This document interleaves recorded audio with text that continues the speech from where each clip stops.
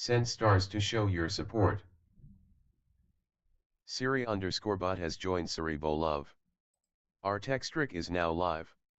Streaming just chatting, draw with me anime art studies and reaction 16 hashtag podcast hashtag animeart hashtag how to draw hashtag art hashtag shorts. Artextric is now live. Streaming VTuber, draw with me anime art studies and reaction 16 hashtag podcast hashtag animeart hashtag how to draw hashtag art hashtag shorts.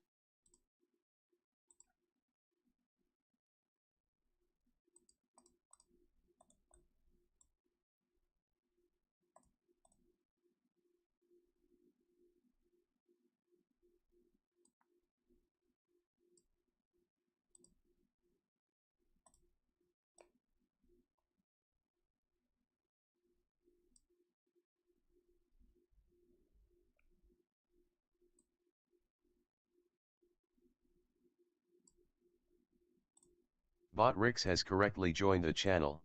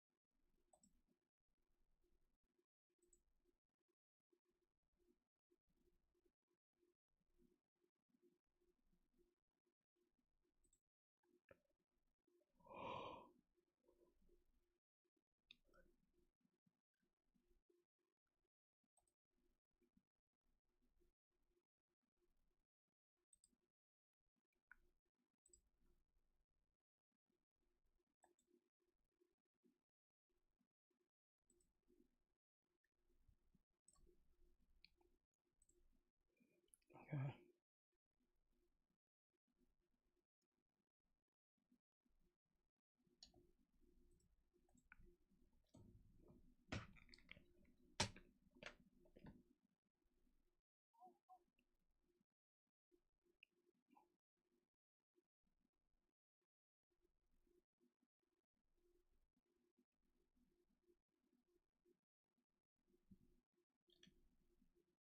Wow.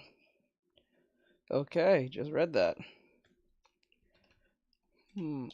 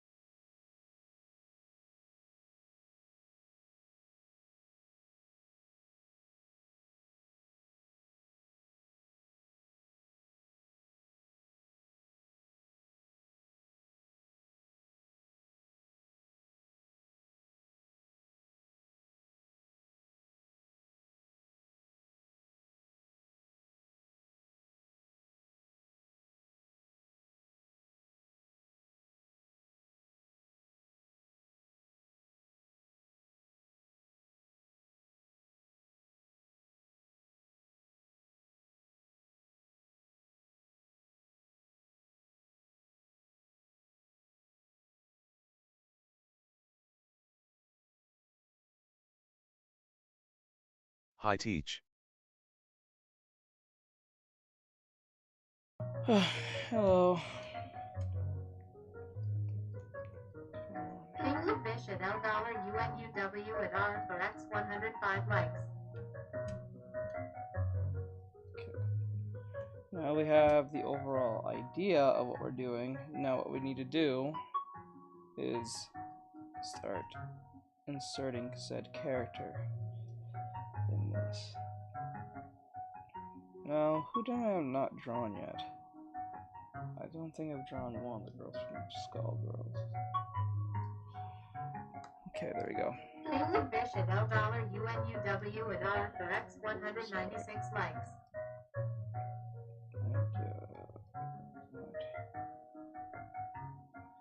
There we go. The love handle goes here. Says what you're doing, teach. I'm doing studies. Let me see, what am I looking at here? You said, teach, how do I draw the left cheek?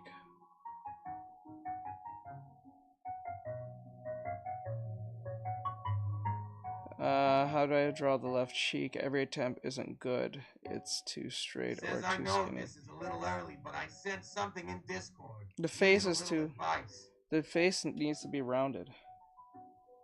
So what you need to do is round it, because you have to always keep in mind that female faces are rounded. So you need to round out the face and the cheek.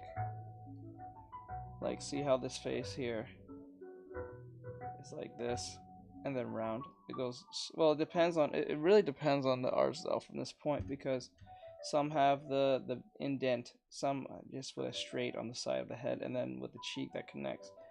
Either it'll be a lot more chubbier, or it's gonna be a lot more smaller. It depends on who Says you're I have problems against. with 3/4.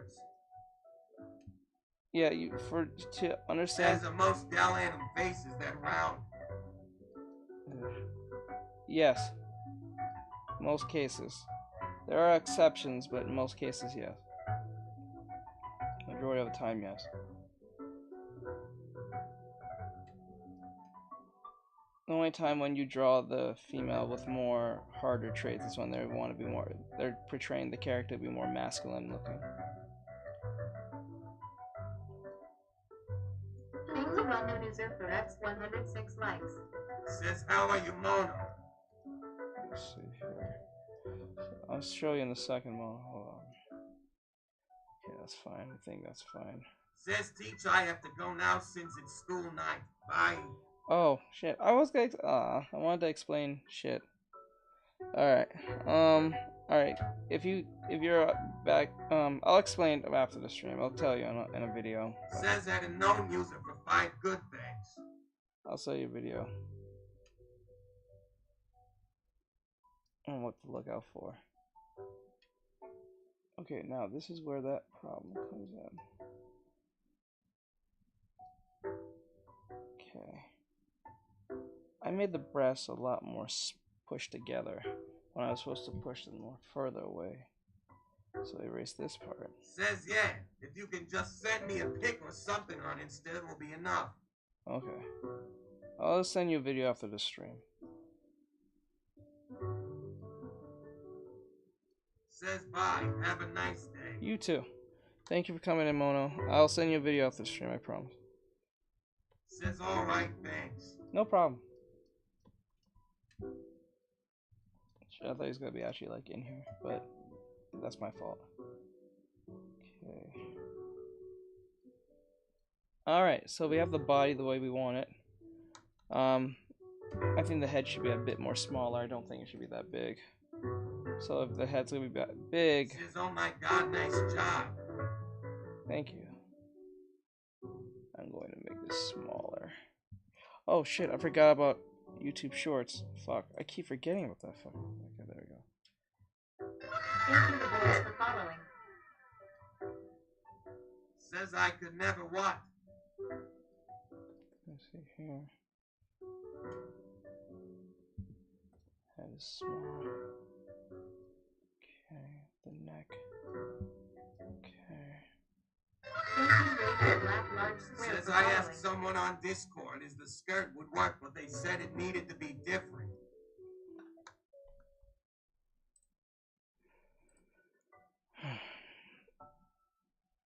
Says this looks wonderful. Casey Soldier Thank you. following. Now, hey Teach, just a quick question. Would I draw the skirt in a similar way on her waist? No, it won't be the same. That's awesome. It depends on the action itself. So like, for instance, this character here is wearing a skirt. So if I were to turn this down a little bit,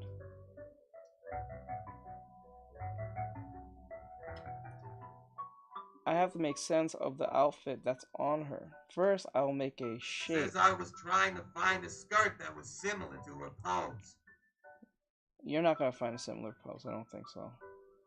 It'll be very hard to find it without it being exactly the same. But you have to go with the pose itself, like that. And then what you do is then, depending on what the skirt looks like, or the action itself, you have to make sense of the looseness of the skirt and where it's connected at. Make sure it doesn't overstretch or understretch like this. Right, and then Says with the skirt sort of bent since it's kind of near her knee. yeah. No, it will not be near her knee. If it's that short, it's not gonna be near her knee. If anything, it'll be just overlapping her legs. Says you can do better than I can. Oh my god. So if we're like putting the skirt like this, thank you. Oops, I did it wrong. One direction. Oops. I'm paying attention. Then what we'll do is turn this down. Oops, turn this down. Turn this down. And then we'll Says looks really good though. I'll go around it. It'll be like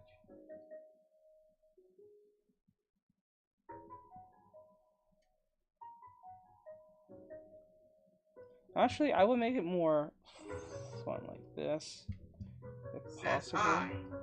Hello. Like that. Like that. Alright.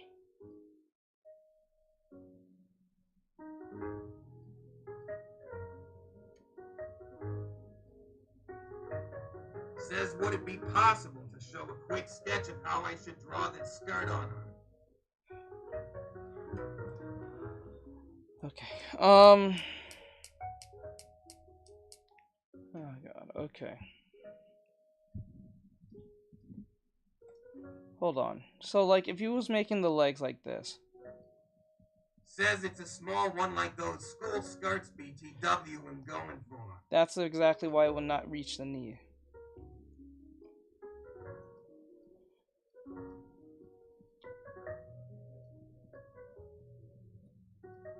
So if Says the what are you legs drawing? are going like this, I'm doing a lesson for a student. Casey W. Martinez for following. Oops. Okay, like that. And the legs are being like this. Let's say these are the feet for right now. Right, if the feet are going like Says this. right sorry. My brain's not braining today. So like if it goes like this.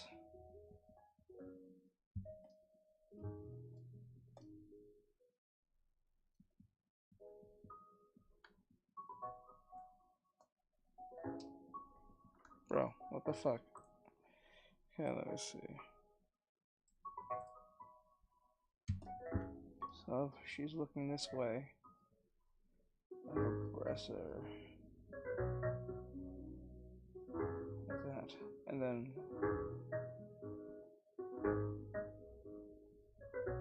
Says hi.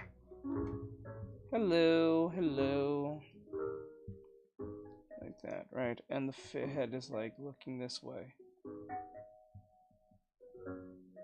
The let's just say it's looking this way. So the skirt itself will be only, it can go so far. It will be just ultimately depending on how loose it is.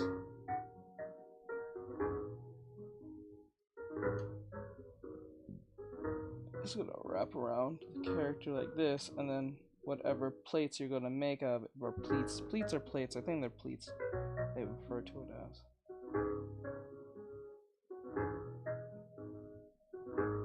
Says it would be kind of tight around her waist since it's a school skirt, right? Yeah, but it doesn't matter from the tightness around the waist is gonna be pretty much irrelevant because it's gonna have to be tight for it to be there in the first place. But the issue that you're having is that you're talking about it going over the legs. There's so much movement that's happening. So little movement that's happening. The only thing you have to worry about is if it's making sense to whatever air that's happening. So Says gotcha. I asked because it's short. I'm saying like it'll wrap around the character and then you make the pleats right after. I'm saying like that's how it usually works.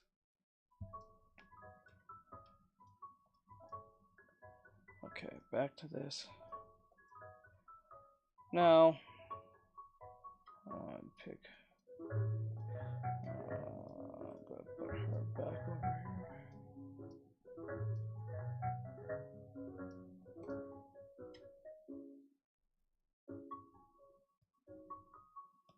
Says okay, I think I understand it now. Yeah, it's all about where the legs are positioned, and then you just follow that alongside that.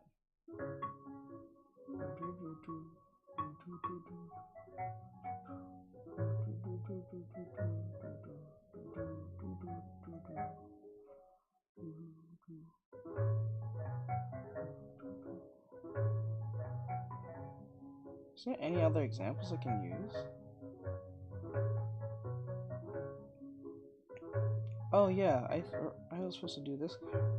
I already did what's her name? Parasol. Who haven't I drawn yet?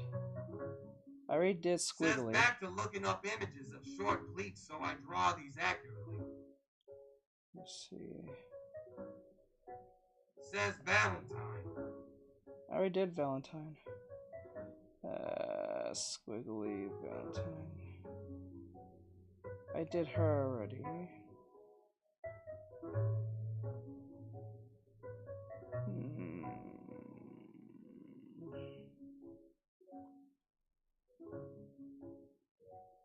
Come on, I'm trying to find one. What am I missing? Hold on. Let me go to...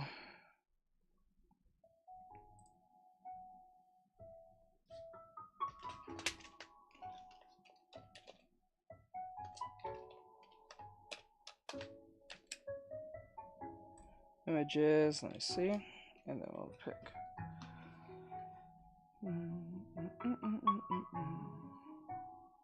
Oh, her. Okay. Definitely good. Okay.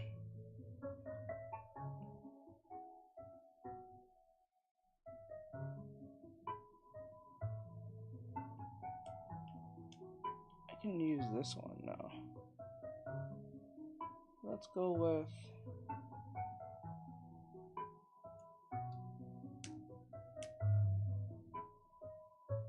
this one.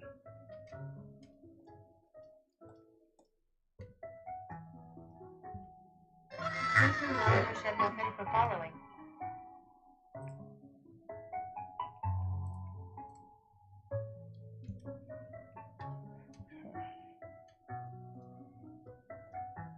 Says I think if I'm not mistaken in thinking of sailor skirts.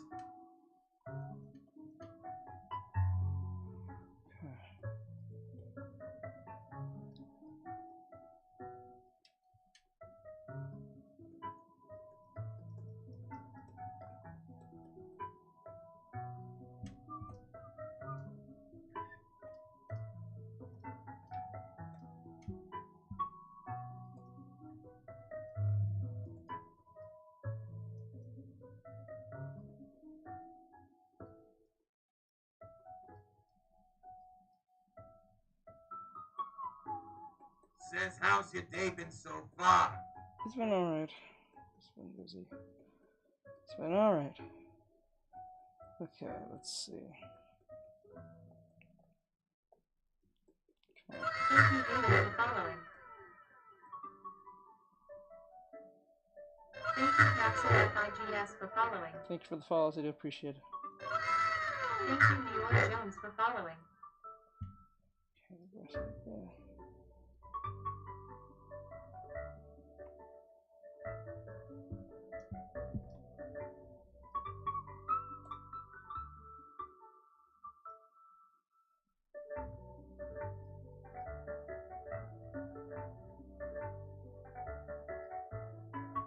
Thank you, Andrew, sorry, for following. Says I'm gonna learn to draw just to make heads.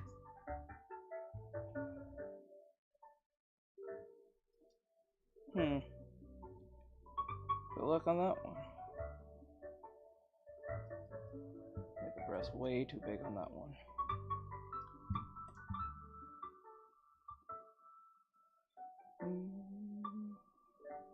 Good luck on that one. Says low. Okay. Hands about here. Now we're gonna fix the upper half here. Put over here. Okay. Thank you, Fabrizio, Put the for hand following. here. Head's too Says big. I mean it does get a lot of viewers on TikTok. Good Says luck. I just found an interesting YouTube. It's about if Disney should even make movies should be made. Nah, they shouldn't. They should. They honestly can't anymore because you were just tired of the shit, but you know. I ultimately blame Larry Fink, Vanguard, and BlackRock for all this shit, so.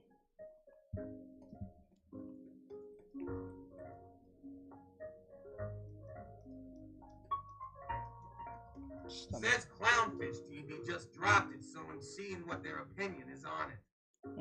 Says Disney is dying low.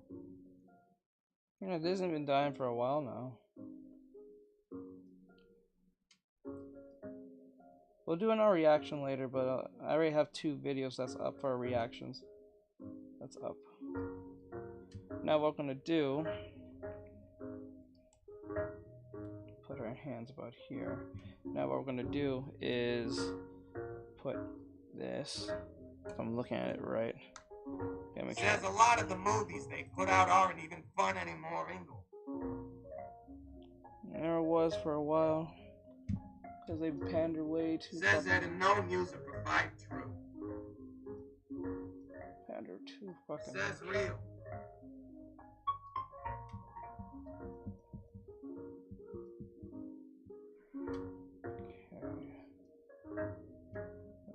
Says that a known user for 5 they should do head now on it. Says MGL asterisk.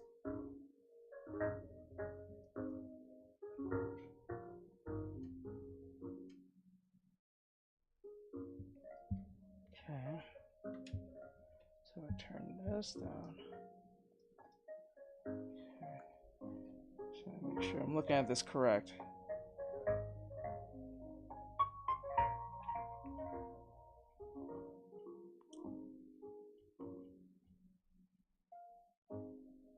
Oh, okay. So says what's that on her head exactly. You'll see.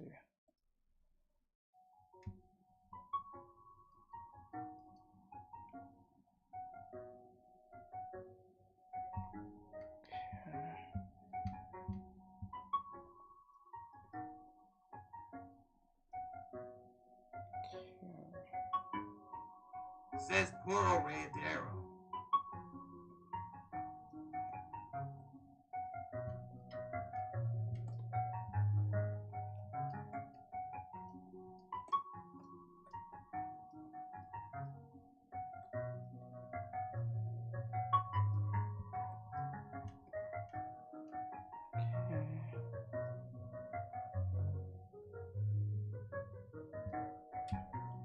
Says pure scratching post.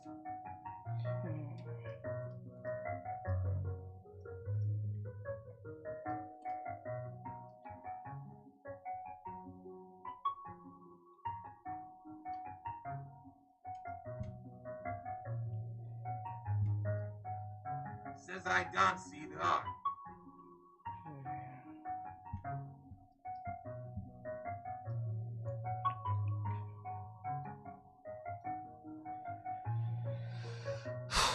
Okay, this is correct.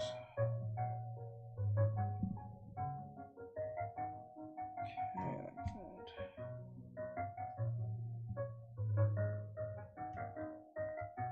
And what I'll do is make the fist will be okay. Fist will be. It's actually bigger than two of our legs. Oh, okay. Oh, okay.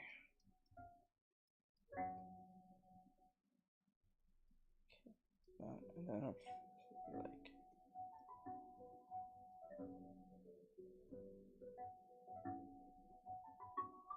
Okay.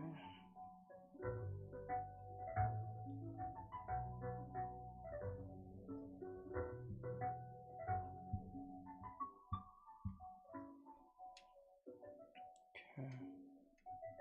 Then we go up the skirt. Okay. And then we'll make the breast. You know.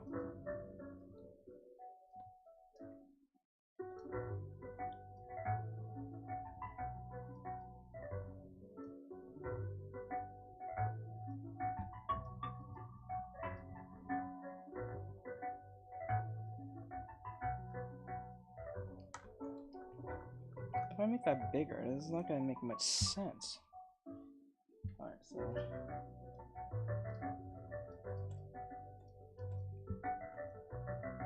Alright. The head looks kind of weird and wonk, so we're going to fix that. This is I could. So, like that, like that.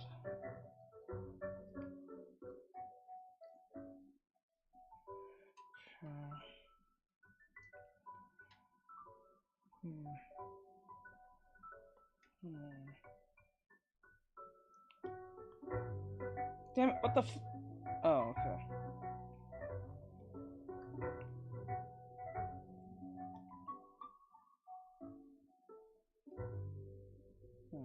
Maybe not this one. I'll save this for another, just in case. Another one.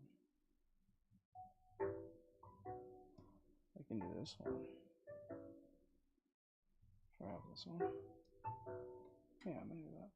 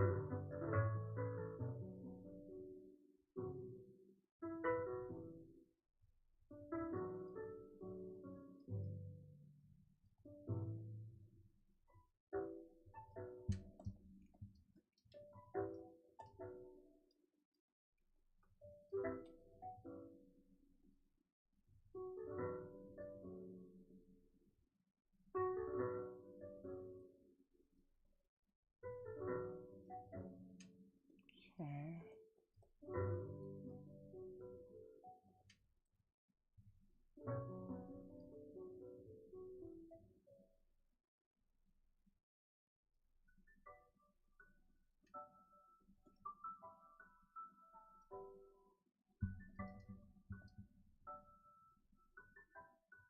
Okay. Now, the leg here. Says what happened to the other one. Got rid of it.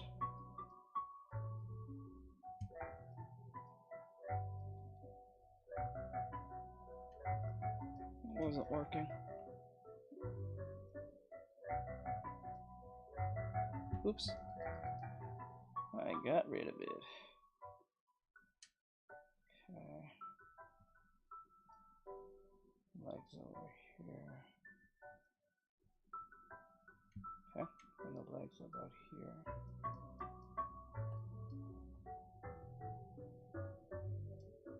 The leg about there.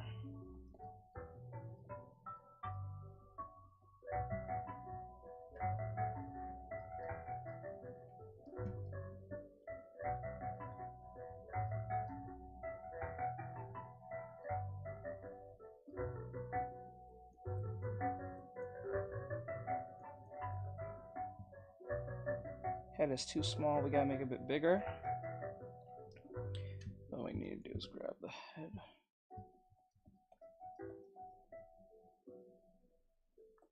It's looking directly at us. Okay, and then the arm will be up here.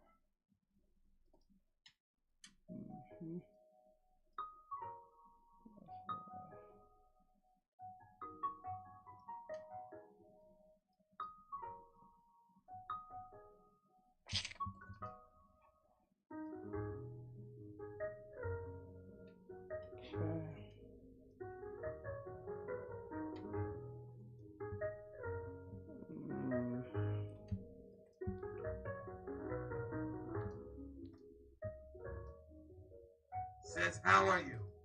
I'm well. How about you? How you doing, Souls? What's going on, my bro? Okay. Says good.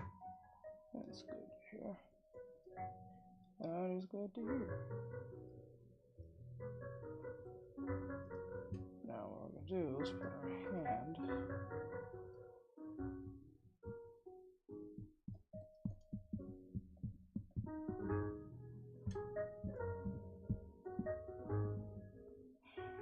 doing arms like this. Okay, the arm back here. Says, has my perspective gotten better? Yeah. Now, to make it more accurate with your perspective, see how well if everything lines up. Did you use lines or no?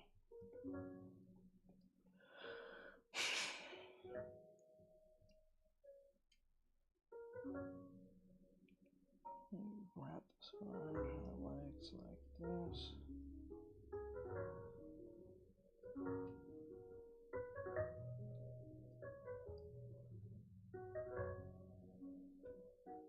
Okay.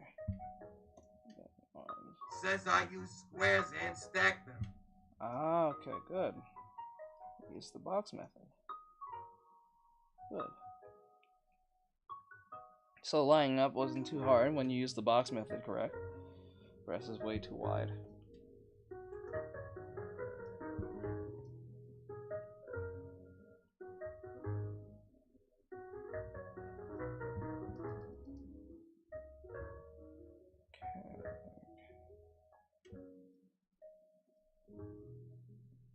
Okay, the shoulder up.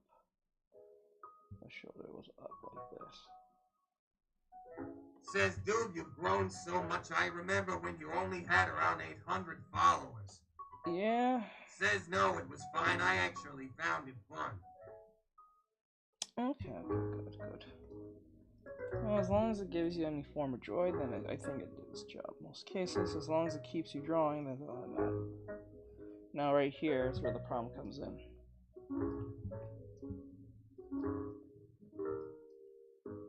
Actually, no, not that hard. Says, keep up the great work. Thank you, I appreciate it. Thank you. Okay, now the arm is up here. Alright. And then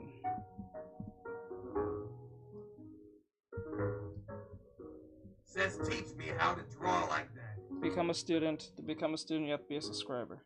I'll answer any questions you have, any art questions, anatomy questions, or anything that has to do with color theory as best as I can.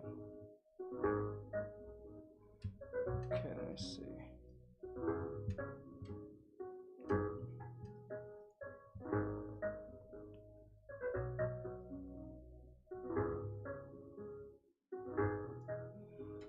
Okay, now this is where the problem comes in. I'm gonna try to fix it, make that more defined.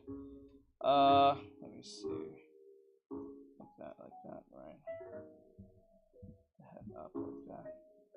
Right, and then head. Right. Okay. Now the arms here looking really boring. So we have to make sure. I know how to draw the body and hair. I just need to know how to draw the face and characteristics. Says Teach, you're not going to believe what they're doing to Bluey. I already know.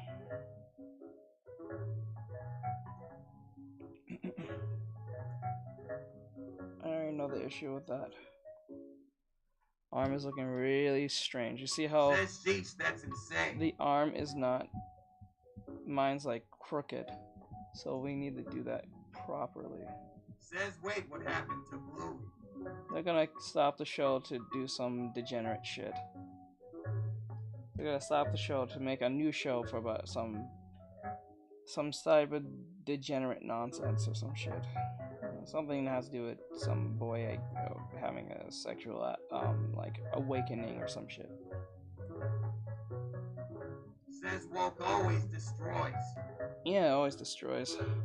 It never makes things better. It makes things divisive and problematic, and it causes more division than it does. And it's usually just fake people trying to make money or grift or fuck. So it's not real. Most of it's not real. It's usually just corporate shit trying to make money, because that's what ultimately what they're trying to do. It's not because they're virtuous or they're such a higher than thou type people. It's usually because they're just trying to make money any which way they can. So that's usually ultimately, it makes sense, because Says why are they messing up a kid's show that's embarrassing on many levels? Because they're trying to. Says yep, also for the sake of pandering, ultimately to look good in the ESG scores. That's it, nothing more. They'll sacrifice a good show for a terrible one just for ESG scores. That's it. There's nothing more to it. That's pretty much what it is. I already explained this thousands of times on the reactions, but like it's literally what it is. The arms are looking really strange. Okay. Says I wouldn't even let my own kids watch what they're doing. Yeah, you can't leave your kids to watch a kid show out some bullshit pandering or messaging or some type of degenerate shit.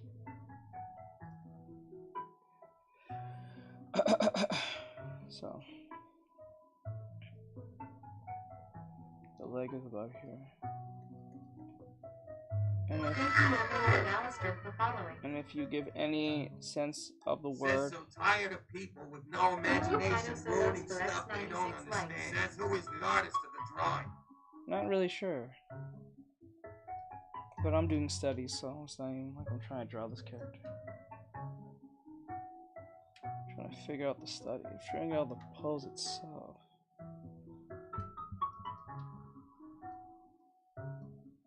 Oops.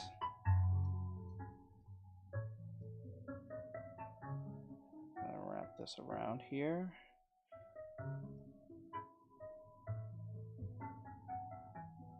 Wrap that around here. Oops, that looks too flat. So we wrap this right there, and then like that.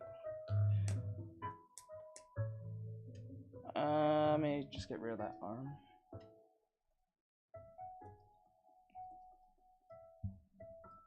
Okay, now I'm gonna just fix this one here. Go up here. So we're gonna do some reactions in a bit while I'm doing artwork. We have about 3 videos to do as a reaction for the podcast, so if anyone wants to be part of that, you can follow. You won't be able to hear it on TikTok. You'll be able to hear it on YouTube, Twitch, Trovo, or Kick, and they're one of those other platforms, but not on TikTok, because TikTok's too damn sensitive. Says Teach, I may need your list of podcast recommendations. I really don't have a list. I just look at whatever's in my feed. And if it's something interesting to me, like the destruction of like wokeism or whatever the case may be, I'll watch it, but like I try to stay in a lane of like something with video games, comic books, anime, news, or whatever the case would be, or art stuff. But I don't really like have a podcast list. Okay. Says the list is kinda treacherous. The breast is too wonky. You see how weird looking they look? So we're gonna fix that. So I'm gonna fix this part. Like that, right? And then what we'll do is, my arm. So what we're gonna do is read this breast here. Says so tired of people ruining stuff with no imagination that don't understand the concept of it. Yeah. Says treacherous, but a mixed variety of everything for me is a godsend. Yeah, I know. I know. There we go. Now we have the breast looking a lot more, looking directly in the direction that it's supposed to be going, instead of it looking all wonked out and strange. I just fixed it by adding the back here, so we know the direction of where the breasts are going. Says I tried to stick to just one, but went crazy in less than a minute.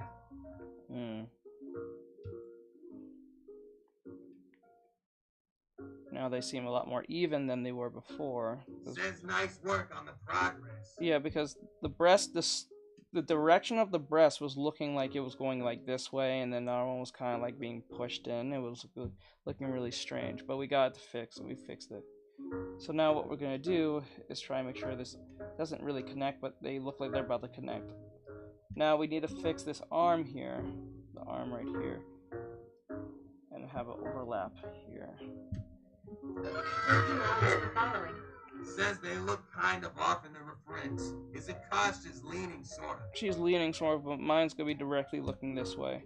Hers is leaning. The person who drew this have them leaning more. I'm showing more of the back, so that's why the breast is looking this way. So it won't be the same. Says is that reference AI generated? No. Says I got you. Actually, maybe it is. I'm not even sure. Can't tell these days anymore. Fucking can't tell these days. Well, in most cases you can, but like... Says I use the good old water balloon technique for drawing and possessing. Good. Okay, now we got that. Okay. You know what? I'll just put up the other arm behind her. I was gonna put her hand out, but like... No, that looks weird, because it looks like... Okay. Okay, so what I'll do is...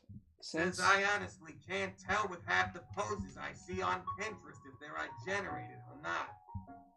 Says I just pick one and stick with it.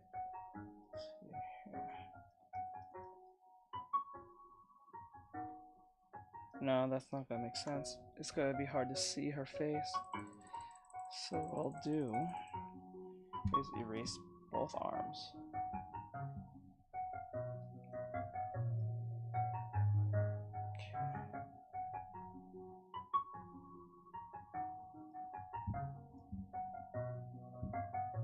Okay.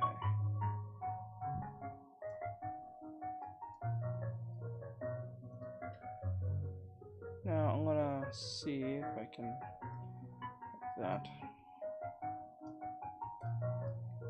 Hey Artex, oh, I swear streams on YouTube Shorts are weird as fuck, especially in 2024. Either for night or some weird funny YouTube. I don't know what that means.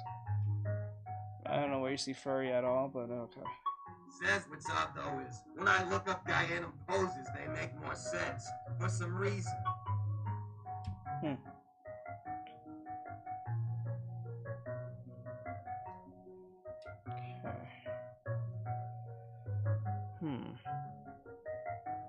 Now let me get rid of this shoulder. Now we want to make sure on one thing that the neck is here.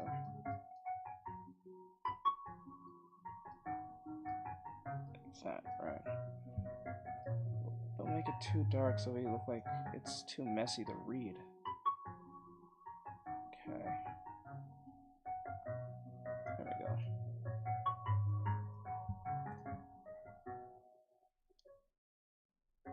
Says I use Fresco Adobe. What are you using? Clip Studio Paint. Okay. Now, the leg here, I think is too straightened. So we need to... Yeah. That was too straightened. Okay, there we go. Now I gotta make this more 3D. Fucking ruined it. Okay. Like that. There we go. And then the shoe will be like there. Now her other leg. I don't know if we should they just leave it alone. No, I ain't tried. Don't even try. Leave it alone. Don't even try. Leave it alone. I just ruined it even more.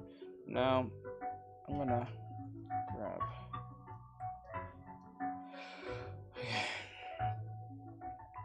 Says your drawing is more accurate than the Pinterest law.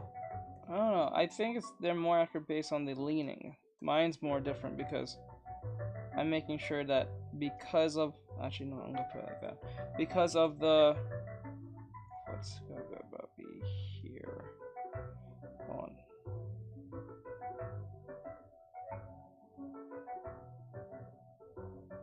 I think it'll be like that.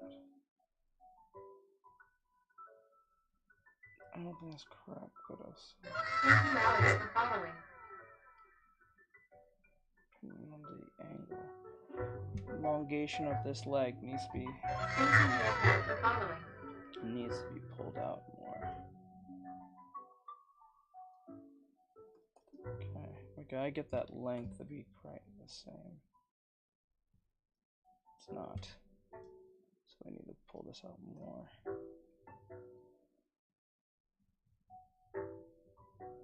About there. And like wrap that around here. And then this leg. Should be able to see that leg. Says also it's always typical Hollywood ruining popular shows like Bluey. Yeah, they have a knack to have like one good thing going and then just fucks it all up because of some activist or some fucking stupid person says something insane, and they go like Disney will snap their neck towards someone who made like a minority person who makes like a response about some movie that went well, and then fundamentally change it because Says of you a should group see of people. what they did to Bob the Builder. We had that conversation the other day. Thank you for X99 likes. Okay, like that. The leg is about there. So the foot will be almost not seen from this angle. Okay, so what we'll do is, I think if I make it like,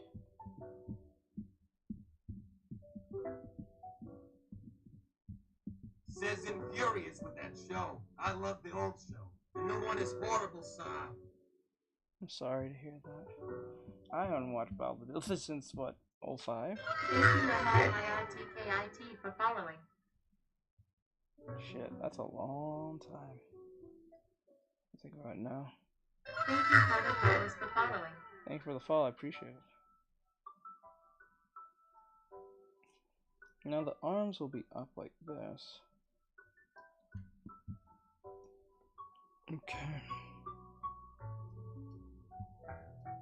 And up like that. Let's get this cheek a little bit more defined.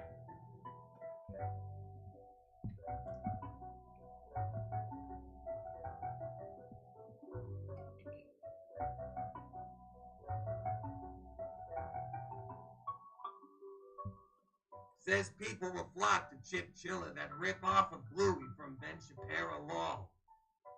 I have no idea what that is.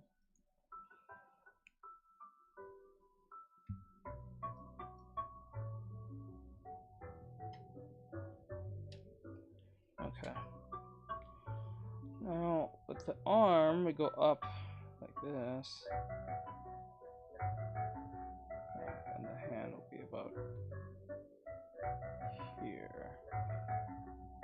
The one show I'm glad kids today will never experience is Barney. That show was kinda scary. And it just got worse near the end once I figured out what they wanted to do for that last episode.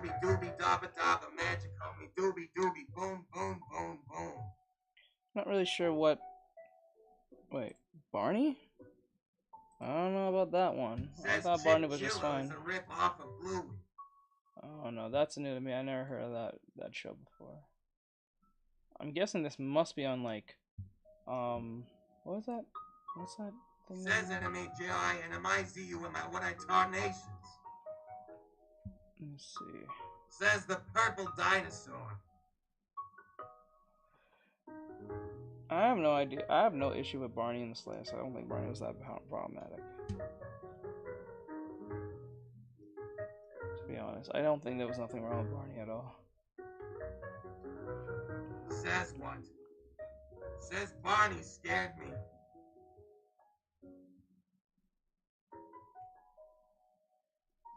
Says is that Pinterest. Yeah. I'm making it. Wrap this around. Says you would if you learned what they almost did in the last episode. If it's something insane, please not repeat what it is. Okay, let me see here. Now what we're gonna do, since this is a study, I'm not really drawing this character.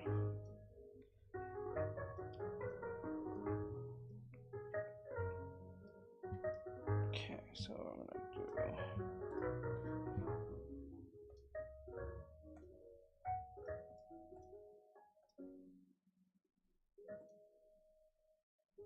Okay, the light will come.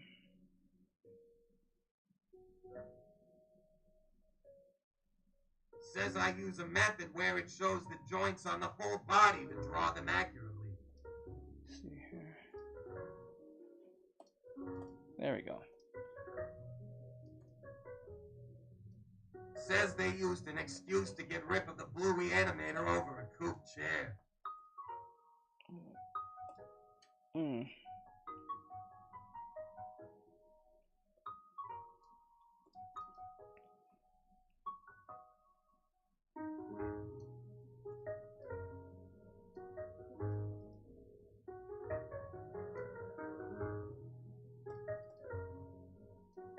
See that.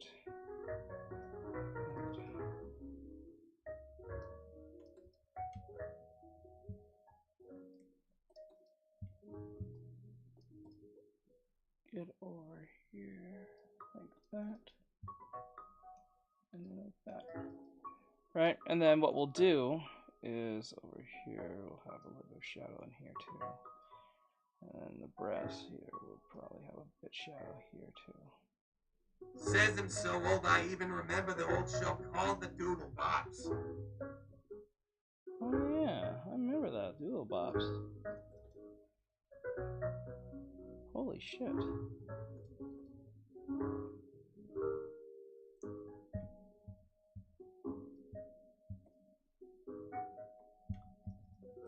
Okay, the light, okay, a little bit of shadow here, I would say. Now, it won't be this harsh, but let's just say it was. Oh, I'm not gonna say it would be this harsh of a shadow, but let's just say it was. First thing, what we need to do is we need to soften the edges here, and then soften a little bit here. Actually, you know what? Let's just soften the whole thing. Alright, and then do what that one guy did I learned from. Okay. Says, do you study much shadow work, teach? I'm doing that now.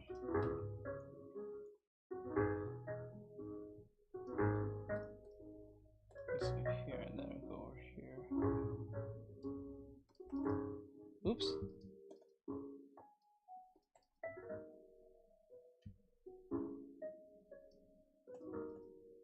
Okay, and then let me see.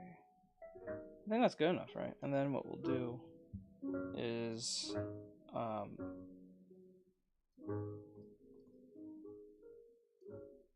there we go. Now what we're gonna do is put a little bit of shadow here. Well, not a lot of shadow, but like some shadow there. Alright, so turn down. Don't want it that harsh, but we don't want it that thin either. So we're gonna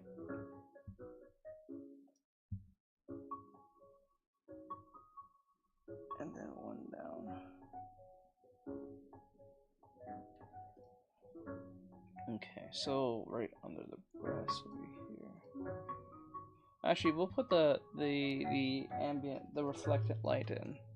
So what I'll do is this is one over, and then what we'll do is get the ambient light. Alright, and then what we'll do is the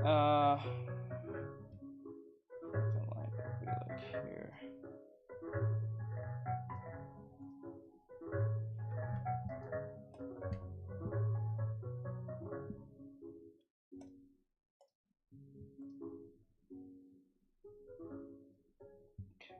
Where's the...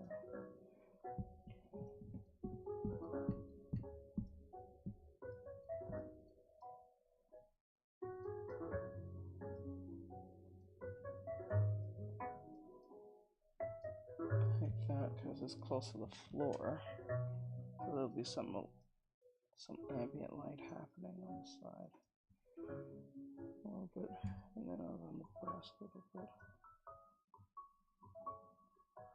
An arm here.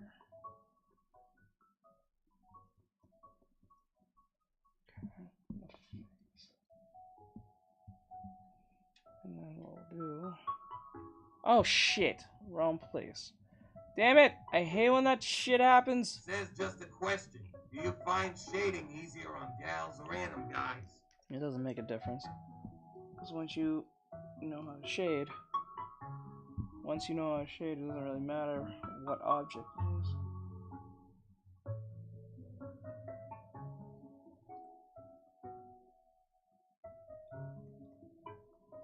I don't find anyone easier to shade because shading is just hard on its own.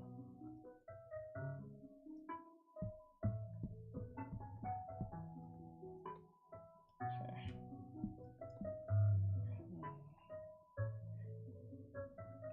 Now what we'll do is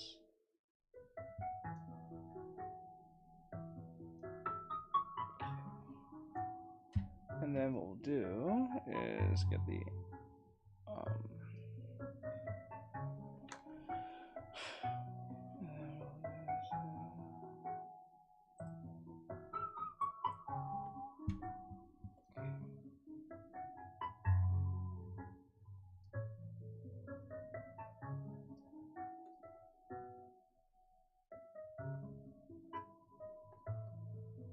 Says good afternoon, everyone.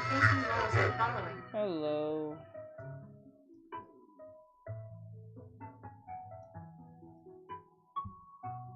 Shit. Says hi, Bry. Hello, Bray.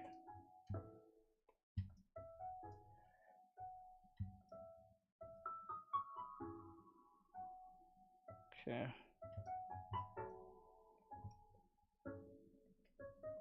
Linear burn.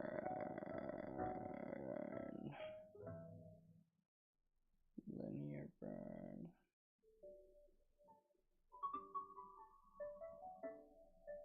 Says hi, Ari.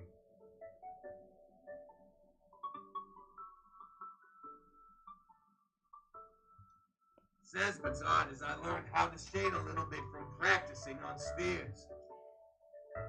Get rid of front. Oh shit. Okay, okay, hold on.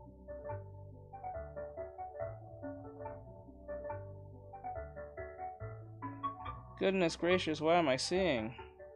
Like, it's good, but inappropriate. How is it inappropriate? Tell me what's the inappropriate thing. Please tell me. Is it because you see a female, therefore?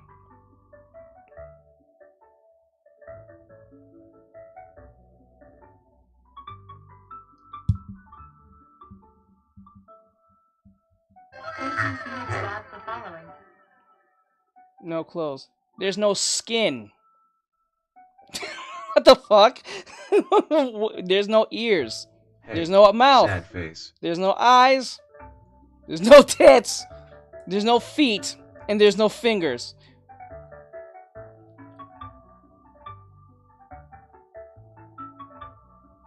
Jesus. People. Fucking. I don't understand. There's no clothes. Hey, that's all they focus face. on. Oh, Jesus Christ. Like, it makes no sense. There's no eyes, there's no nose, there's no hair. But somehow there's no clothes. Like, what the fuck? Did they stop and see art study? So I should instantly put clothes on it? That's not inappropriate at all. No, it's not. I was like, what the fuck?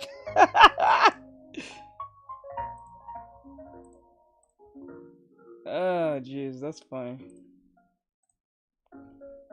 Okay, I think that looks fine. Now, this is just a focus on the shading, 9 times out of 10. I didn't see what the... Yeah, obviously. My mom won't let me make a YouTube account. Didn't stop and read So the title. sad. Fucking... I don't understand. But it's fine. Alright. Says that's decent, if anything. It's yes. not as drawing the other details. Let me see. Oh, the breast here needs a little bit more.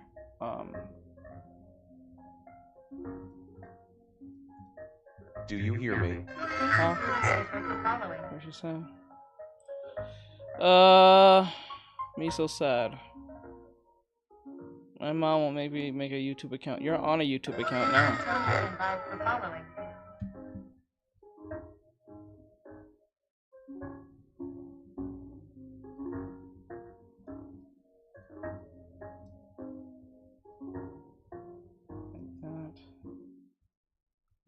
No, but this one bad.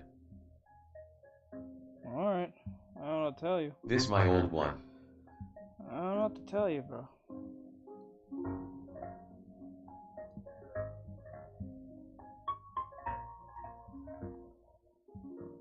Okay, there we go. Says Bowen. Alright, so I think so this I'm is really alright. sad now. Hello, Juju. I'm sorry about that. Sorry to hear that. I have to turn 11 first. Sheesh face with rolling eyes. It's not like he'd actually show the indecent stuff on TikTok. Says it He'd get kicked off big time. Indeed. Forgive my dude. No, the problem is when they see a woman, an actual good-looking woman, or something that looks like if it shoots feminine energy, therefore it's a problem. That's why they came in and said, this is inappropriate. How is it inappropriate? There's no skin, arms, legs, or... They said there's no clothes. I'm like, there's no face. Like, the fuck? There's no nose, there's no hands, there's no toenails, there's no shoes, there's nothing. It's literally a mannequin. You gotta walk up to a mannequin and say to the people at the store, this looks inappropriate. There's a mannequin, no face. So as long as the mannequin's wearing clothes, therefore that's fine. Hey, what the fuck?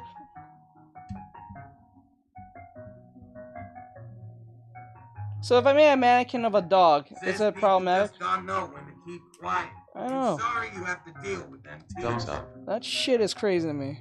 What's up, Juju? How's life going? And they don't have the lack of self-awareness. And then the funniest part is that if you go into their profile, whether it be Twitter or whatever the case may be, they'll be posting the most degenerate shit ever. I was like, what the fuck? Like, that's the ironic part of it all. Like, shit.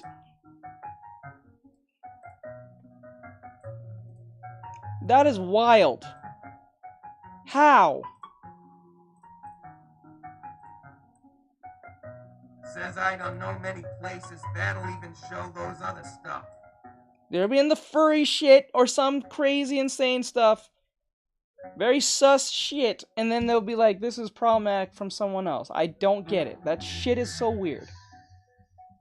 The weirdest shit I've ever seen. Okay. We did this one. Now we're gonna do this one. Says I want to learn how to draw it, but he never posted. Says is drawing on a computer or mobile device easier than with pencil and paper. I will say in some parts yes. That's okay. That's good. We'll bring it to the stream, my bro. Okay, so yeah, life, like, it is easier on certain aspects. You can get away with a lot in the sense of you don't have to worry about, well, the only reason why I went to digital is not because of that. I got into digital because you don't have to worry about all that, the bullshit with the whole, you know, knowing how, like, having a bunch of, like, paper and stupid, like, tools and stuff that you need for traditional. That's really what it is. If you want to do all that crazy shit. For me, when I do traditional work, it's just a pen and a paper. I don't even use pencil anymore. I think it's best if you learn with pen because it makes you think much more intuitively and much more. You'll think more. Like, using a pen for drawing is like playing a game like Dark Souls because you can't erase what you did. Well, you can, but like you can't erase what you did. You have to think pretty logically, and you can't just go into a fight without, you know, having the right stuff on, unless you're a high level or some shit. But I'm just saying, like, if you're first starting playing like something like Dark Souls or Elden Ring, you have to go in playing pretty smart, unless you're really like quick with the draw with the reactions. But I'm just saying, like, you just need to play it smart, right? So that's how I look at it when you're drawing with pencil or pen or paper. So I would use pen so it makes you think and not rely on the eraser button. Or the eraser button. The eraser in general.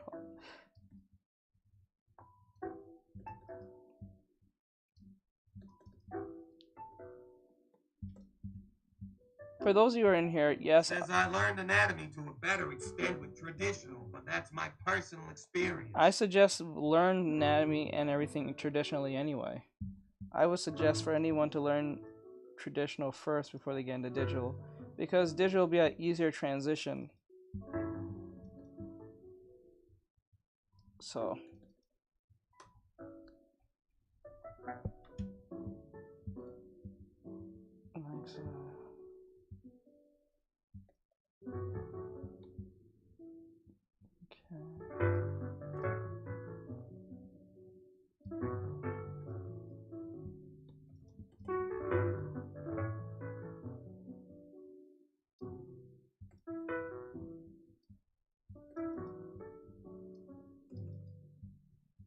okay, like that. For those of you who don't know, I am an art teacher, so I teach art, anime art. If you're trying to learn, you have to become a student. To become a student, you have to subscribe on TikTok. That's it. And it's extremely Says traditional is an easier medium for me cause I can manipulate the way a pose goes, etc. Thank you, Jen Michael, for following. Well, it's not like you can't do that on digital as well, but I think there's more steps when it comes to traditional. But but I don't think you're wrong either. If you have a method that makes it easier for you, then that's awesome. But most people are extremely lazy when they have to. Says, yo, that's really cool. I hope to become good like that with enough practice one day long. You can. Anyone Says, can. yeah, I know. I'm just saying it's easier for me personally. Okay. Okay, there we go. Okay, this placement doesn't really make much sense, so I'm gonna leave that back. Okay, so the breast. If the light's coming, like that, yeah. Says hi. How are you? Nice RBTW. Hello, thank you. I appreciate it. I'm doing well. I hope you're doing well.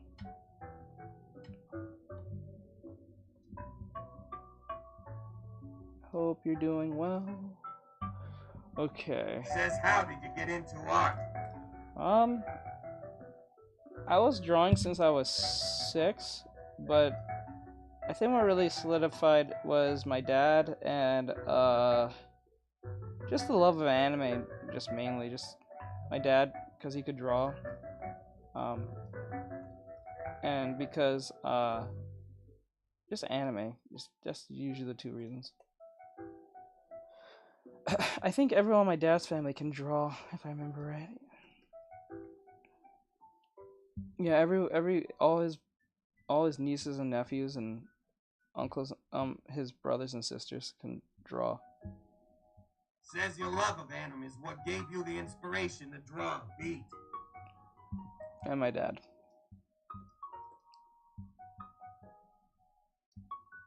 Okay. Now what we're going to do is we're going to soften the edges for now. I'm going to soften all the edges here. Says I kind of want to say where I got mine, but I'm a bit nervous to say. Says just started following your nice art. Thank you. Okay, now what we're going to do is hard edge some of these. So because there's a bit of an edge here, I will put it, a bit of an edge here. Like that. So it looks more 3D as we go. Like that. And then let me see. I would say a little bit of an edge here. Right, and then a bit of an edge here. Right, and then we'll go here. Like that. Right.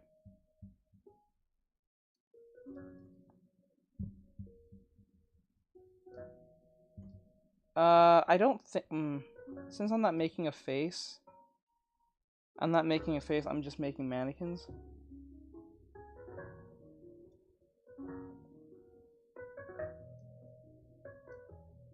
Like that, okay. What can I do wrong here? No, that's fine here. But what we can do is, there we go. Now what we're gonna do next is that we're going to do it again like we did the other one. We're gonna put the reflected light in. So I'm going to turn it, I'm gonna be a bit brighter, but not too bright. Alright. And then we're gonna put in the light. Oops. Like this.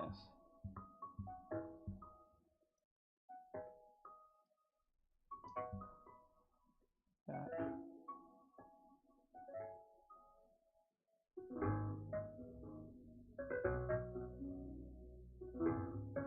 It's subtle, but you can probably see it. It's a subtle thing, but you can probably see it based on what you're seeing here. It's a subtle bit of light that gets in there. It gives it more of a, like that.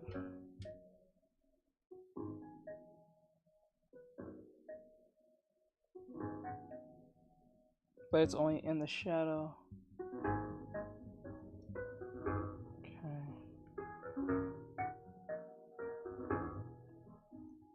Reflect that light. Okay. Okay.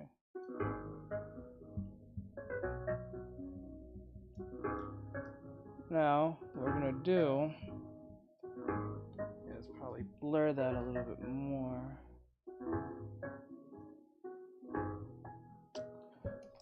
So,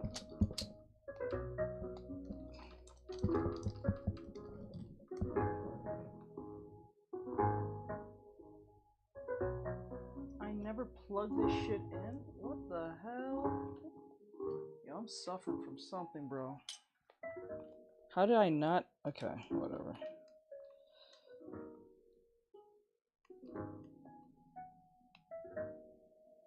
Okay.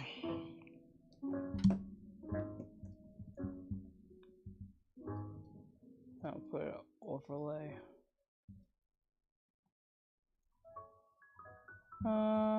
I'll put this. No, that's screen. We'll put a soft light. Nah, kind of like how it is now. What I'm gonna do is then.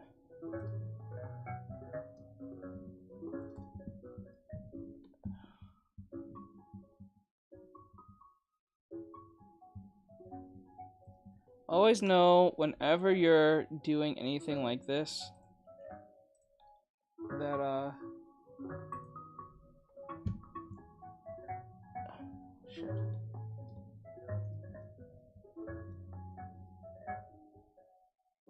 Okay. So what we need to do, let's take this away real quick. Now what we're going to do is use a soft brush. Make this multiply again. There we go. Now, I don't like how that looks, so what I'm going to do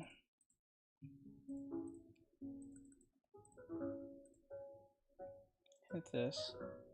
Wait, no. Better yet, just this, right? And then what we're going to do is... That's great for following. Thank you for the follows, I appreciate it.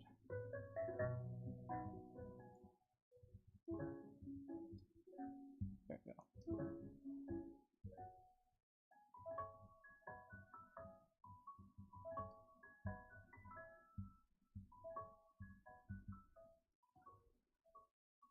This is how you avoid your colors from getting muddy. Has anyone had that problem with having muddy colors? I'm pretty sure some of you has had that problem.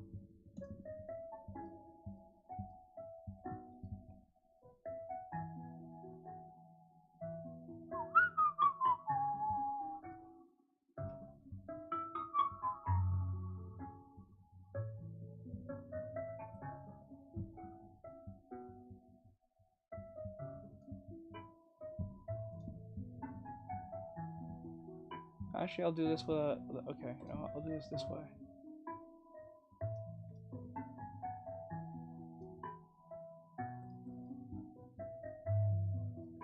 Okay, and then go over here. Like that. Not a lot. Like, you must use ambient occlusion, like the occlusion shadows, very sparingly. You don't want to overdo them. You want to be seen, but you don't want them to be overused. Because when you overuse them, then it looks kind of strange.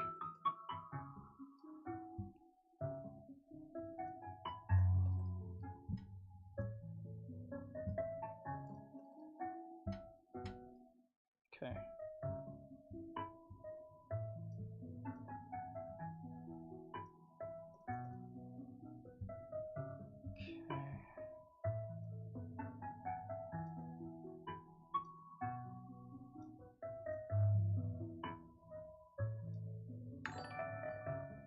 Thank you for the follow, I appreciate it, or the like. Yeah, thank you for the subscribe, I do appreciate it.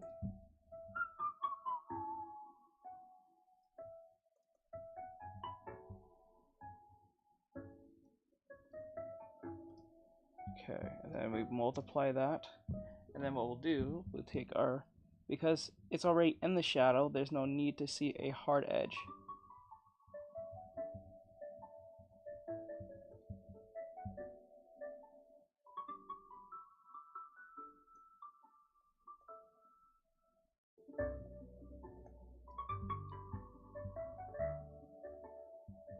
Okay.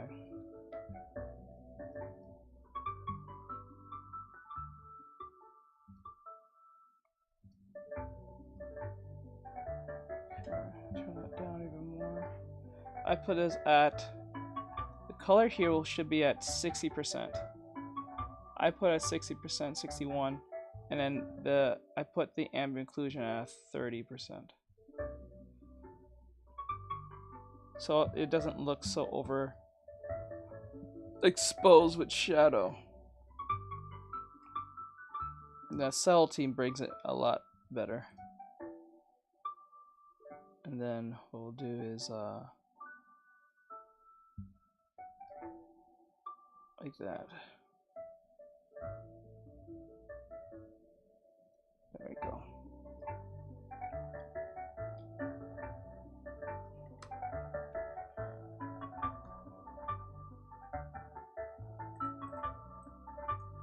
And then we'll overlay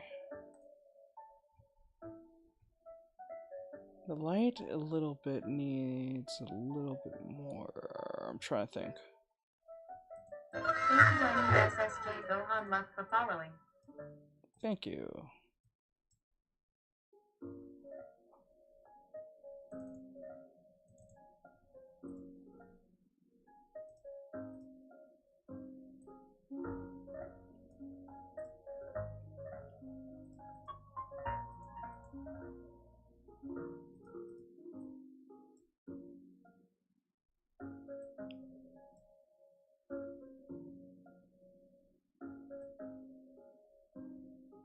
There we go. And then what we'll do is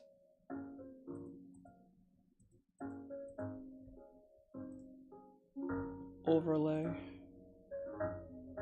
But what I'll do is make it a bit more. I think that's too bright. So I'm gonna. There you go. And then we'll grab the dark part here. I'm gonna bring it down. There we go. Now they look pretty similar in their own right. So this is a shadow study. Now let's see if my color is correct. So what we're gonna do, hit this white, make that white, and then put it into a color mode to check our values.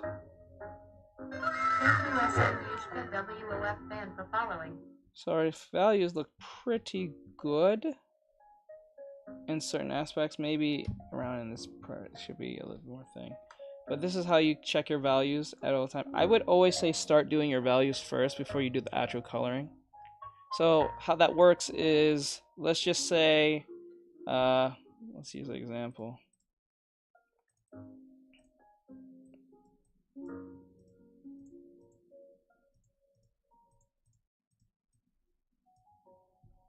Okay, so let's use an example from yesterday. So like how this works is that actually let me check the thing on that too.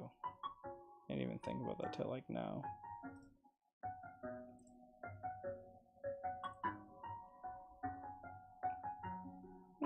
Not bad. I don't think it's that bad. Okay, so let's use this as an example. So like for instance, let's just say first thing what you should do whenever you're about to do coloring is that one, color, bam, color mode. There we go. And then now every time I put a color under here, it'll be in black and white. So let's just say I use a red, but what you're gonna see is a grayish color. So that's what you're gonna be seeing. But it's actually red if I take away the color. So it's like that.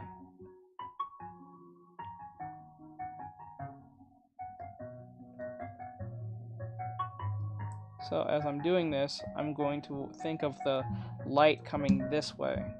So I'm going to draw this the way I want because of the direction of the light. Always remember the if the light's coming from the left, the color's gonna be on the right. The shading will be on the right.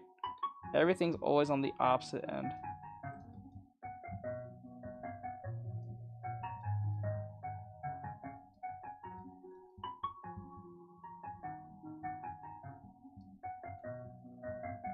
Okay.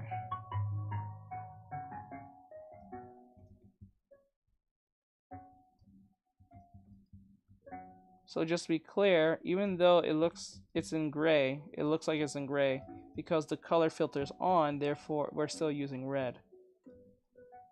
Right? This makes you stay focused on what's too dark and what's too bright when you're using your values on your learning grayscale.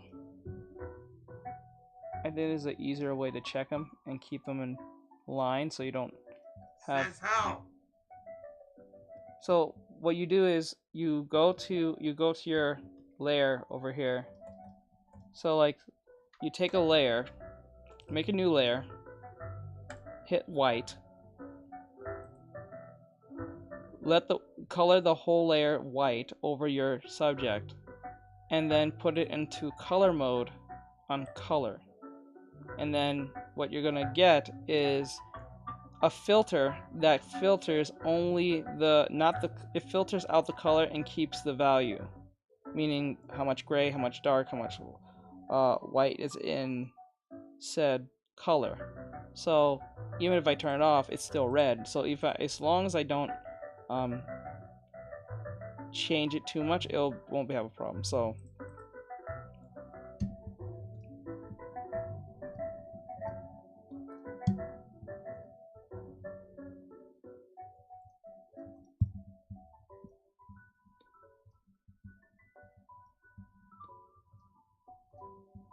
Says oh, but you can't color pick though, so you'll have to eventually turn it off. oh, you can. Let me see. You can.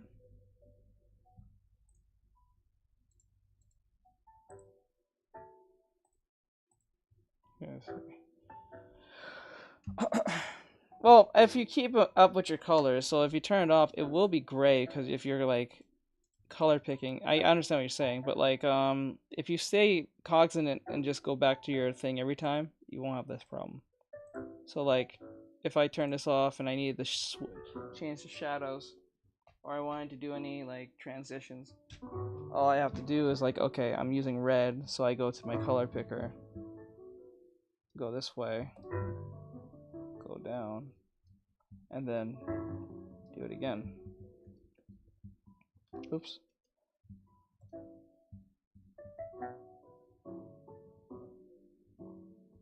Okay, it is there.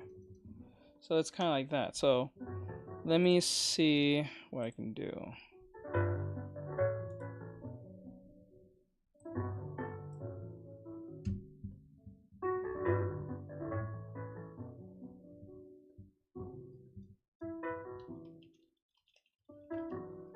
So it really depends on how you're looking at it.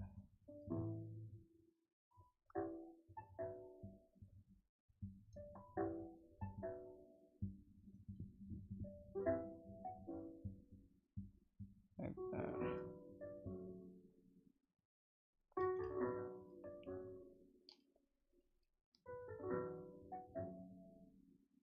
Okay, so let me just, okay. I didn't notice it till like right now.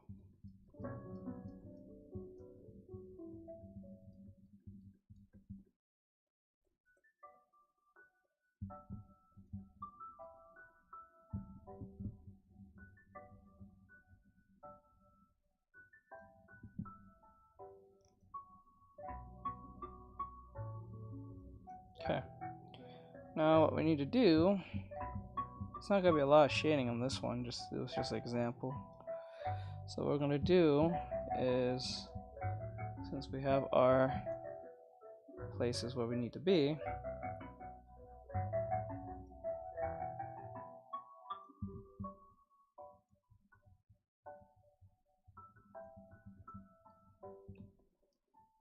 okay. Actually, no, I'll just leave that alone. Just leave it alone. Okay. And then one over. And what we'll do is,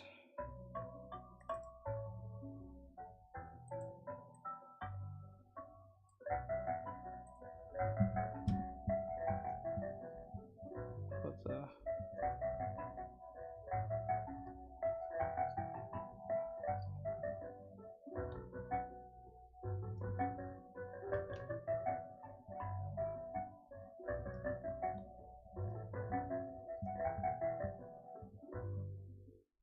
okay. Right there. What I'm gonna do is take the thing and then start doing this. Okay. Alright.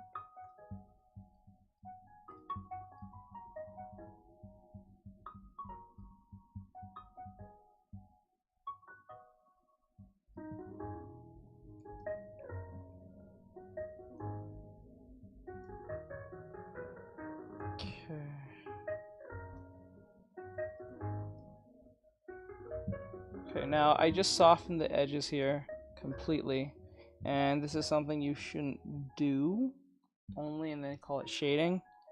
Everything needs edge variation. If you don't have edge variation, what's going to happen? You're going to have this issue where a lot of the colors look really weird. I mean, it looks really like someone used just a soft brush and called it shading. A lot of beginners do this, and when they start really getting into shading, that's the first thing they'll do. They'll ever rarely use the hard brush if they do.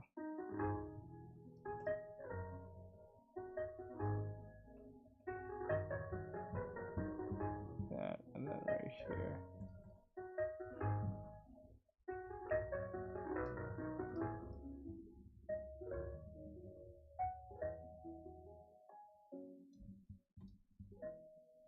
Okay. And now what we're gonna do is we're going to I'm gonna soften yeah.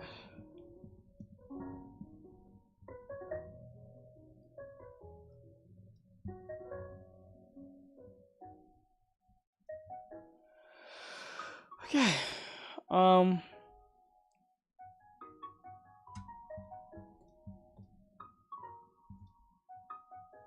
Ugh. Stupid.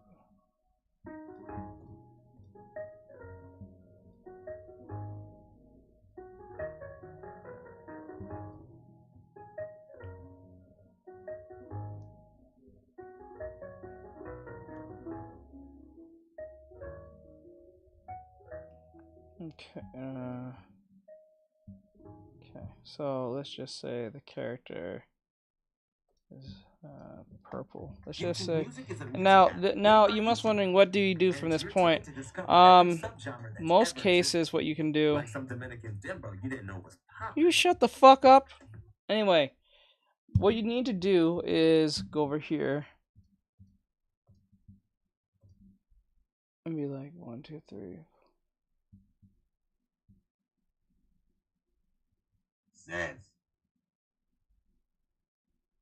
Like, let's just say the whole character was a purple individual, right? So they're all purple, right? Like this. Just like that. Let's just say they're purple. For whatever reason. Alright. Alright, I'm going to take this away. So this will be our shading. So we're going to combine them as one. We're going to combine all the layers at once. And then what's going to happen, we're going to have this purple skin. And what we're going to do with this purple skin, we're going to what do you call it? We're going to what do you call it? Clip it. We're gonna clip it in the thing, and then what we're gonna do next is plus color. Oh wait, forgot. There we go. Then what we're gonna do is hit color. All right.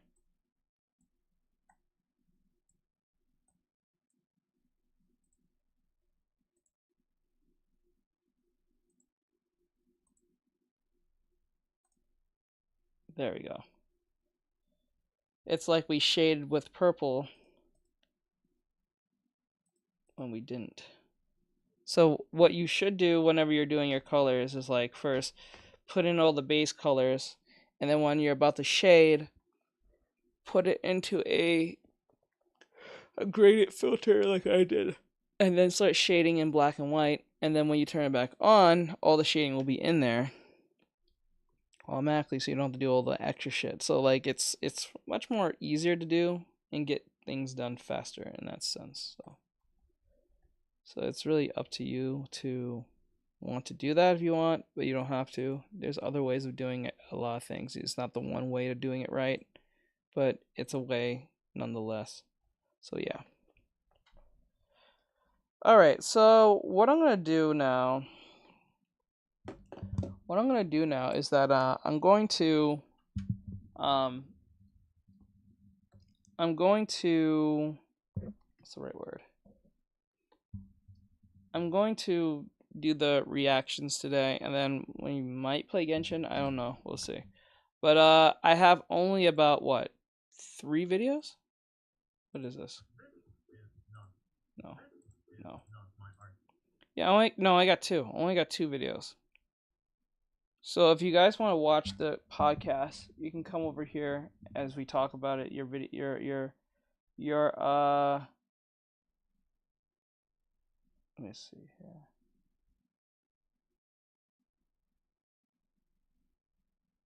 I think this one's fine. No, hold on. We'll see. Oh, this one's fine. I think it's a little bit more tame. Okay. So what you want to do? So what we're gonna do is do the podcast. So if you want to be part of it, come over here on YouTube or Twitch, Trovo, Kick, or whatever case may be. You won't be able to hear it on YouTube.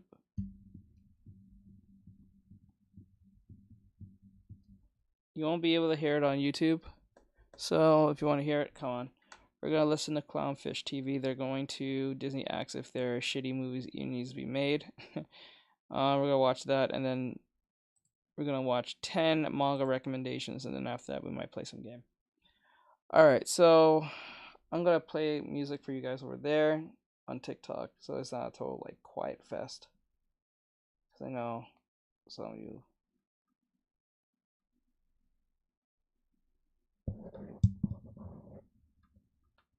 Alright. I'm going to switch this off. Okay.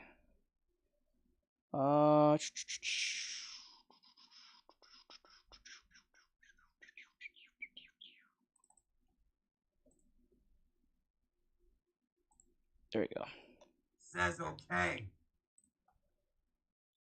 Okay. That. And now what I'm going to do is everything. So switch. Alright. So, like I said, this is Clownfish TV. You guys see me watch them before. They're saying, should Disney movies be even made? They're shitty movies, should they be made? So we'll see. So what? Oops, not that big. Okay, there we go. Theater mode. And here we go.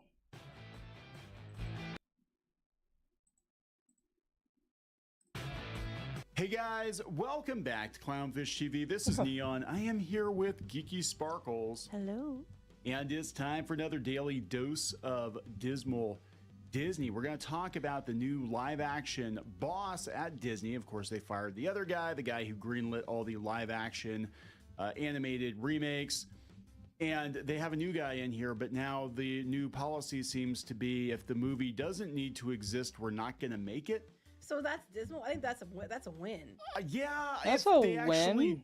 Do it. I mean, I don't know. That's dismal. That sounds like an improvement. Yeah, let's talk about this. Let's see what's going on with this. Maybe this is Disney starting to wake up to the fact that people don't want reheated, regurgitated live action remakes for current year. That they should just leave their animated classics alone. They'll move on to something else to strip mine it. I'm sure, but whatever. Before we get into it any further, please subscribe for more pop culture news, views, and rants. Guys, you get woohoo if you do. Woohoo! Now, if they are backpedaling on this, it has nothing to do with them just waking up one day and having a cathartic realization that it was a terrible idea in the first place to remake live action or remake their animated movies into live action, right? That's not what happened. It's basically the money starting to run out. And Disney's looking at the financials, and they're looking at the box office from the last couple of live-action remakes, and they're looking at the backlash toward, Little Mermaid and Snow White, and they're like, yeah, maybe we shouldn't do this anymore. Yeah, I think that's the second half. What you're talking about, the box office has not done well. I'm going to talk about that in a minute because it does tie into this. Now, first I want to make sure that Sean Bailey, they're not saying he was fired, but it does come across. Because Sean Bailey was apparently out there trying to get himself a job at like Netflix and some other places when he was never in the running for it. So he was trying to jump ship from Disney because his contract ends next year. So he was already trying to jump ship, which Iger might have got wind of that. Now that would have been strike one. Or that wouldn't have been strike one, that would have been strike two. Strike one was the fact that this dumbass... This case is never going to be solved. I don't know, like, I think Disney movies should be, I think Disney movies should not be remade for a modern audience, per se. Because since they won't just copy and paste with a live action a coat of paint, instead of just keep the story intact, I don't think they need to be made. They just don't need to be made. I think that's what it is. They don't have to be made. Because it's gotten so woke to the point that it's like, you can't, like, unsee it. Like, it's a fucking annoying. I think the only Disney movie I can think of that was of recent memory that was at least, I think most people said was pretty decent and was not annoying to watch was probably Aladdin. I'm thinking. I could be wrong. But, I don't think it had woke messaging compared to the other movies that came out. I don't think it was, like, woke charged at all. So I think, in my opinion, like, if they made more movies like that, then probably things wouldn't be as bad. But because they keep doubling down and wants to prove a point for whatever fucking reason, because they happen to be our parents somehow, therefore they need to double down, and that never ends well whenever you double down on anything, especially when people already don't like what you're currently doing. That would just make it very difficult for you to even want to, like, make your opinion at all, if you care about being fucked with. So, but if you have like J.K. Rowling type money or immunity, then you can say whatever the fuck you want, and no one's gonna come after you. But if you're like a person who's just like a normal person who doesn't have any like status and stuff like that, then you should just either, if you're gonna be part of it, be cautionary, be aware of that may happen, and then be ready for that fight, or don't say anything and just don't engage. I keep thinking live action remakes That's are the the way best to thing you go. can And probably he keeps do. thinking that when we did that Then article, shilling and grifting. we had the article on him last year, the video. Yeah. Where we talked about how he basically was like calling people bigots because, you know, they need more representation and people can't take that kind of attitude. And it's like, yeah, and your Little Mermaid made like $46 million in profit. Yeah. And you keep changing things just like changing things. Snow White has been a train wreck of epic proportions. And that looks like you're trying to go back to what Snow White should have been in the first place, but I think it's too little too late. You got the actress out there talking about how she don't need no man in this one, and she's, you know, fairest of them all means who's the best leader. And well, we have that, and we have them trying to fix Marvel, apparently, trying to walk things back at Marvel. The only one that seems immune to this, the only major brand that seems immune to this reshuffle so far is Star Wars. Which is dumb, because they're like, the Acolyte's going to be a cluster. I guarantee it.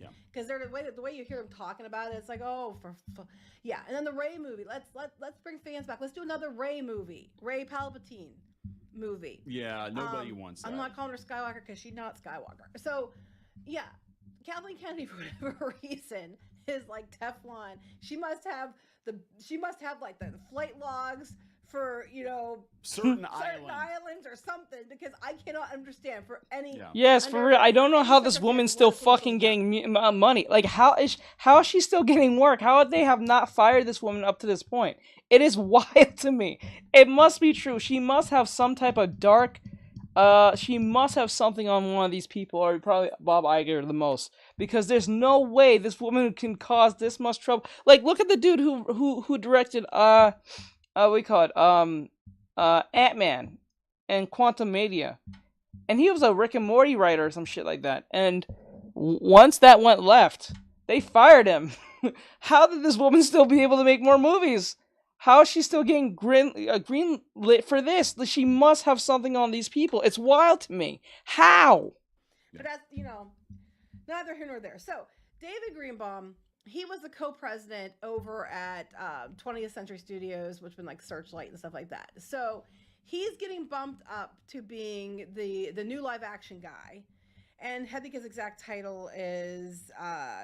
President Live Action and 20th Century Studios. Right. So, but what's cool is he basically is under the impression that he always asks this question, does this movie need to exist? Yeah. Why was no one asking this question before? because they were looking at the financials and they were like, if this movie exists, we might make money. Yeah, but we might make money. That's Okay, that's the problem. That we might make money is the issue.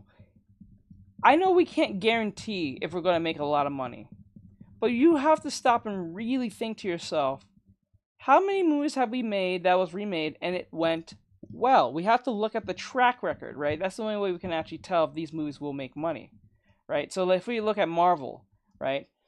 The difference, Marvel now and Marvel back then, is that they try to stay as close as possible to the comics as best they could without sacrificing too much of like substance in the early days of like Marvel, especially like in '08 all the way to like at least close to Endgame, right? But after Endgame, they just went full mask off and then just started putting shit that made no sense. And I'm looking at you, fucking She-Hulk. Oh god, and Echo and all that shit. Like it's wild, you know. It just doesn't make any sense. Like if it didn't work the first 3 or 4 times, especially when you brought like something like the Internals, which is supposed to be like a cosmic thing, like that should have been like as epic as fucking what do you call it? As epic as Endgame at a certain extent, because that's the Internals. That's outside the planet. That's outside the cosmic sphere of like Marvel, right? It's beyond the Earth's mightiest heroes, right? So for that to be boring as shit, you must know you're screwing up somewhere down the line, right? That you can't have something like the Internals from the comics be a total and utter disaster. Dude, like, they're pretty important individuals, right? And for them to fuck that up, I was like, oh god, dude. Like, how? How do you mess that up? Right? If you read the comics in the Eternals, like, if I remember right, I think somewhat in the Eternals, I think if I remember right, Thanos is, I think, related to most of... Well, not related. I think they're related. I think he's related to... the Mad Titan is related to the Eternals in some form. I think family-wise, right? In some form, because he has some form of... I think in the comics, he has some form of, like, he's born different. And because he's born different, they kind of, like, treated him differently. Right? They could have leaned into that in some form.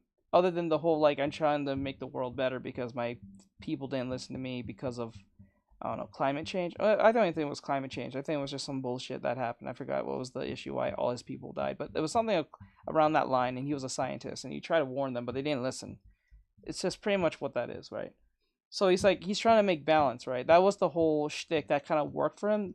I think literally Thanos is the only character who had enough charisma and, like, likability to be that I'm going to change the world type X, Y, and Z, and still was able to do it, and you believed him because he didn't care, right? He didn't come off as a generic villain.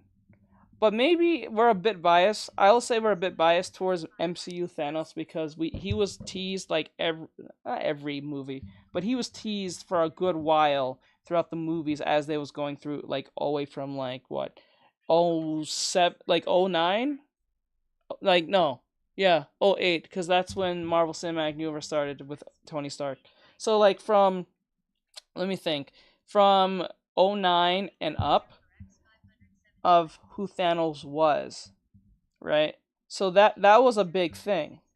So I can say we can be a bit biased towards Thanos because of his big, not reveal, but when he was being teased over time, right? So, like, someone who, like, Jonathan Majors, who played Kang, doesn't have the same impact because it was not like he was teased throughout time. He just was teased the very next project after the whole Loki debacle. You know what I'm saying? So, it's hard to, like, take him too seriously like a Thanos. You know what I'm saying?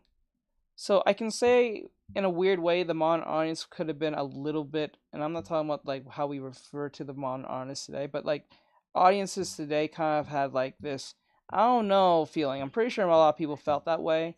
I'm not saying Jonathan Majors' character wasn't charismatic, but He still didn't have that intimidation factor to me. He had charisma, but he didn't have that intimidation factor like Thanos did. Because he was like ultimately serious. So that's why. See, the thing is with Thanos, they should have 20th Century Fox should have treated Thanos or their Apocalypse, because he's kind of like the X-Men's Thanos. Apocalypse like that of Thanos. But they just made him into a blue guy who just woke up one day and said, "Oh, I'm not in the Egypt times anymore. Let me just kind of like fuck things up for today," and then we get defeated the very next. Like, that's not a good thing. Because, like, I think one of the biggest bads of the X-Men series was, like, Apocalypse and I think Onslaught. I think those are the two. The most oh no, I'm wrong. It's the Dark Phoenix, Jean Grey's Dark Phoenix, and Apocalypse, and then I think the third was probably Onslaught. Those are like the three biggest ones, I think, for the X-Men, if I remember right. So they should have treated those characters as their biggest bad as one comes after the other, right? That should have made sense. But they never did. They just kind of looked at it as like villains, or like particular villains that they can just use for whatever movie. They didn't think long term in that. But some of the original ones were very different from the animated film, so it was like, okay, well, it's a kind of different take. You know, Maleficent especially was completely different. Alice in Wonderland was very different. And as time went on, they started doing ones that were more like the animated, like Beauty and the Beast and The Lion King and stuff, and they did pretty well. You know, what they should have did with the live action movies, instead of writing movies about, like, I don't know, this is a weird one. Maybe people won't like this. Maybe this is a bit of a hot take. Instead of, like, writing movies about the movies we knew from the animated series, wouldn't it have been best to write origin stories for each villain and only just the villains, not the heroes? Wouldn't that made more sense? So you can write whatever the fuck you want, and then it just has to tie into the fucking, like, the original stories. And then you guys can just work off from that point, and then just use the heroes as, like, the next phase. Like, a whole phase of just all villains get their own movie, and how they become a villain. From Maleficent, Cruella de Vil, and then all up. I like your art. Thank you, I appreciate it, BB. I see you. I just thought of that. Like, wouldn't that have been a best route to go down? So you don't get any real backlash. You can say anything you want. That would have made more sense. Just doing more of this shit instead of actually making new things. And then we get to Little Mermaid, where they decide they're gonna, you know, I'm sorry, the live action does not translate as well as the animated. None of these do. But it was really bad. And the princess song so flippin' stupid. And now our sisters are all different. Everything's all different just for the sake of certain agendas. And I have actually nothing. What's the hairstyle she has? I have nothing against Halle Bailey, because I think she did pretty good. But it was weird. Back when I first like the typical like big bun, like the bun hair. Like, I'm just going based on this. I'm just seeing what I can do with this. Even better. I actually do like this hairstyle. I do, Ryan. I'm surprised that most girls don't use this type of hairstyle. Well, it still works great, and it's still $15 a month. It's alright. Yeah. So I've made no impact at all. Well, I guess not. Always great getting customer feedback. Thanks, Wasim. It's okay, Ryan. It's okay. Okay, like that. Like that, and then like that. Factor provides balanced eating made simple. They provide a new menu every week with delicious, nutritious meals. It's so convenient. Thank you, I appreciate it. I do appreciate it. Thank you very much. Oven or microwave in Thank minutes. You choose your meals based off your taste preferences and meal history. So not only will you love what you get, but you can also stay fit easily. So easy, simple, and nutritious. This is so good. I like this one. Factormeals.com/plans and use code I actually do like NY50 this to claim one. this New Year's offer. I'm gonna make some changes to it, but I actually do like this one. So like this, like that. I do. And now they only made $46 million in profit, and they're gonna they were naming stuff like, oh, we're gonna do another Moana, which we're gonna talk about. We're gonna do Sword in the Stone. We're gonna do everything that we Oh God. I think they were doing Princess in the Frog. Guys, just to let you know, if you're wondering why I'm just randomly talking, it's not that I'm just talking to myself. I'm doing a podcast on YouTube. If you want to be part of that conversation and see your comments be like scene and stuff, come over here on Twitch or YouTube. Film student here. Village and origin stories often have so much potential, but always comes up short. The keys to writing it is giving them a goal to stay away from their revenge or they were born to. Yeah, that I think. Yeah, the born to be bad thing is a stupid premise. Being bad for the sake of being bad is stupid. I don't think that works. Now, you don't have to write them to be technically sympathetic, but then again, you don't have to write them to be evil, insane evil as well. Like, they're just insane and just evil for, like, no reason. I don't think that helps. That's literally just throwing something out of the way so we can just say, okay, she or he is the reason why they must X, Y, and Z. Right? You need to give us a clear motivation. That's why someone like Thanos works, because he had a clear motivation. He wanted the stones. He got the stones. He used the stones, and then it led to the next movie. That's literally what the villain did. The villain did what most villains couldn't do. Get the shit done. Or if they did get the shit done, it wasn't that impactful as they thought it was. That's it. You know what I'm saying? So, like, I actually like the fact that he got away with it, because it gave more of it gave Thanos more of a presence than just, oh, you know, he's just a bad guy and he's just doing bad things and therefore we must just stop him. That's it. Because that's kind of like shallow, you know what I'm saying? But I don't think making all of them sympathetic is kind of annoying, because then they're not really a hero at this point. They're not even a villain. They're just an anti-hero. That's it. And that's a problem. Because now we're in this weird realm of, well, I don't want him to lose, but then again, I don't want the hero to lose, because if I do like the hero, then this is really hard.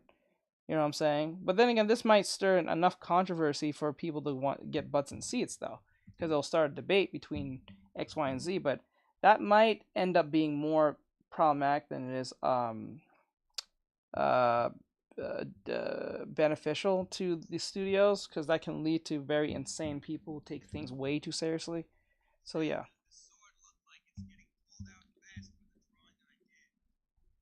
Oh shit, let me look at that. Oh no, wait, the one with, oh, the Bakken one. I gotta go back and check, so I'm gonna go back and check, but I'll say that in a second. Give me 1 second. The shoulder goes up like this. Okay. 1, 2. I want the shoulder to go up like this with the arm. But the difference is, I'm not gonna make the same one. I'm gonna make it like something similar to a character I'm working on. But yeah, I just can see what you're saying over there. Ren glitch. Glitch. But yeah. The ones that weren't very big hits, Sword and Stone, I don't think was a very big hit. I can't wait for them to do Black Cauldron in live action. They were talking about it. It should have been live action. Well, that one, I mean, I'm not gonna lie. I don't think anyone fucking remembers Black Cauldron. I think people vaguely know or remember what Black Cauldron even is. I think if I remember right, Black Cauldron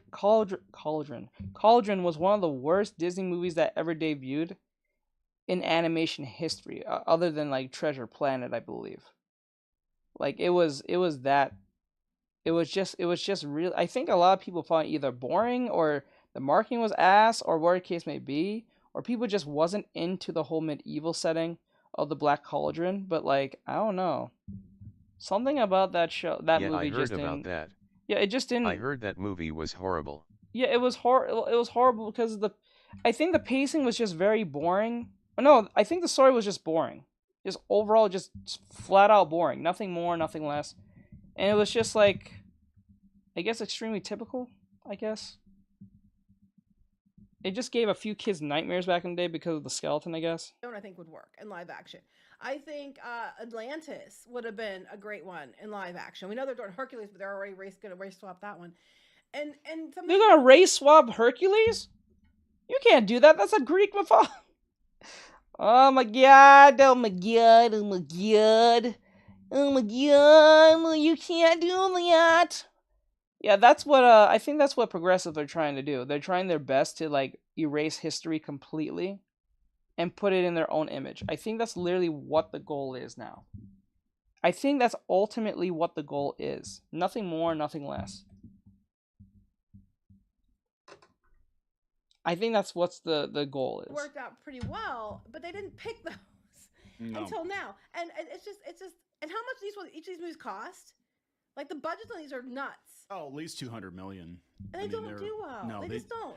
They had a couple of hits early on, and they thought they could keep going back to the same well again and again and again and again. Yeah. And it's not working.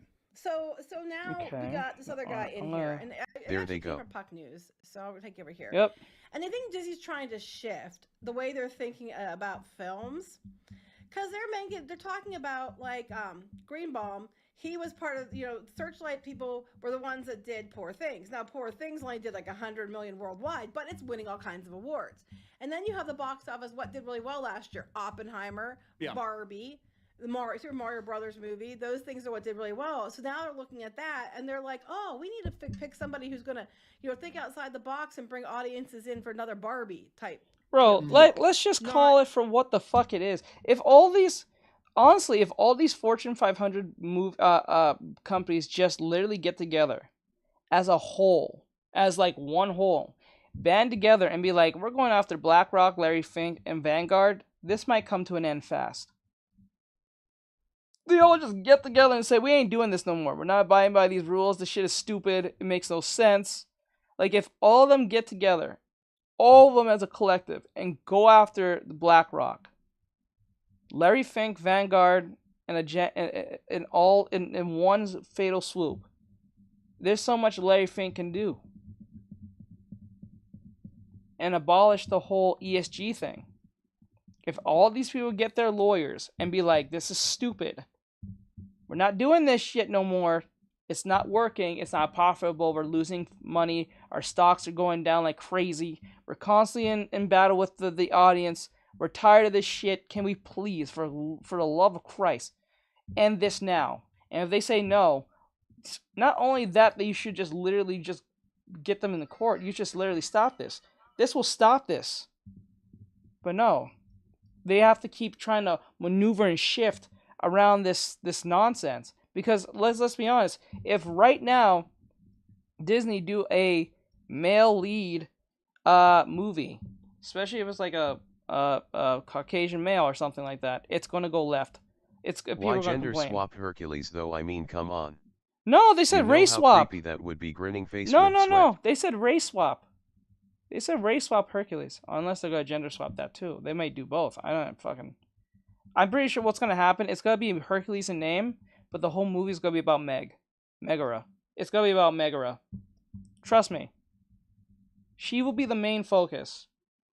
Hercules will be a backdrop, and he will be subscribing to our OnlyFans. Whoops. Sorry, my bad. That's what's gonna happen. That's what's going to happen. The live action remakes that nobody wants. Yeah. Who the hell wants Bambi, the live action? So I think, they can use a variety of excuses to weasel out of these movies they've announced. They can use the strikes. They can use the economy. They can use, the fact that they had changes at the top. They can say, well, changing market demographics. Oh, the movie theaters aren't doing as well. Oh, the whatever. They can use a lot of excuses to cancel or quietly cancel. For those of you who are here, if you're hearing what I'm saying and wondering what I'm talking about, you can come over on Twitch or YouTube. We're talking about this. You can be part of the conversation if you like. I'm just saying, whether you agree or not, it doesn't matter. She don't need no man.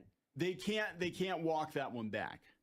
There's a couple I think that they like the Stitch movie. They're really, really far invested into that. Yeah, that might be okay. It might be okay. That one might be, but Snow White, it's a loss. You should just cut your losses and ran. It's like dating a crazy woman. You should just cut your losses and hide. But they're talking about Yep. That with Greenbaum. I understand. He's going to oversee 20th Century, and his leader is Steve Asbell. I think who was this used to be his co-president with him, I think.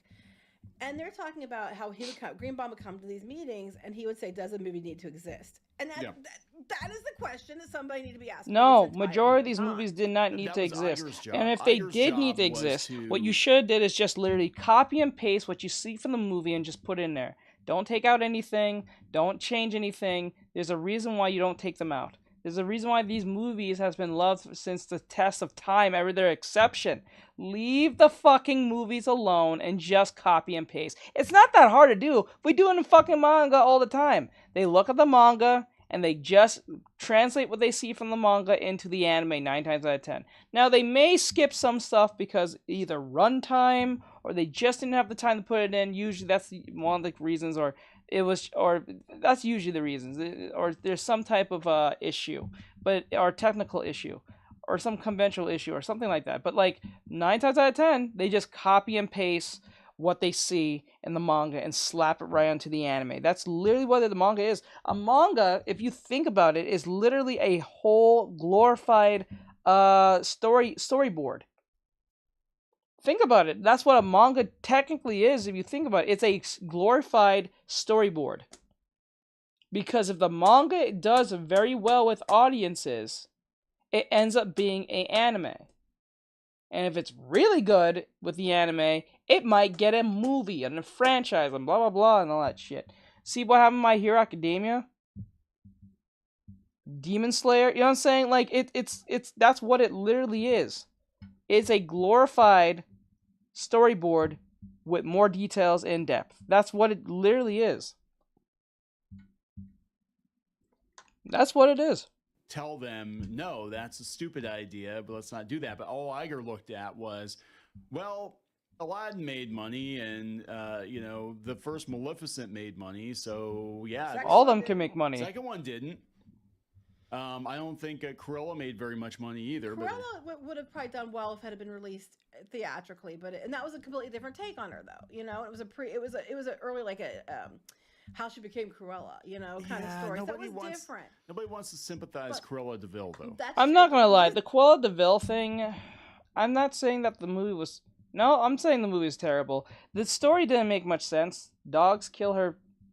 The dogs took out her, I think, fake mom by her real mom, who she didn't know was a real mom, I believe. And then, because of that, she has a disdain towards Dalmatians.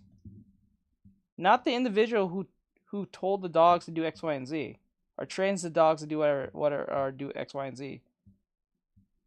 That's weird. That's a weird one. Disney does. Every villain has a sad backstory. So, not like she had a bad experience with a dog did her something. I can understand if a dog on the street ran up on her, a crazed, mad, angry, ravenous with rabies type Dalmatian came up on this lady and started just gnawing on her arm, then yeah, I can get behind that. Because some people really have hatred towards certain animals because they had a bad experience with one, maybe as a very little kid, a teenager, something like that. Usually between being a kid, most cases. But if they went down that route, then it was okay, I can see where she gets the disdain towards Dalmatians and want to make them into a coat. You know what I'm saying? It is what it is. That they were going to remain. Red licorice. Oh. It is what it is. I understand, but geez, it was I think the execution there was kind of off, in my opinion. Just ultimately was off.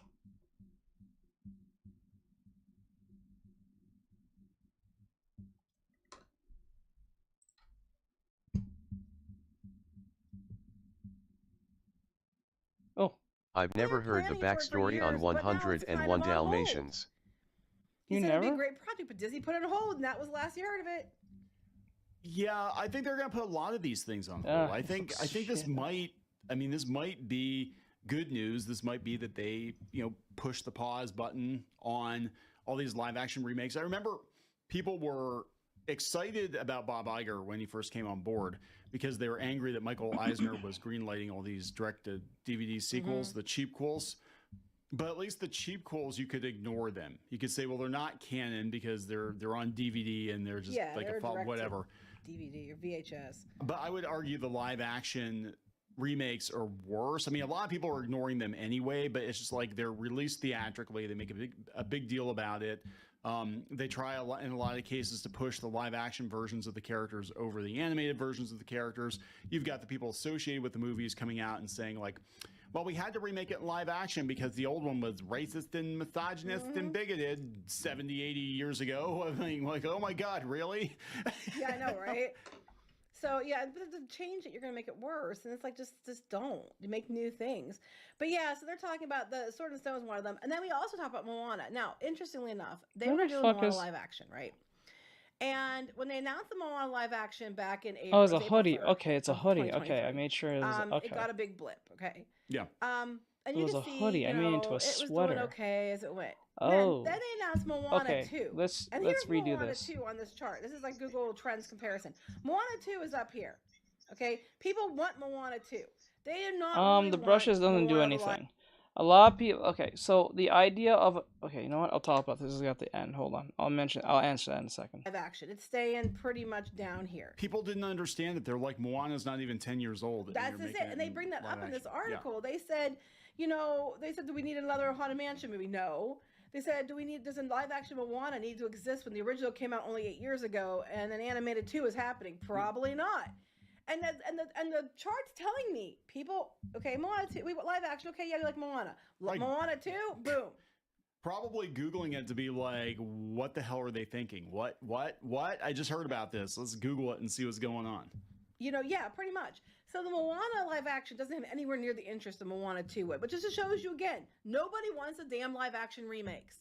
No. They're really pointless. Unless, like you said, we talked about, you had more obscure things that were like in the, I think the late 70s, early 80s, or the ones that were in like the later 90s and the kind of like in early 2000s that kind of got lost. Those ones you might be able to get away with because they're not as beloved and for some reason, even though they're really good movies, than other ones. One thing we do not need is a live action Home on the Range. Bear. I think you're pushing it with Bambi. No, they even never think oh, shit. I'm just joking. Bambi, they did say they were doing. They got lucky. They got lucky a couple of times. Jon Favreau's Jungle Book I thought was actually pretty good. Oh, good. I watched Haunted Mansion in theaters. I went home and did a film analysis and came up with like 40 reasons about why it was so bad. That's good. Do you do content on these film analyses? Because if you do, I'll check out your shit. I promise. I have no problem looking at your stuff. It's a little weird that since we didn't have actual animals on set, he spent his entire day filming a little boy in his underwear on a green screen. That's a little weird, but the movie came together. I know, but I'm hella tempted. You should. Don't tempt. Do it. I would kind of be weirded out by that. I'd be like, yeah, hey, so what'd you do today? Well, I had some kid strip down to his underpants, and we filmed them for about 8, 12 hours. And we're going to do that for the next 3 months. And eventually we're going to put some animals into it. But for now, it's just this kid rolling around on a log and this kid, And I'd be like, oh, my God, what do you do? What do you do for a living? Is this legal? Yeah. Anyway, so yeah, it sounds like the new person asked the question that no one else ever seemed to ask before for whatever reason, which has been the first question most of us would ask. What the hell? Why do we need No this? problem. You should. And hopefully, I would listen, Glitch. I'm telling you now. There's never a right time to do what you want. You know what I'm saying? There's never a right time. There's never a perfect time to do what you want or what you like to do. Just find the time and just do it. I know we have responsibilities now and we're older and blah, blah, blah, or a case may be, I don't know how older you are, but I'm just saying you have responsibilities as a teenager or a young person or even older, or even as a kid, you have like school and shit. I get it. But you have to realize the world doesn't have time to stop for you or anyone else. So if you have 30 minutes to do something, I suggest put that 30 minutes in and see where it goes. You never know. That idea that you may have, that YouTube thing that you gimmick you have, maybe the next big thing, and next thing you know, you're the next, I don't know, fucking, what was it, like, Clownfish TV, you know what I'm saying? Or someone who likes to give analysts on movies, or in case of like Screen Rant or whatever the fuck, you know what I'm saying? Like, you don't know what life has in store for you, right? Because you might pick that one video that might blow up for you, for your channel, and then next thing you know, you're making a few $100s for every video you make. and then a few hundred is a few $500, and $500 you go 1,000, and then next thing you know you're making a living for just giving your opinion on something. Yeah, people may not like what you're going to say. You will get very vicious responses from people, and that just literally comes with the whole premise of things. You can't avoid it. So might as well be honest and tell them what you think than pretend to be like a shill and tell them things that they don't hear. So that's what I'm saying. Do what you want and don't give a shit what people think, because at the end of the day, they took the time to listen to your shitty take and not put in their shitty take. You know what I'm saying? Because there's a reason why putting your opinion out there is much more, I will say, controversially toxic, but also beneficial at the same time.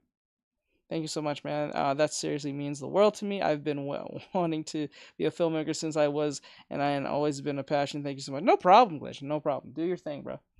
You know what? Can I give you a follow? Or I can give you a follow. I'll give you a subscribe. Bam. I'll be your first subscriber. You got your first subscriber. I just subscribed to you. So I hope I'm gonna keep it to you on that one. Hold on, I gotta get back to the live. Restore chat. Let me see. Pop up. There we go.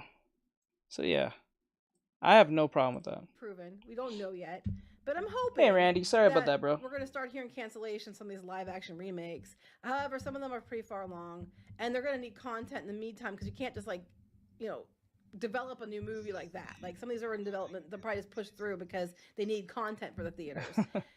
I think you're gonna have to wait a little bit to see the end of it, but I don't think we're gonna get all the ones they announced. Yeah, that's kind of what's gonna be interesting about this is like how is Disney gonna be able to pivot quickly enough, because that's their live action plan, right? Their plan was live action remakes. I'm gonna pick a fight. Let's see. And Star Wars, and they're kind of pausing Marvel for now to try to figure out what the hell they're doing with Marvel. It sounds like they're going to walk back a lot of these live action animated remakes, and who the hell knows what's up with Star Wars. So they were making sure they had movies in the theater like every 6 weeks of something. Mm-hmm. They do a whole, and now it's like, it's a year or two from now, it might be that Disney only puts like 2 movies in the theater in a year because that's all they've got ready, and that's not going to be good. They're going to do more than 2 because they have Marvel and all the other stuff too. So they'll re-release old stuff, but they are pulling back on with Marvel. They're not doing anywhere near the number they were going to plan on doing originally. Because I think they think that they suck. Well, I think they think that we don't do as many, they won't step on each other. But the thing is, the movie still has to be good. Thank you so much. Yeah. I'm gonna for real start making a list of movies to analyze. Don't overdo it. Just take your time. I said just take your time. Don't do what I did. Don't try to make like 10 movies in advance and then post them, and then what's gonna happen? People are gonna say X, Y, and Z, and then you're gonna feel kind of self-conscious posting the next one. I would just say just take it very slow. Post once a week. Post once a week, or at least once a month, depending, because it depends on how much you put into it. It would probably take you a month or two just to get one video out, depending on how far gone you want to go, and keep it as accurate as possible. So if I was you, just take your time, do it like post once every 2 weeks or every 3 weeks, so you have ample amount of time to get it out. Don't try to make it like in 3 days, because that's a lot of work. Unless you really are good at researching, that's what you really truly like, then maybe you can do it within a week. But like, if just to give yourself that headway and that time to sleep, and you could do it tomorrow type shit, take 3 weeks, do it, post for every 3 weeks. I know it's gonna be like kind of slow, but if you really make a good, accurate pitch video, and it stays to what people are clicking on, and the thumbnail looks nice, you'll be surprised how fast your videos will start blowing up. And especially if to making it more easier, you can use shorts, right? And then you can connect your video that you made to that short. So if people are scrolling through like Is that this YouTube, the recent video that got released on Clownfish? Is that the recent video that I think so. So yeah, I think just do what you need to do and just stay true to yourself, and don't like try to look at. Oh, you should look at your competition to a certain extent, but don't try to be like them. Just learn what they're doing, a little bit, but don't just like or take the idea and twist it in your own way. But don't try to outright copy someone else because they can kind of see it and then people will figure that out and not watch. Deadpool 3, I think will get people back. Well, I guess the new Captain America isn't until 2025 now. Yeah, I think they had to push that back. They had to. I'm not gonna lie to you. I have no real faith. Yes, but they're only for commission. So if you want to request, if you want me to draw something, you have to go to the link tree and look at the TikTok GIF menu. When you click on that, it'll show you a menu of what GIF. Yeah, it will tell you the coins, how many coins is towards that GIF. So you from chibi all the way to like a VTubing model. Thank you so much for advice. No problem. No problem. I'm gonna hold that to you. I'm gonna check in on you and see if if you made if you're working on that content, so you don't feel like I don't know about this, because that's what kills creativity. Is that doubt. Reshoots on it, and well, that one and the thunder, was it thunder? Oh, the Thunderbolts. Yeah, Thunderbolts. I don't think either one of those are gonna do hot. They're not going to. I mean, again, anybody cares.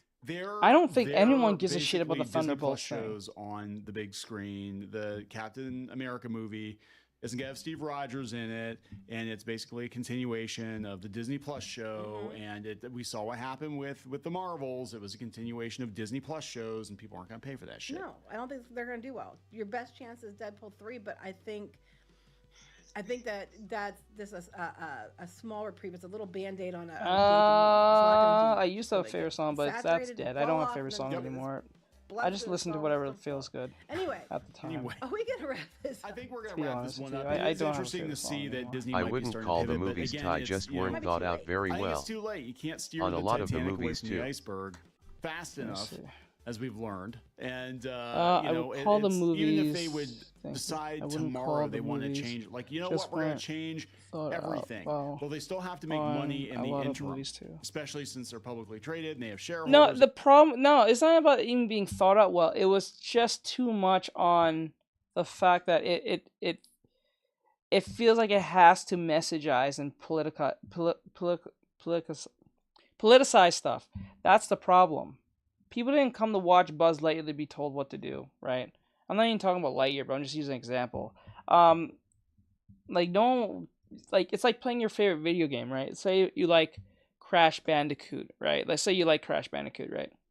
And then they have a brand new, like from 10 years ago. And then 10 years later, they have a brand new Crash Bandicoot in the era we're living in.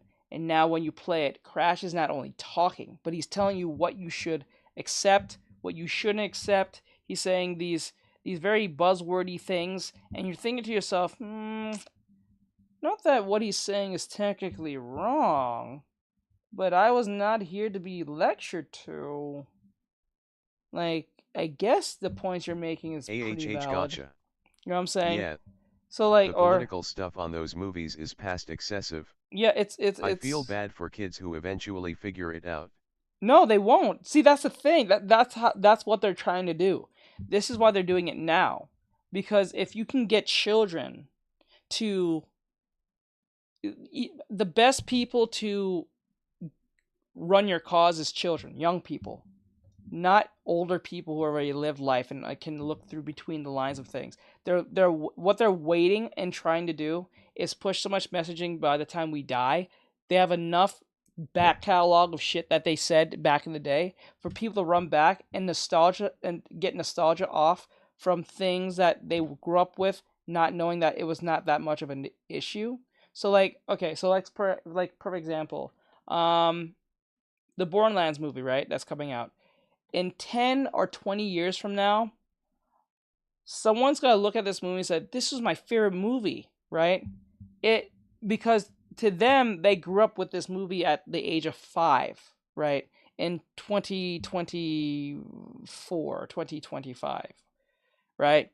There'll be 5-year-olds watching this movie somewhere down the line and say, "This is my favorite movie from that video game," or "my favorite movie," not knowing that there was a video game. Let's just say they don't know because they're 5 and they can't play the game, but they've seen the movie somehow, right? And that's their favorite movie.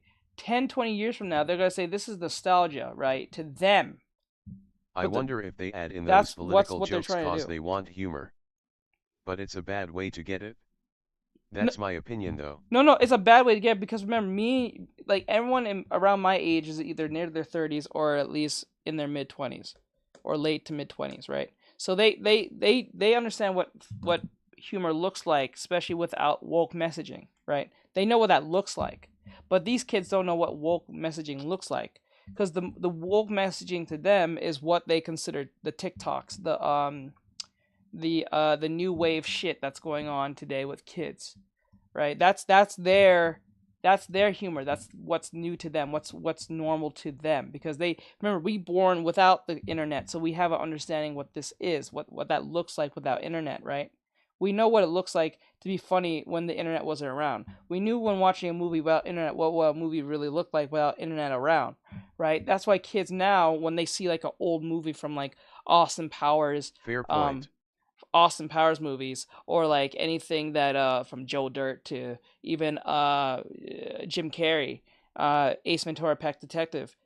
Any kid who rewatches these movies at the age of 5 or even the age of 10, 15 or 20, 15 right now, they'll say, oh, this is problematic because they are taught this at a very young age to believe that the things that was said in the 90s, early 2000s, or even late 80s is so, or even further back, is such a toxic thing. They don't see it as a relic of its time and that's what it was. They see it as something that needs to be eradicated like instantly as you see it. Because if you don't, you're contributing to this nonsense. Like, no, you're not. It's a fucking movie, bro. Like, no one's sitting here thinking you're an evil person because you're watching Ace Ventura, Pet Detective because Jim Carrey at that time said something that was problematic when it was considered extremely funny. You know what I'm saying? It was funny. It like people right now are trying to get rid of Robert Downey Jr. because of the whole like what was it? It was what was that one movie? Tropic Thunder, right? That was almost 10, 15 years ago, I think, if I remember right. But now they have a problem with it. Now, if these kids got a hand on any of these old movies back in the 90s, 80s, 70s, they will lose their shit. You know what I'm saying? That's what I'm saying to you. So we, who are in our it's a fallacy. Us in our early 30s or late 20s, mid 20s, or even our 20s, understand to a certain extent that this was just a movie and that was it. This is not real. It's just a movie. It's a comedy. You know what I'm saying? And those was just tropes at the time of its age. But they don't see it that way. They see it as some type of thing that needs to be gone instantly. And if you don't get rid of it as fast as they see it, LOL, you're a problem. He wasn't kidding when they would lose it. It's maddening. Right? It's very maddening and scary at the same time. Because that proves that most kids don't have no sense of humor. They don't know what a sense of, because remember, there's no such thing as a positive joke. It doesn't exist. And if it does exist, it's not funny. And if it happens to be funny, you get a chuckle. You're not getting a laugh. You know what I'm saying? That's where the problem comes in with this. And since Disney, because remember, people in their 30s are not dying as fast as we would in like back then. We're living longer. So they have to contend with us till we're like 70 or 80 from this point. Right? And then science is also working on the idea of like making us live longer by using like artificial hearts and shit, but that's far from the point. The point is what I'm saying is because they know we can't just croak tomorrow, they're always on contending with the people who are still around, right? And the kids who are around us either gets influenced by the parents that know what was funny, or they get influenced by the company that they like for the time being. And then that's where you get your woke activists and these kids saying things that they don't understand and saying it's a problematic, toxic, all these terms that didn't really exist like that till the inception of like Twitter. And Twitter wasn't in that much of a problem till like what? Late 2015, 2014.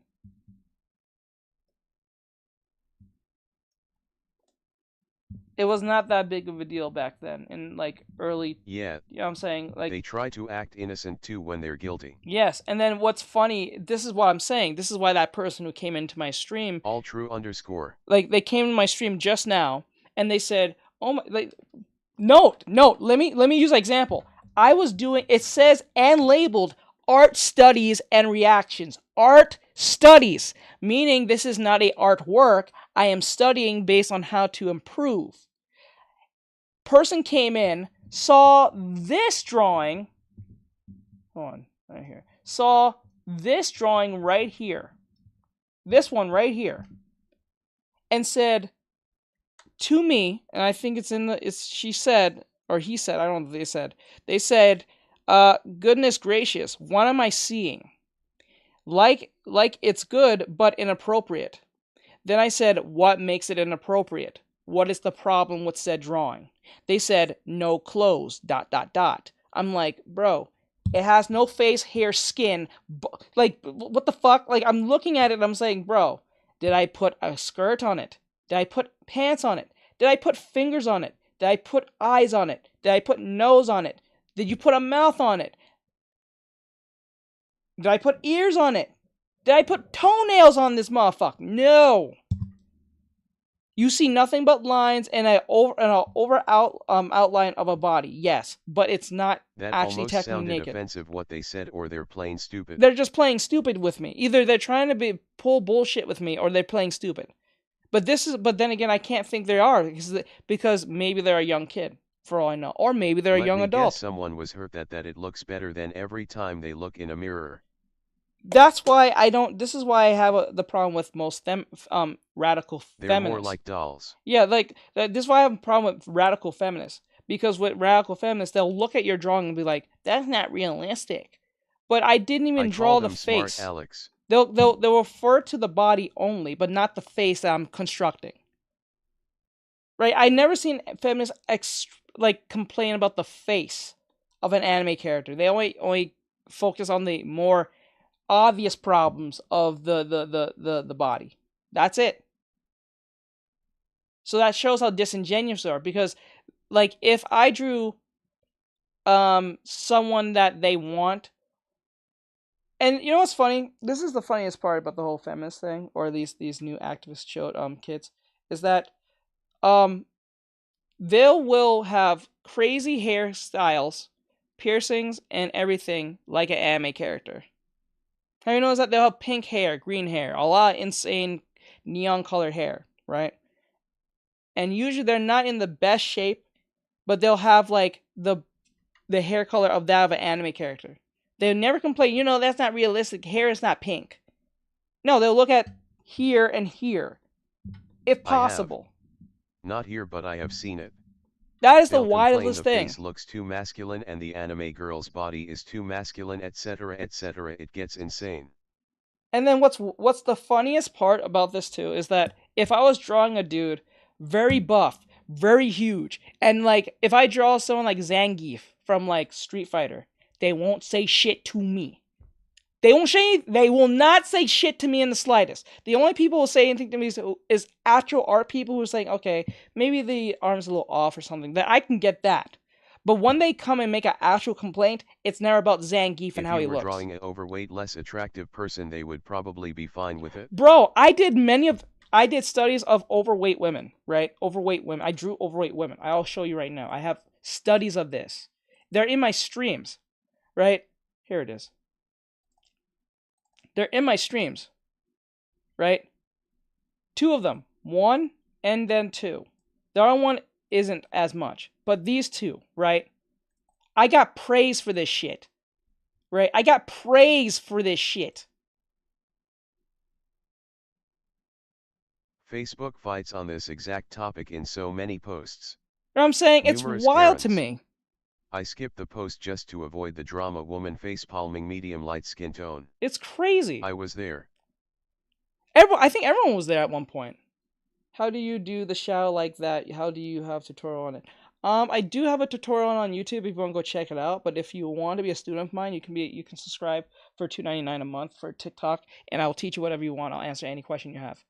I am an art teacher, so I I do a bunch of studies of very masculine looking women, studies of lean looking women, and more and also chubbier women. I do all types of body parts, body shapes and sizes. Short, tall, strong, masculine women.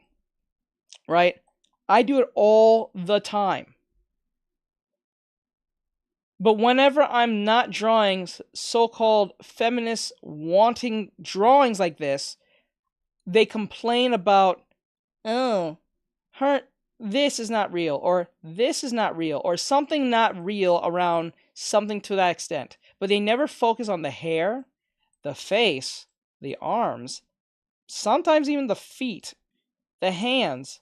They focus on the places that they feel more insecure. The only people that have a problem with the revealing clothing on my characters are overweight, self-centered people who think it's offensive to not represent them. Yeah, I saw one Facebook post where they showed a transgender anime character who was a guy, but it was like a comment saying it identified as such. The comment section was insane, and the post got a warning mark and was eventually taken down by Facebook. Damn. Everyone else is either blocked or like the art. Yeah. Yeah, it's wild. It's crazy to me. So that's the madness that we have to deal with on a constant. So I do feel bad for these kids who are growing up into these situations and not really understand what humor really looks like. This is why I think people like Jerry Seinfeld sits there and says he doesn't want to do comedy anymore to a certain extent because he's scared of the woke activists. They're scared. They're like majority of most comedians are scared of them. Because if you're not a Dave Chappelle or even like a Kevin Hart, and you are like a Rob Schneider to a certain extent, or lower than that, you're not gonna be you're gonna get destroyed. People are gonna bother the shit out of you, right? That's why you don't really hear a lot of comedy shows anymore or comedy movies. When's the last time you watched a comedy movie that was actually genuinely funny? Anymore? You know what I'm saying? It's very rare. And what's worse is they're accepting the wrong things they're learning.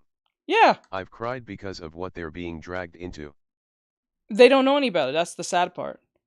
Because terrible activist humans get around to these children and tell them shitty, crazy things, and then these kids adopt these things. Because I was like listening to my my little brother in a sense, like he was talking to his sister, and he was saying something to extent to her about her hair. Okay. When I say little brother, I'm talking about my girlfriend's little brother, not my real little brother. I don't have a little brother, but I refer to him as my little brother. So like, he was talking to his sister, which is my girlfriend. He was talking to his sister about something, and she said something to him that was a truth and a fact about something, about a movie. As soon as she said to him about whatever that movie was that was a fact, he said, "Oh my God, you're X, Y, and Z." Poor kiddos. Watching them brainwashed in this generation. Right? So it was an old movie. Sometimes teach. What makes it worse is many churches are being accepting and now openly reaching out to them as friends. Yes, that's the problem. This is why I say there's technically future brother-in-law. Yeah, technically. So like this is why I'm saying this is why you can't take this is why Christianity is I can't even talk about these things. I can't get into that. Because TikTok and these people are gonna get mad at me. But the problem with the Christianity thing is that they don't have a vetting process. They just let anyone in. As soon as they say yes, I accept X, Y, and Z, they'll let you in. It doesn't work with that with other like religions, like let's say like being Muslim. You can't just say you're Muslim. I get what you mean. You don't need to get yourself in trouble. You gotta have they have a vetting process in this, right? You can't just say this. And that's where the problem comes in for most Christians. But I'm not going to get into that because like it's going to cause too much controversy and problems. But yeah, but ultimately, I feel bad for these kids because they'll never know what humor really looks like.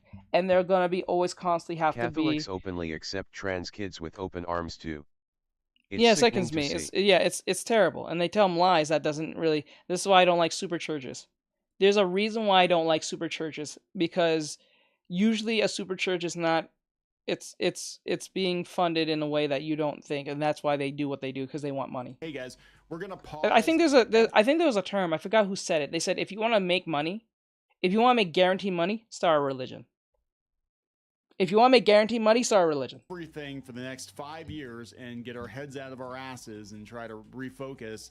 And investors are going to be like, so you're not going to have any movies for a couple?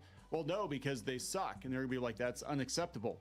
You need to have movies even if they do suck. I just hope this convo doesn't get you into too much trouble, pleading face. No, that's why I stopped, because if I get more into it, it's going to cause trouble. It had a much higher spike when it was announced. It might be okay. I mean, that's one that... Trust me, I don't need Bean yelling at me and then be trying to choke Bry. I can't get him in trouble like last time. Any Pixar movie is going to do well. It's going to probably be that, unless it's a complete disaster.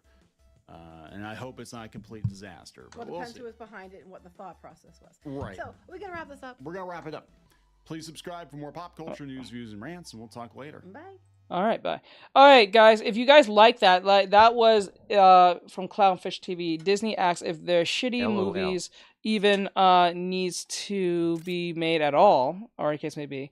And honestly, in my opinion, I don't think they need to be made anytime soon. I think they need to be left alone for a while. I don't even think they need to be made at all. I think what they need to do is just make villain movies and work with that, because you can give them more of a backstory compared to the hero or heroines. So, like, you know what I'm saying? I think that's what they should do. Maybe they should do that. Go the opposite direction of saying what we already know, right? What we don't know. So you can do whatever the fuck you want with it. Then again, you may not like it that way. But I'm saying in that sense is like, this was a good video placed from Clownfish TV. So, it's a good conversation to an extent. So thank you guys for contributing to the conversation from either YouTube Shorts, YouTube, or Twitch. So honestly, Disney need to be charged with monopolization crimes like Microsoft and Square once were. Oh, definitely, yes, very much so. That's easy to say, but try having that conversation with Disney. Yeah. They're incredibly stubborn, as we all know. I haven't seen it yet. Bean told me it's not as good as she thought it would be. It's not bad, but it's not great either. It doesn't hit the mark like One Piece does to a certain extent, and I'm pretty sure they made some changes on One Piece live action, but like it's not on that same. It's competent to a certain extent. Like if you haven't seen the cartoon, therefore you're not gonna be too disappointed. But if you've seen the cartoon, you can probably see some changes. Yeah, it's pretty mid. It's like Demon Slayer Season 3 mid-ish. It's kind of mid. It's not bad, but it's not good either. It's kind of like in the middle between not bad-ish, but it's like, it's not so bad that it's good. It's kind of like, maybe some parts are pretty cringy, but you can get over it.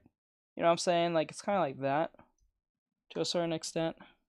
So, yeah. But yeah. I highly suggest watching a video on signs of affection if you're looking for a positive video. What's next on the podcast list, Teach? The next thing that we need to do is I would do. It's all right. To be honest with you, I really want to show you guys Kyle, but I know where that would go. He did a video just today, like I think 4 hours ago. And it hit home, but I'm like, don't suggest anime, but this one was really good when it came to covering people with a disability and love. Okay, so what I'll do is this. I'll do 3 more videos. So I'll do 1 more controversial video, like Clownfish or something. I don't think there's no Endymion. Endymion's not there. No. There's Thinking Critical. Open your business. David left.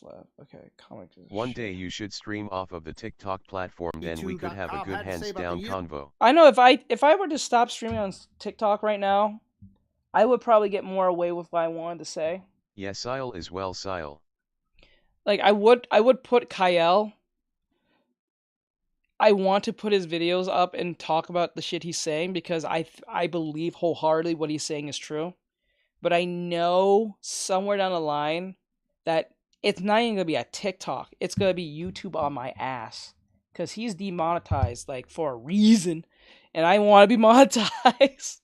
So I can't play someone like him into my stream. as much as I want to, because I really like his shit and I'm a fan of his work. But I really need to get that monetization for reasons. But like, shit, I really do though. LOL. He went in today on a video and he went in. He was like yelling type. He was pissed off type shit. And it made me laugh. I was like, I felt bad for him though. I really did felt bad for him. Hey Teach, is it alright if I request something really quick?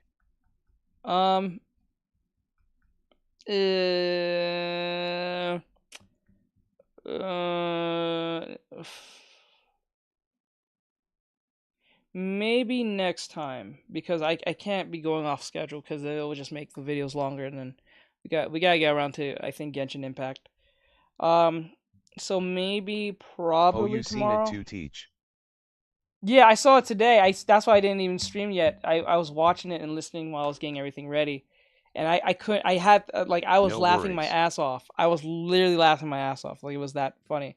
But I was like, I felt bad for him though, because like they took down his videos and shit, and I was like, dude, like, come on, you can't take down this man's videos. Like, what the fuck?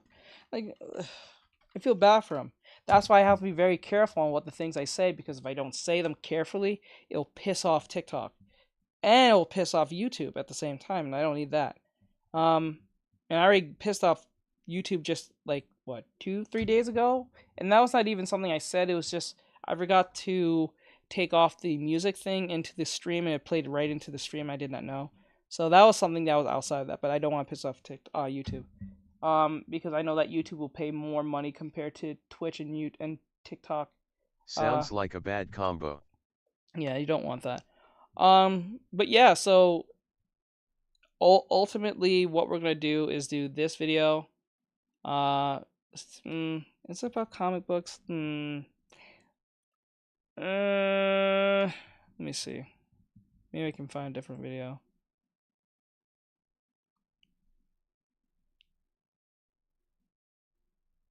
You know what? Fuck it. Let's do the bluey thing. Never underestimate the power of kindness. But of course. What was that? Oh, let's do the bluey thing. Let's go bluey. I was gonna do comic books, but we'll do two clownfish, 10 manga recommendations, and then that one that Darth I think it was Darth. It was Darth that suggested. So that's 4 videos, and then I'll have that ready. I started watching that, then got distracted. All right, so I let's. hope they don't make Toph into a bad character. Oh, let's hope. Let's hope not.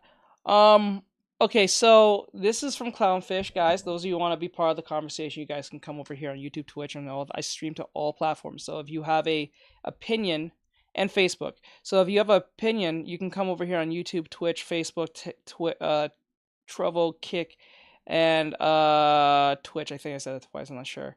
Whatever platform other than TikTok, you can come over here and then we can talk about whatever we're talking about here. If you have an opinion, if you want to talk about it, or you can come over here to YouTube Shorts too. YouTube Shorts, just like TikTok, I can talk more over there. So if you guys want to come over on YouTube Shorts, it'll be no different if you was on TikTok if you want to, because now YouTube Shorts have lives now, so you can come over here if you like, and you can see the video as well, so you don't have to even go to your computer. You can be on your phone. So Clownfish TV said Bluey is stopping, so the animation studio can make a show about a S called Willy. And I say S, you know, mechs. I'm gonna say the word mechs. About mechs called Willy.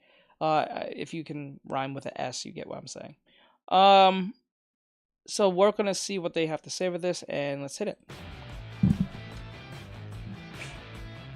Hey guys, welcome back to Clownfish TV. This is Neon. I am here with Kiki Sparkles.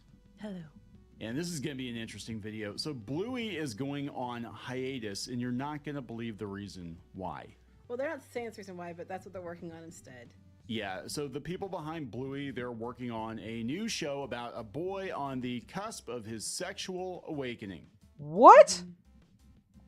when the hot bro, neighbor Jack I thought he was When kidding the when I hot saw that, neighbor but I was like, Jack okay, it's moves real. in. Yeah, so That's actually I'm real. like, okay, is this gonna be an adult show? Is this gonna be like Big Mouth? WTF. But I'm like, Bluey is like the most popular kids show on TV right now. Yeah, it is. Told it yet. is one of the here just in December, Bluey becomes the most streamed show, ending Suit Streak. Yeah, so now's probably not a good time to go on hiatus. I'm just saying. But the fact that they're going on My dog loves watching to Bluey. do a show like Your this dog was watching Bluey. is going to potentially, I think, hurt the brand, because I think you're going to have parents be like, wait a second, they did Bluey and then they did another show called Gooey. No. So Which video? Let's talk about this. I did not see this coming. I actually Maybe like that's this one. the name of the show. No one did. He work didn't on a see character it coming, design. but he wanted to. Yeah. So the studio behind Bluey. It's called Willie. No, it's called Willie? We're gonna free Willie. The studio Bluey and behind Willie. Bluey, Ludo Studios, Yes. is taking a break. Now they announced this before that after season 3, they were gonna do like a 28-minute extra long episode, and then they were taking hiatus from Bluey that they've been doing it for 5 years. Now Bluey is like Oh yes, wait, whoa, fuck. Okay, yes. I'm so sorry about that. Yes, you did say that. Hold on, I'll have to replay this, but hold on. Yep. Where did you send? I remember when they announced these. Where did you? What was your question? It made me cringe grimacing face. Oh, the question was about art style. I'll replay this anyway. I'm gonna replay this because I don't want to be this part of the video. I'm sorry, guys. But okay, just to answer the question real quick. So with art style, I'm not gonna go in a whole long drab about this. An art style is a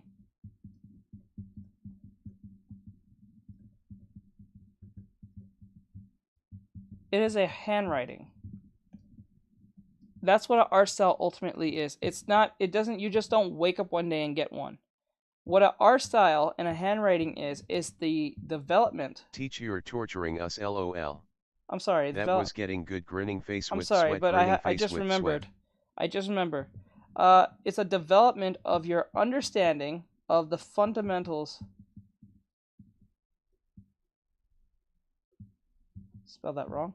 Is the development of the fundamentals of whatever you're learning. So your development is the development of fundamentals towards whatever your drawing is to your art. And with that understanding will end up being your handwriting and your art style. So no, you don't just wake up one day and get it. You have to learn how to draw. So ultimately, if you learn the 8 fundamentals, then if you learn the 8 fundamentals and apply them with practice and perseverance. Wow, that doesn't even look like a word. Perseverance and patience. Perseverance, practice, perseverance, and patience. You will get enough patience. With enough with this and with the fundamentals will lead to the development of so like with patience, practice, and perseverance and towards the 8 fundamentals, it should lead to the development of those fundamentals of your art to your art style. So that's what that is. So if you know how to draw a box, well, your art style will show by default.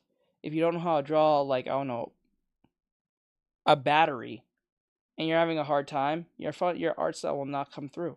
It'll look weird and strange and look like you don't know what you're drawing. That's what it is. So if you're good at drawing, like, say, anime eyes, for instance, if you're good at drawing anime eyes, and you have a good understanding of how to draw anime eyes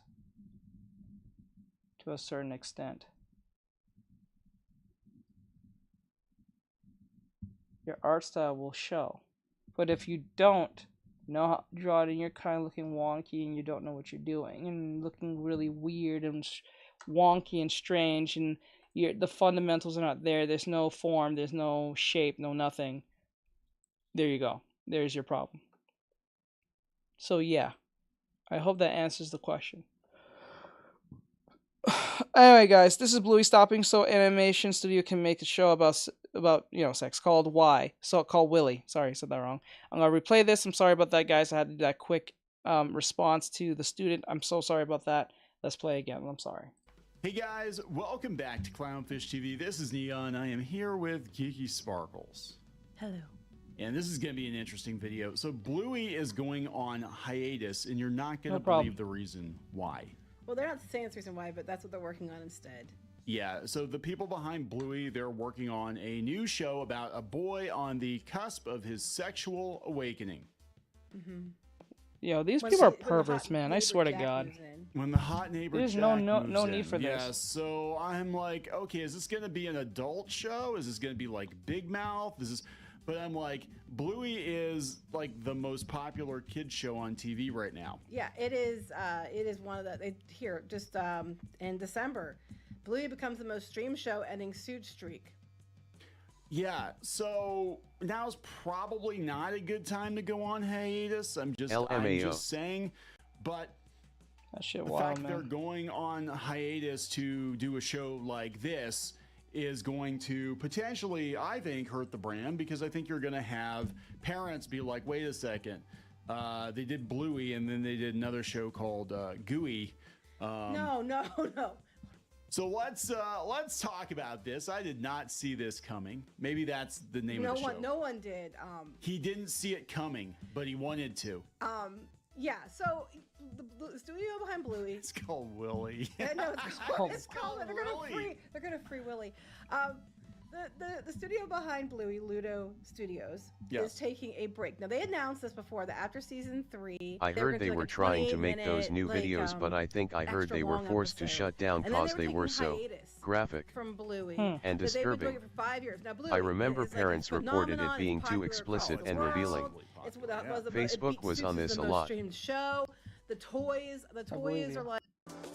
Level up. I believe you. Space with I believe you. These people are sick. These people are really sick. Ugh. This just sounds weird.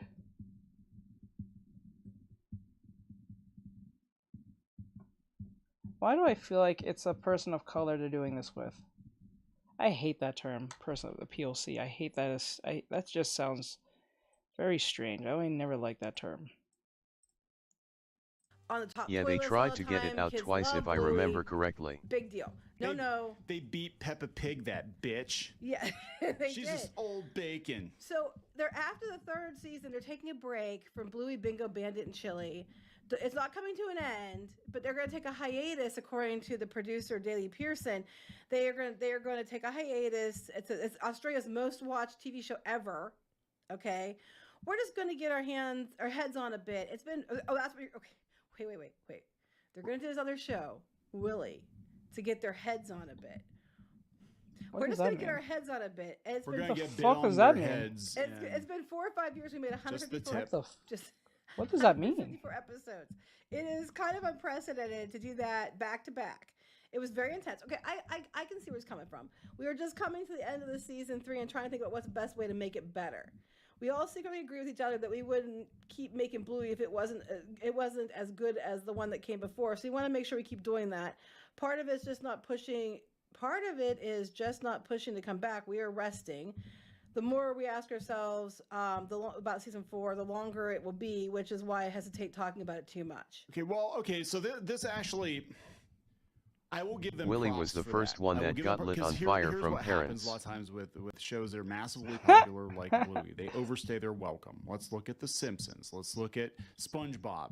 Like when people talk about those shows that have been on forever, I'm guessing they mean they're trying to ease it in a bit. Those are the ones that have the most impact and have the most longevity, and then it just kind of overstays its welcome. And it's a kid's show; they can just do reruns and reruns and reruns. But Bluey is very, very popular. Yeah. And I mean, I think they're trying to do too many episodes back to back, but they're going to take a break from Bluey so they can focus on this. You ready? Willy. It's from the Bluey creators at Ludo Studios. Okay, so Screen Australia now has 23 feature films and 6 television productions that will share in over $810,000 of story developing funding. That's actually not a lot of money. No, for an it's not. show, but okay. So there's 19 projects been supported through the fund. So basically, they're doing this because they're getting money for it. All right. Yeah. So among the funded projects is Willy. That's why it ultimately falls back on. Okay. And here's what Willy is about. The stuff they tried to put into that show was like explicit graphics that adults can see, but kids. Sad Man Studios. It's a coming of age animated series. It's 2003. This sounds like it's a self-insert for the person. Okay. This is a Tumblr comic. 2003, and 15-year-old Willy is on the cusp of a sexual awakening, which would be great if he wasn't stuck in a rural sugarcane farming town of Towee.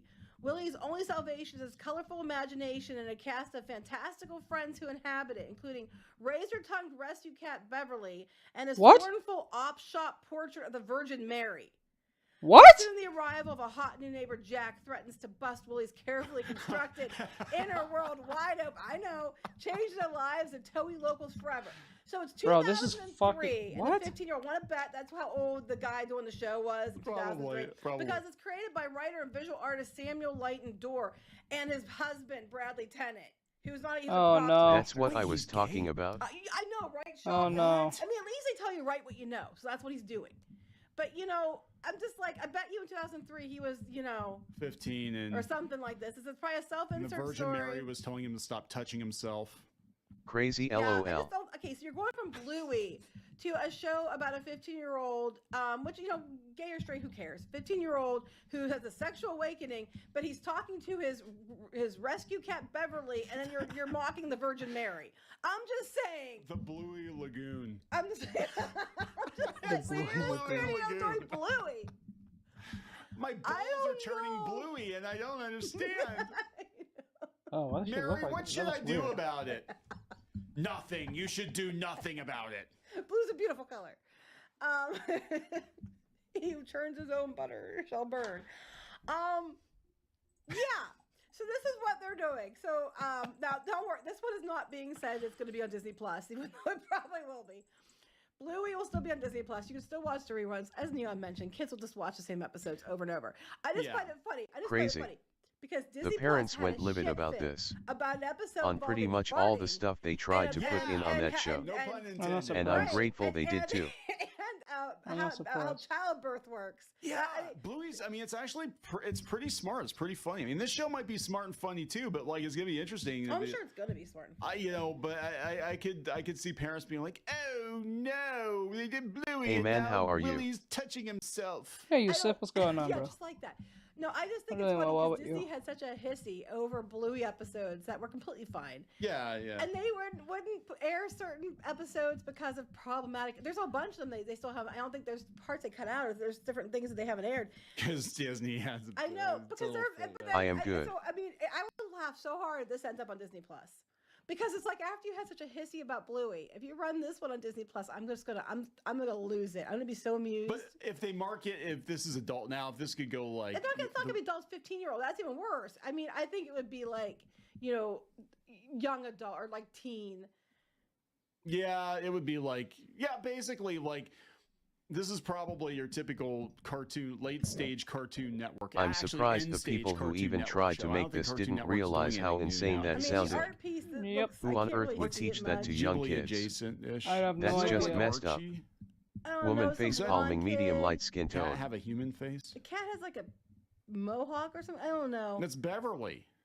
The cat with a mohawk. That sounds like an 80s sitcom, 90s sitcom. Beverly, the cat with the mohawk. Shops at Hot Topic. Shits in your shoes. No, I don't know. What is it with you making songs? I don't know. So anyway, that's what they're doing now. David. Stupid commercial. Because they went from Bluey, that was like breaking it was the most watched show in Australia. It was breaking records. Suits on streaming. From Bluey to Blue Balls. That should have been the headline. Like Willie he's so frustrated because his talking cat with the mohawk and his the Virgin Mary are telling him to not touch himself and definitely We don't know. The cats, they're probably encouraging him. Do it, Willie. Do it. Free Willie. Well, what about the fact there's a 15-year-old that talks to his cat? Well, I mean, I talk to my cats too, but like his friends are a rescue cat and a pop shop, whatever that is, portrait of the Virgin Mary. Probably like crushed velvet version of Virgin Mary. And the cat's probably like, Willie, if only you and I could be together. And he's like, no, Beverly, I don't like pussy. I just discovered this because Jack moved in next door. Jack's hot. Jack's hot. Jack likes to paint miniatures in his spare time. Oh, Jesus see, I know Christ. you did there because you like have the hots for Henry Cavill. I get it. Yeah. Anyway, sorry, Henry, you can't have me. You're gonna have to have Neon instead. So we're gonna wrap this up. I just thought it was funny that the people behind Bluey are not making LOL. Bluey. They're making They're making this other show. And OMG. look, I mean, like, I do agree with them on the fact that you were trying to crank out too much, and it does get exhausting. Yes, you need a break. I completely agree with you. So you can rest, think about it, and make sure your episodes are as good as your other ones. I don't disagree with you on that. I think that's a really good point. I just think it's funny that you're taking a hiatus from that, and you're not just like stopping to think about this. You're moving on to doing this much different demographic show for a much older audience. May I hope.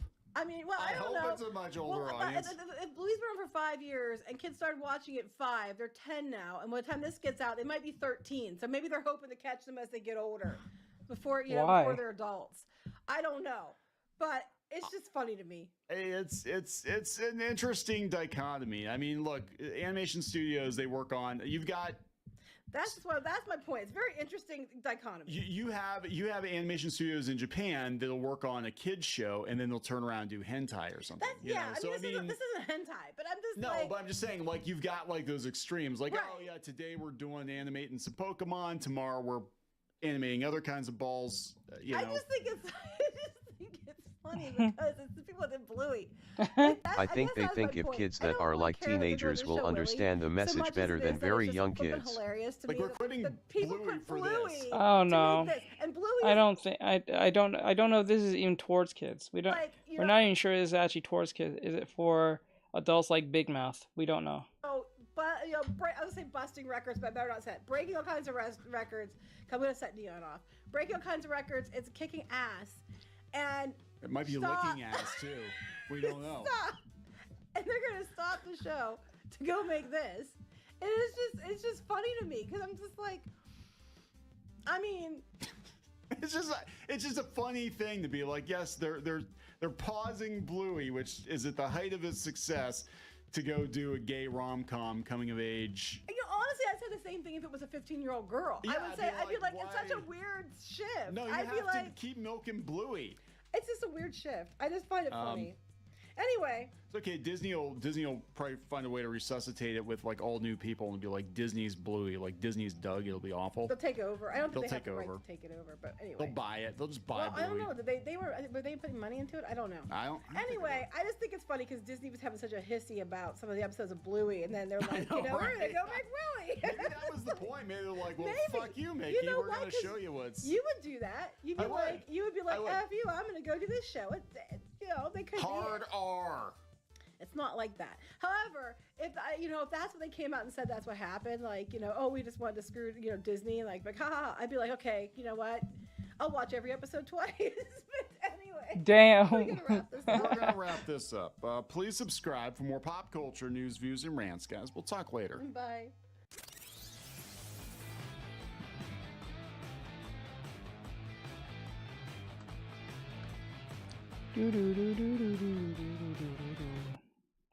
All right, that was Clownfish TV with the Bluey situation. Hope you guys liked this. Like, share. It's not exactly funny, at least from any adult's perspective. Well, like, subscribe, share, follow, and comment if you guys enjoy this, and we're gonna go do our next video. So see you guys next one. Oh, and also follow the Clownfish crew. They're really funny and stuff. So okay. All right, so we watched 2 controversial type videos. Now we got this one, and I need to add another one. Hold up. What was it? Is Darth, are you still here? Restoring contract revealed. Most unique. Gosh, is the most unique new gen shonen manga. I already talked about that. Okay, what was that one you mentioned or something? You said it was a manga?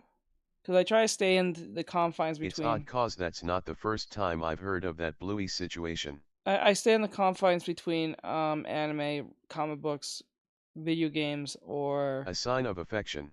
Affection review.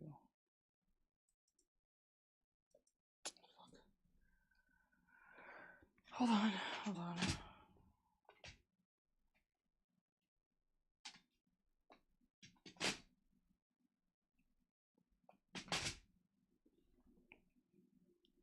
Okay, you're full.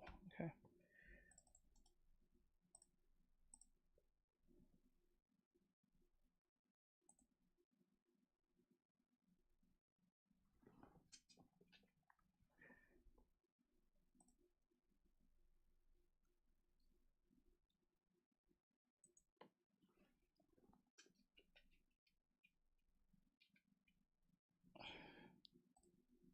I just hope that last video didn't offend YouTube too badly, lol.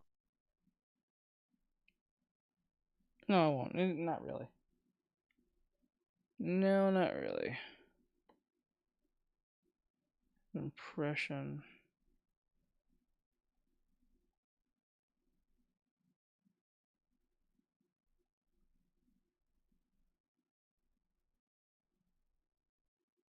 Did I do this one?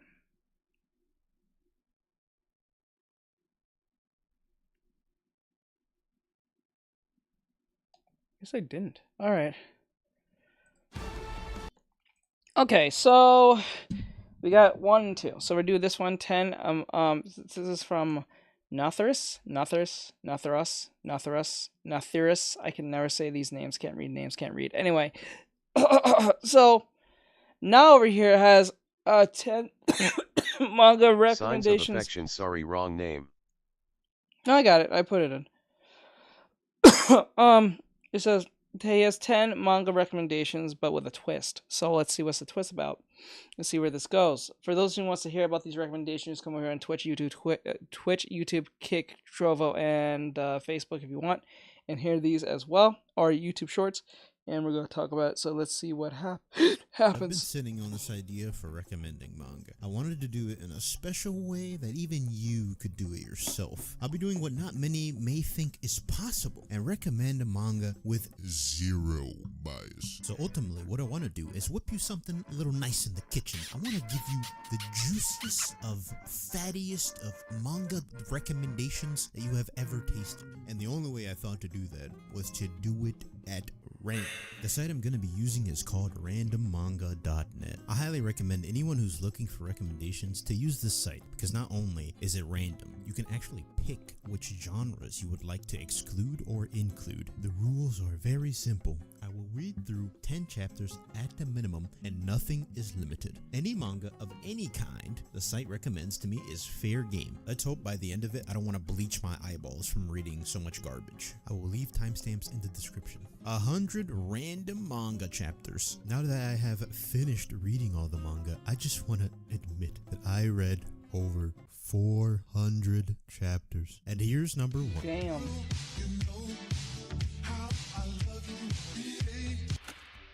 Dancing. Tell me, how many TikTok dances have you actually tried to pull off? I've no shame admitting that I've tried to floss in VR. Stop. I know you're thinking, you actually have no shame. Stop lying. You would be correct. When you see this, I could bet 5 V-Bucks that you can hear the music in your mind haunting your conscience. You wouldn't have thought it existed, but here it is. A manga about dancing. It's a 6-chapter series about a cool, mysterious high school guy who was... Why the fuck? Is that their noses? Why the fuck does their nose look like that? They position the noses weird. They look like literally like someone cut their nose off. You see the holes of like your face, like the skull. That looks. Why did they put 2? That looks so weird. Handsome and mysterious. And our main heroine, who just can't look away. The Sasuke of dancing. Fortnite drops his way into your heart. If the art was better, then this would have been cool. Maybe with some action panels similar to the quality of Sugumomo, battling it out with sick b-boy spins, cringe anime moves, and a side of romance. But this ain't it. It also doesn't help that the art is extremely dated considering it came out back in 2001. Maybe you'll enjoy it if you're super bored and have literally nothing else to do. 5 out of 11. 5 out. That's a weird limit to put. 5 out of 11. That had no right being that good. I'm sure we've all done some wacky things for a girl we were interested in at some point in our lives. However, none of us can say we sifted through a Necronomicon to summon a demon daddy. Oh yeah, this is funny. My sister brought this shit to me, but it was a webcomic, but what's funny was like it was on YouTube and people was voicing over it. This shit is actually pretty funny. Advice from The Great Duke of Hell is a webtoon with 132 chapters. Spoiler, I actually just read the entire series, staying up to like 3 in the morning. It was ridiculous. Initially, you would think that this is just a little fun comedy series. Oh no, there is a plot with a side of humor. The art is strangely funny.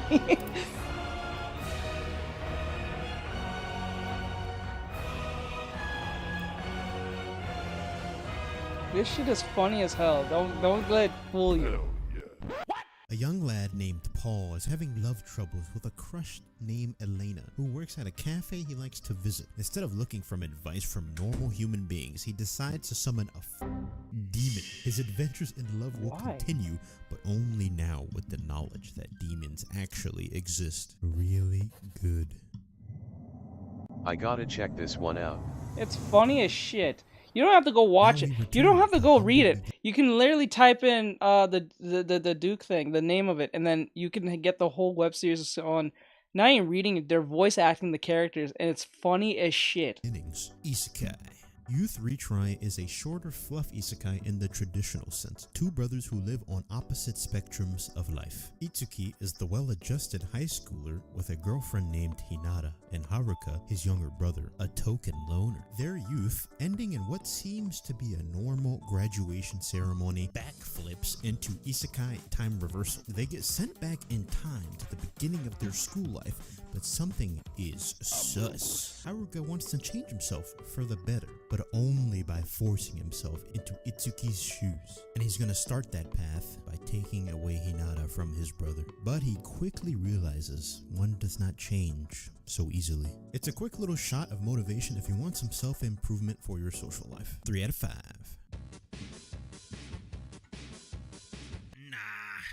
A boob-shaped cookie-cutter isekai series. Main character gets summoned, but the goddess thinks he's an ugly loser, but turns out he's overpowered because another god can see the kindness in his heart. Insert 20 other isekai tropes yourself, and I'm sure that manga will exist anyway. Makoto is a recluse, because of course he is, that is summoned to another world and then discarded by his original goddess. Another goddess grants him the God's Eye. As you would imagine, because of how it sounds, the God's Eye is basically Byakugan, but somehow stronger, because he can see the past and the future. And now we get to the part where he goes to an adventurers guild, a one-tap. Can we please stop making these fucking isekais?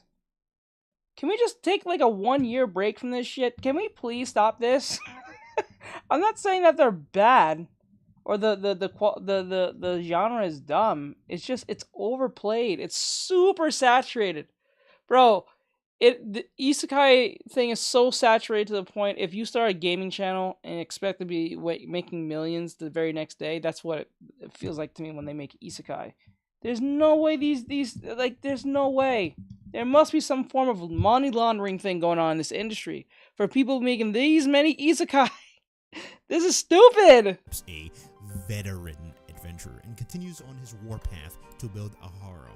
I'm sure, like many, this is your... Imagine being in a room with other artists who write about isekai. You're not in a room with other artists who write other things. You're in the same room with other people who write isekai. God, the elitism must be high. Time hearing that setting, but here we are with another. Harem usually is terrible, but I guess if you could find enjoyment in the goofy part of it, then you could have fun with it. The one good thing I could say about it, which is not even a good thing, it's just that it's funny, is that his weapon is a giant fucking log. What? Wood at a time. Okay, now I'm sold. What? His weapon is a giant log? That's his primary weapon, is a log?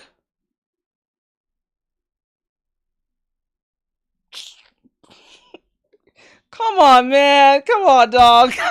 Come on, dog. Bro. Bro just pulled out the hood wood chipper on his head.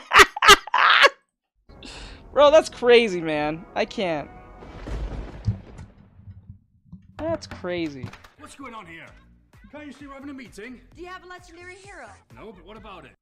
Have you ever found yourself walking to the kitchen to grab a snack, only to glance over like at part the of a TV tree log, LOL. Yeah, that's part of the tree. TV show again, and for some reason, you always stare for a while to see what's happening. Monster Home's into that feeling perfectly. If you have read at least one of any questionable ecchi manga that you can't show your parents with pride, then at some point you would have undoubtedly heard about the work of the legendary I teach swords are expensive. Japan's Trophy, congratulations. I don't You've received 100 messages today with Rest Ream There's Chat. a reason it firmly holds its place in 5th among the highest rated manga in history, the legendary thriller that is Monster. However, beware, you might not be able to stop reading once you start.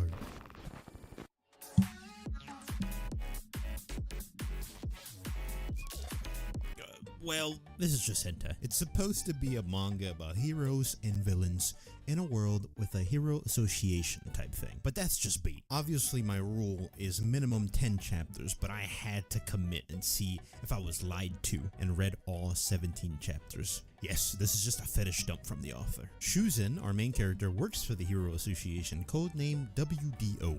I don't actually know what that even stands for because I don't think the author even remembered to tell us. He is a man who didn't receive any power in the world of heroes, but that doesn't last for too long because he finds out that he, in fact, has diamond hands. To the moon, their power level rises as he becomes a weird masseuse for them. And as you already Are you kidding me? His first job is with his favorite hero, Shadow Rogue. His massage can regenerate their power levels and give them buffs. I don't think even Vegeta Scouter could detect this one though. I honestly can't imagine there will ever be any structured story here whatsoever. We never actually see them fight any quote-unquote villains, so I am in a firm belief that it's purely an excuse for the author to draw big melons and talking nipples. Apparently he does that many Excuse times. me?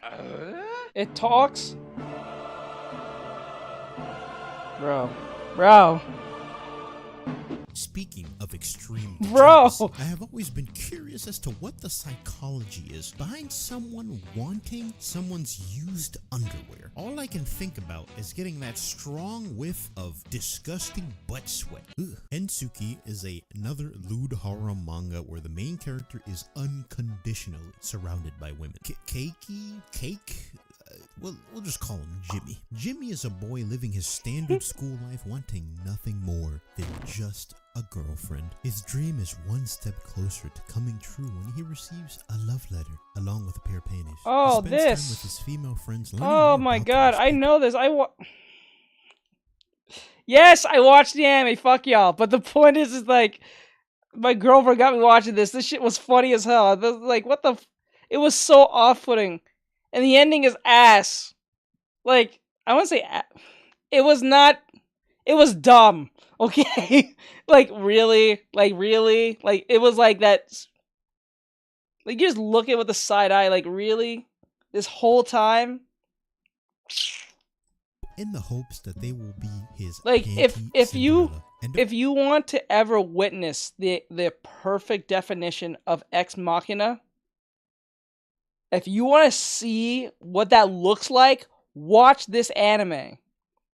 If this is the same anime I think he's talking about. If this is the same anime where this dude finds that in his locker or some shit, I think it was the desk or locker. At the end of this anime, of the season completely. Like, I think it even finishes. I don't think there's gonna be a second one. Once it finishes, bro, it pulls an ex machina like no one's business, and it literally slaps you across the face like you're an idiot, and you're gonna accept it for what this is. And then you're like, you know what? Screw it. You know, it got me watching this, but like, Jesus, you got me this far. Might as well just take the L. You're gonna take a giant L on this. Of course, as Jimmy soon finds out that most of them are already perverts. Yes, this manga is real. It is definitely a thing. I remember what I read. But honestly, as fans of anime, there shouldn't be too much that surprises you anymore. It's a trashy horror rom-com with some decent jokes. The writing is goofy and the art is good, filled to the brim with meta-aware humor. It has an anime if you're feeling particularly wacky. Yeah, that's it. That's the anime. I know it, yep. I was so mad. Demon Tune. What's this? It's funny when you can look at the list of chapters for a manga and you can easily tell when it's been axed or not. This one is one of those. Demon Tune is a short manga that takes place in Wizard City, filled with magic and demons alike, where the main source of evil seems to originate from an existence named the Boogeyman. The story follows a young ninja on a secret mission with his father. However, information of their secret leaks. After a destructive battle, his father goes missing. Along with the help of a fairy, the young ninja struggles and battles his way through the hell of Wizard City, hoping to hear the truth of what happened to his father while also completing his original objective. While I enjoyed a good chunk of what this manga had to offer, I can't really recommend it. It starts off pretty good, but starts to taper off at some point. It gave the vibes of an That's made by the same person who made Blood Lad. Onto it, especially since the closer you got to the end. This was made by the same. For real? Damn. That got canceled, right? That's never getting another season, right? It starts off pretty good, but starts to taper off at some point. It gave the vibes of an axed manga, which had an ending forced onto it, especially since the closer you got to the ending, the more interesting it started to get. Considering its length, I'd say something along the lines of, read it if you want a short yet interesting story with some unique art. 7 out of 9. This is the one time where the manga format can be detrimental to a series. Blood Blockade Battlefront has a beautifully Bro, I want to watch this anime, but every time I get around watching it, I stop watching it. Like, I can't get past episode 1 or 3. Like, from episodes 1 through 3, I can't Probably not. That's reach. why I read the manga a year ago. Ah, okay. I can't reach past this fucking anime. And it has great visuals too. There's like a lot of sucker gut moments in this anime, but for some odd reason, I can never finish it. And it's just, what's weird is I saw and rewatched twice Durarara. It's the same people who made Durarara, right? But for some god awful reason, I can't. And then like Durarara has more talking. Haven't seen it since high school. Like, it has more talking, it has more interconnected shit happening at once, and you have to pay attention and shit and stuff. But for some awful reason, I can't finish this anime. And every time I see people bring it up, I kind of want to go watch it. And then when I get the hype to go watch it, I don't watch it. It's weird. It's a weird thing. I can't get near it. Becoming the bridge between the human world and the beyond.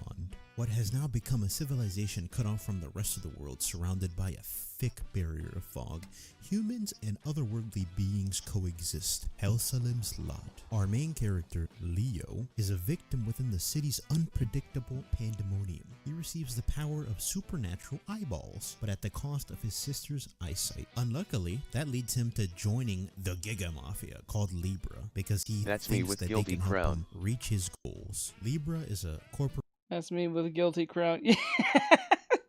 Oh man, I gotta watch Guilty Crown. It has a great soundtrack, but for some odd reason I can never finish it. I got up to the point where the guy gets the sword, but that's it. corporation responsible for keeping the city's HOWTODRAW, balance in thank you. check. A great concept with big potential and okay-ish execution. Fucking blood weapons, aliens, monsters, gods, and every manner of fursona could exist within this city. Very impressive world this author has created, but probably not worth the read. Watch the anime instead. Save yourself from the about pages across 10 chapters. Like, holy fuck, why? 6 out of 10. Holy fuck.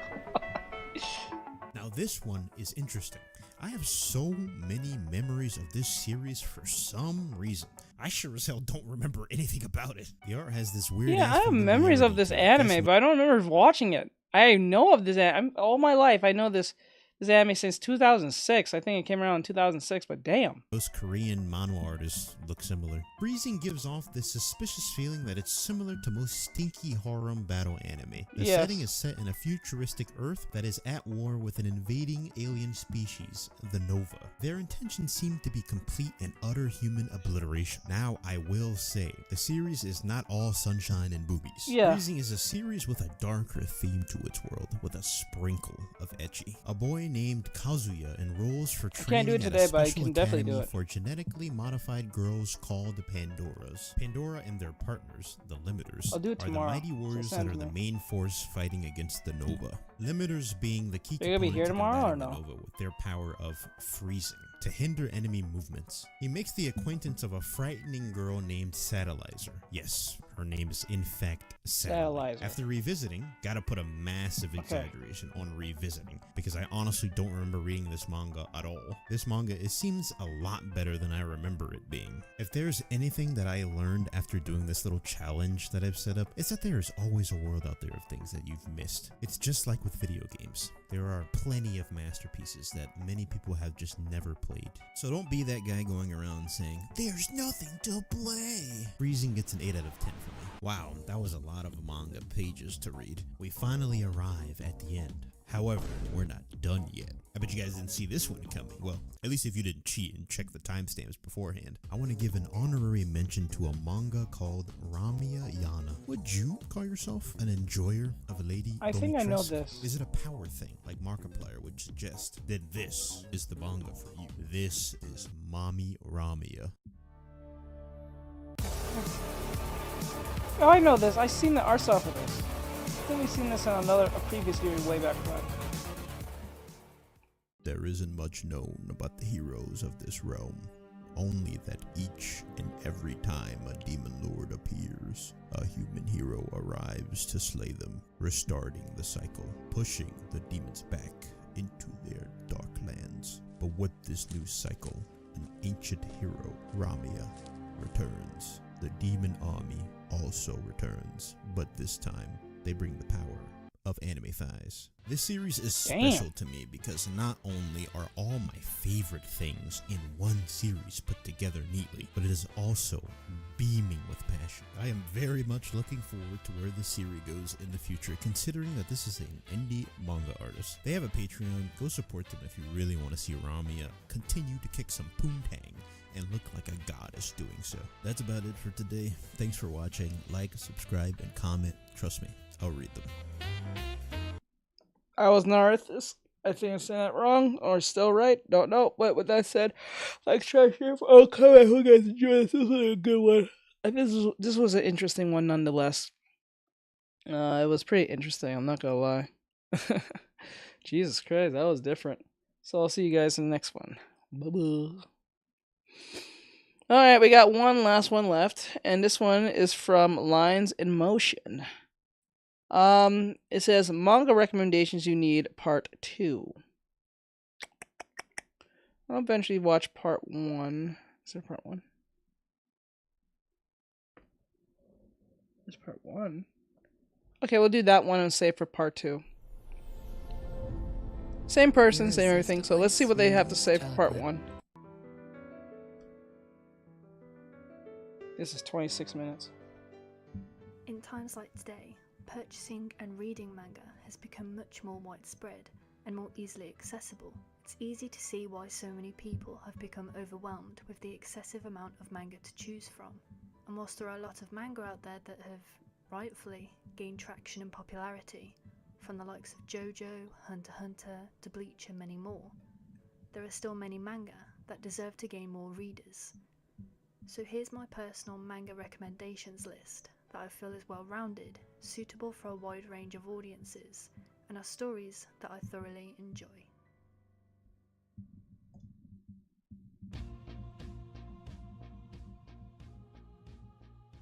I find it only fitting to start this list with my all-time favourite manga at the moment. Delicious in Dungeon is a cooking/adventure manga written by Ryoko Kui. I already know Out this of one. all the manga in this compiled list, Delicious in Dungeon is the one that nails every single element of a manga I look out for. Everything from its character designs, emotional storytelling, level designs reinforced by the intricate and well thought out background designs and settings, all the way to the clear influence from fantasy RPGs such as Dungeons and Dragons. And perhaps one of the strongest components of the story, which happens to be vital to the manga's success, the fleshed out main cast. Delicious in Dungeon has one of the most charismatically dumb casts I've ever witnessed, right up there with Golden Kamuy, who not only make for some incredibly effective comedic panels, but help elevate the story's premise through their individual personalities. The beginning of the story follows these 4 idiots. Actually, let me correct myself there. These 3 idiots, plus Senshi, as they conquest through many levels of dungeons filled with monsters. Yeah, the short one is not dumb. Yeah. The main reason for their conquest being to save Farlin, Laios' sister and Marcel's closest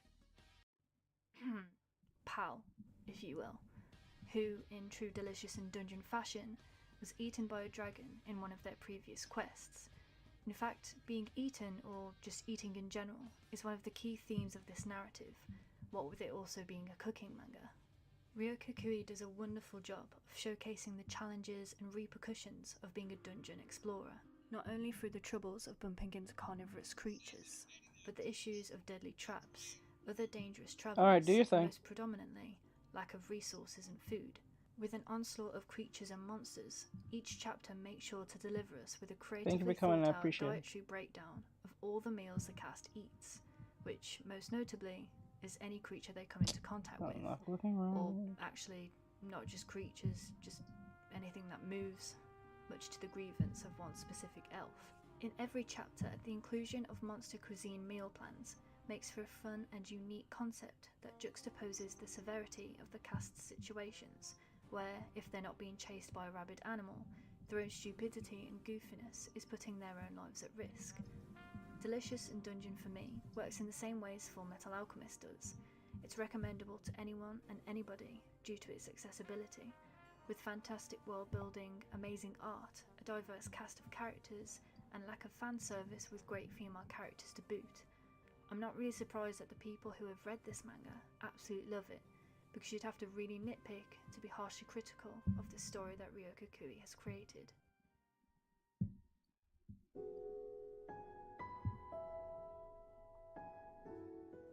Number 2 on my list is perhaps my favourite manga being published in Weekly Shonen Jump, Artextric, a collaborative piece written by Tatsuya Matsuki and drawn by artist Shiro Uzuzaki, who's only 22 years old, making her one of the youngest to work at Shonen Jump.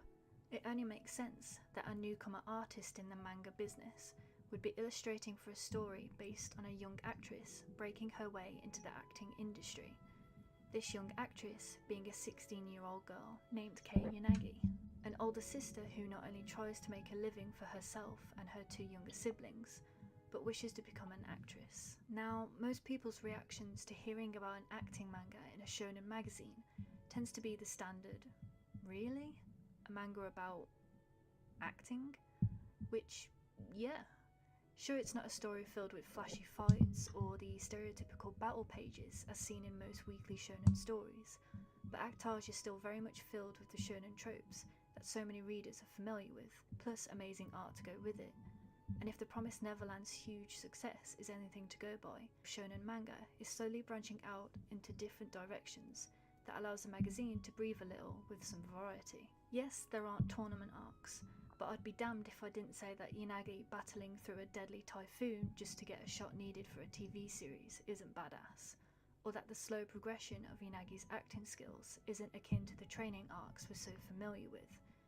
She may not be building on physical strength, but Yanagi, along with her adorable graphic tees, might I add, continues to grow in mental strength and abilities. I'm not gonna lie, the art is probably pretty good, but the story sounds kind of weak to me.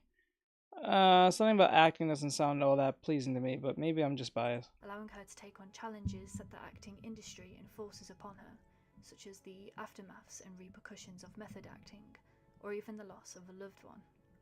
But perhaps my favourite element of the story is the multi-layered rivalry between our main character Yanagi and her foil, Chiyoko Momoshiro. Now, most shonen jump stories have a rivalry, as we've seen from the likes of Bakugo and Deku, Naruto and Sasuke, Asta and Yuno.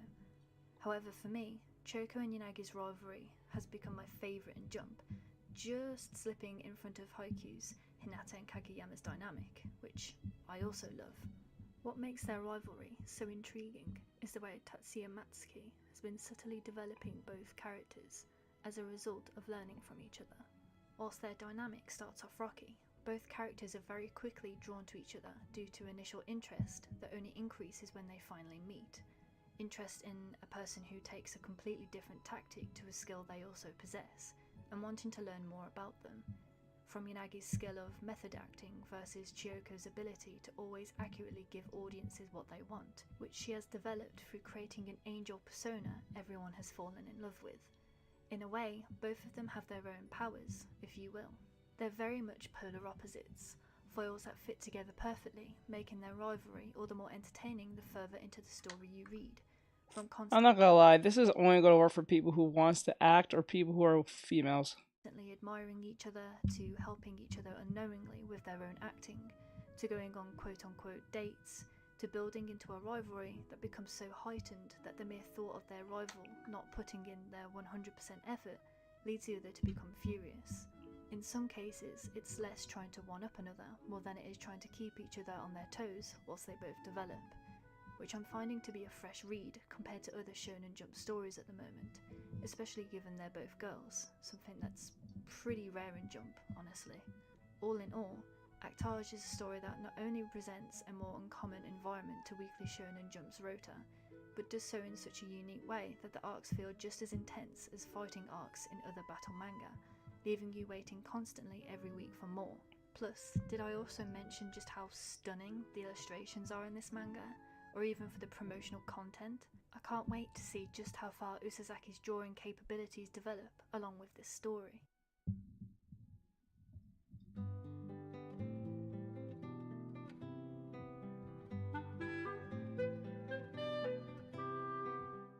Yotsuba is one of the very few manga that I can return to at any point at any time and finish reading with a huge smile on my face. Excluding the first few chapters which introduce us to the main cast, the rest of the manga is very unchronological, and due to the established slice-of-life themed story, there's no real overall plot, meaning you can happily pick any chapter to choose from and not be swamped by the idea of missing large events. Instead, each chapter gives us a front row seat to the life that is Yotsuba, a curious green-haired 5-year-old girl who has an increasing library of amazing facial expressions. With the great exceptions of, say, Hinamatsuri or Gakushufudo, Yotsuba genuinely makes me laugh out loud, and not the little laugh you give out when watching a viral video. I'm talking cheeks aching and sides hurting kind of laughter. The main reason being Kyoiko Azuma's fantastic use of comedic timing. Whilst there are some written jokes in the story, the biggest laughs come from the onslaught of visual gags that carry through each chapter.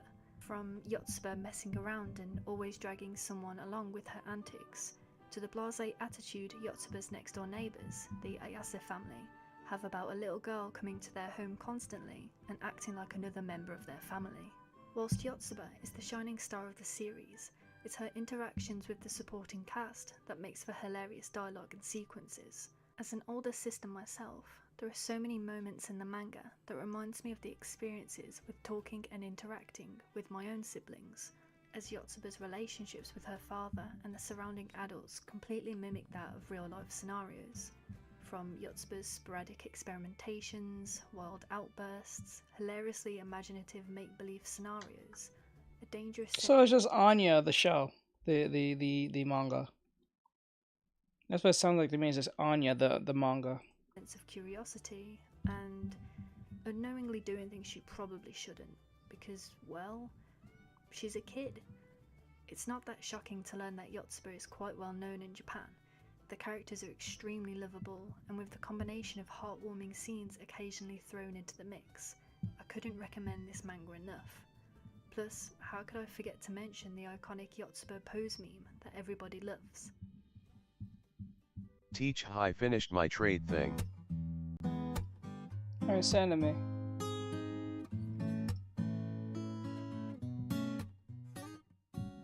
Our Wonderful Days isn't too dissimilar to Yotsuba, in that the main genre is slice of life, and Captain. has a narrative focused on showcasing the daily lives of the main characters. However, whilst Yotsuba focuses more on comedy, Our Wonderful Days is a slice of life with shoujo in the mix, and presents itself as a comforting iyashike, if anything else. The concept itself isn't the most groundbreaking, however Hamaruke does a, dare I say, wonderful job at executing the slice of life genre at its best. Following 4 schoolgirls, Koharu, Mafuyu, Nanea and Minori, we see the soothingly mundane lives of the cast as they just got home, went on a nice walking out to eat with Gone 9. And also develop relationships as the story goes. How are you? I don't think I would separate this story from other cute girls doing cute things stories. I'm doing in that well. the shoujo tag isn't there just as a slight doing tease, this video. as a certain dynamic within the group of doodling. 4 does actually develop into Trying to something work on a character for genuinely the canon trade. and further than a friendship, though I don't want to give too many spoilers away. Our Wonderful Days is also beautifully crafted. To set the scene and feel of the countryside we see the girls settled in, Hamaruke takes the opportunity to dedicate certain panels and pages just to the environment alone, while placing the cast in quaint settings that are crafted with the intent of calming the reader. And of course, one of the main attributes to my liking of this manga is the characters. The bubbly styling of the character designs in combination I'm with excited the to see what you got for me. of each girl makes for an overwhelming feeling of fluff and Character warmth. design. Much like other similar stories such as Yuru Camp, K-On! And Non Biore, Our Wonderful Days uses the power of friendship to its full potential.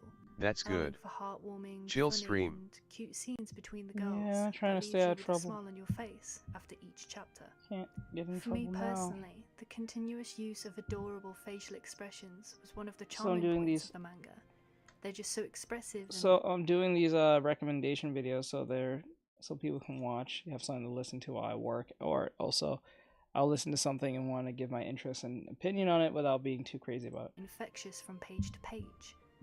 As the story is finished with only 18 chapters long, it works nice as a short story to add to anyone's reading list. If you're looking for something to calm you down, get settled with in the comfort of your own home, or just something different to the more intense manga you may be reading, Our Wonderful Days is a perfect choice.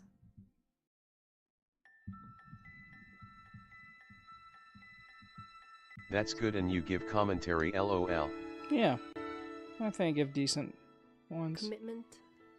First, I do the controversial videos. I do like 1 or 3, like 1 or 3 controversial videos that's going on like in the anime, video game, comic book industry, mostly between comic book and video games.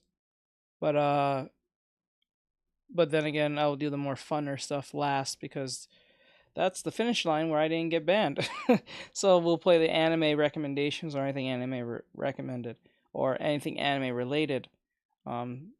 So people have something to listen to and watch and find something they may like alongside my commentary. So plus it makes it easier to produce a video instead of me doing all that fucking editing, and it takes me like 2 months just to do one video. Drive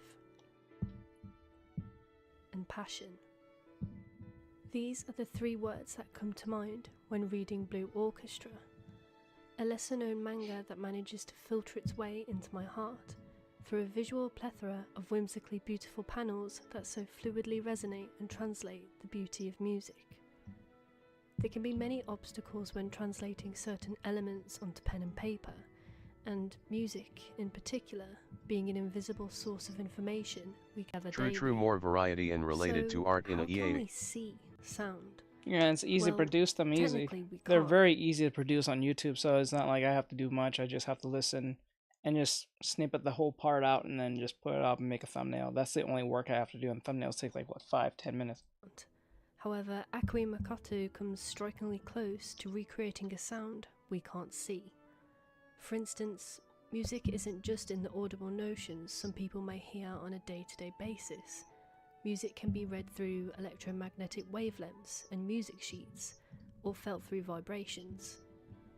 Blue Orchestra showcases that music Be a isn't support merely hero a simple today matter of hearing by sound, using commands but the like emotions /donation and that goes into /cash creating app. pieces that evoke a certain emotion within hundreds of people. BRB, I'ma Or in send this you the story's stuff through case, the Instagram. main person in particular, ex-prodigy violinist Aono Hajime. In all honesty, Aono wasn't particularly interesting to me as a character right from the start. It's not to say I found him terrible, but somewhat of a replica of the isolated teenager with emo hair trope that is so popularly used across manga. However, much like any orchestral piece, it's not just one person needed to create a sumptuous ensemble of music. It's the balance and combinations of other sectors. It's the percussions, the wind and brass instruments, the efforts of the conductor, and the strings. The story may start with Aono's internal battle of his intense resolve versus his emotional barrier to continue playing the violin, showcasing the harsh cruelty of experiencing something that, in effect, turns us off an activity or hobby that we once loved. But the story shines for the introduction of other cast members and the camaraderie that slowly starts to form around Aono. The narrative develops as we see him building across his own insecurities and experiences that were holding him back, and finding the beauty and inspiration of playing the violin through hearing Akine, a newcomer violinist who plays with the utmost passion that even some pro players would be envious of.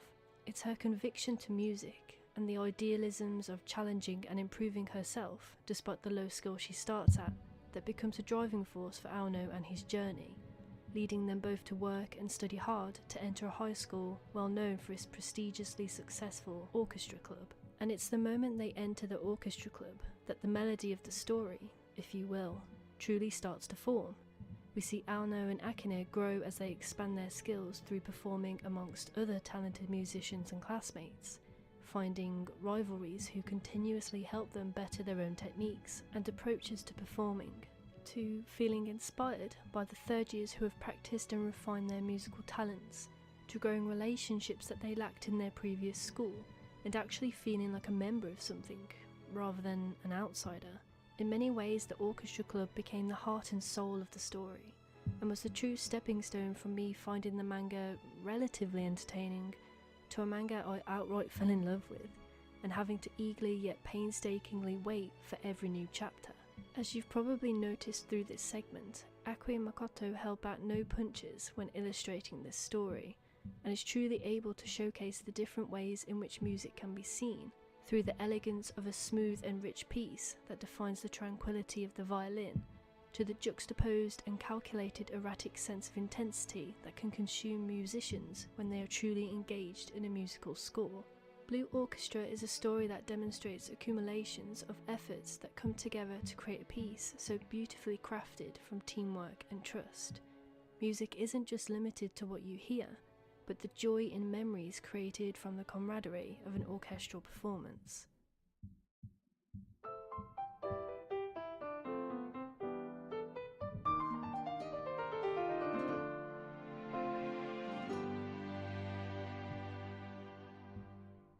I knew I was going to fall in love with Skip to Loafer just from the introduction of Mitsumi alone. In many ways, she reminds me of Best Boy Mob from Mob Psycho. They both have an innocence to their character which really makes you root for their goals and desires, and on top of that are able to have such a positive impact on the rest of the cast, their sense of drive and compassion being infectious with every chapter. Skip to Loafer begins with the introduction of Mitsumi, a 15-year-old who starts the story having moved all the way from the Ishikawa prefecture to Tokyo, travelling from the countryside where she's familiar with all her close friends and family, and taking the leap to the new busy city life of Tokyo. Whilst the first chapter does begin with the "I'm late for school" cliche, it does establish two things that spiked my interest. The first being Mitsumi's personality, which I find to be hilariously adorable, but just as interesting to me was her solidified self-assurance of knowing exactly what she wants to do. Mitsumi's overall goal throughout this manga is actually one of the most mature I've read from any main character, especially in this genre. Through her own decision, she takes the risk of moving so many miles away from home because her end goal is to graduate and become a significant enough figure to help and aid her hometown, which is suffering from depopulation, a legitimate problem in many parts of Japan, where many rural towns have been disappearing as a consequence. The other establishment which solidified my interest in the manga was the introduction of the second main character and the foil to Mitsumi, Sosuke Shima. Similarly to Kimi ni Todoke, which is also one of the few romance manga I enjoy, the male interest is genuinely just a good and kind person. He never once belittles Mitsumi and always genuinely listens to what she has to say. He never tells her what she should do, but instead sits back and finds entertainment out of the quirky personality that Mitsumi emits. Of course, he does follow certain male character traits in romance stories, like being popular and good looking, but he never really takes those things to heart, and you can tell he much prefers valuing friendships and bonds over anything else. So any male that tries to be like this in America is called a simp. Or not a simp, they're called what was it, beta male? And is finally happy to be able to confide in someone. Mitsumi and Shima's relationship is, obviously, the core relationship of the story. Their dynamic is one of the sweetest that I've read in recent memory, and with no unnecessary or frustrating drama, but plenty of heartwarming scenes. And of course the painful fulfillment of watching an adorable main character realizing LOL. she may have a crush on the guy. So extra points for slow burn. I'd also like to point out that I love the way Takamatsu Misaki draws Mitsumi and Shima's interactions, specifically the characters' emotions and facial features. The way she can transform genuinely hilarious and goofy faces to panels where you can rightfully see and feel the raw emotions the characters are going through, without any words or special effects needed. Moving outside of the main characters and the art, Skip to Loafer also has an extremely charming cast overall. I mentioned earlier that Shima is very smitten with Mitsumi's personality, but I could argue that that also extends to the rest of the characters she interacts with. Personally, one of my favourite characters is Nao, Mitsumi's auntie.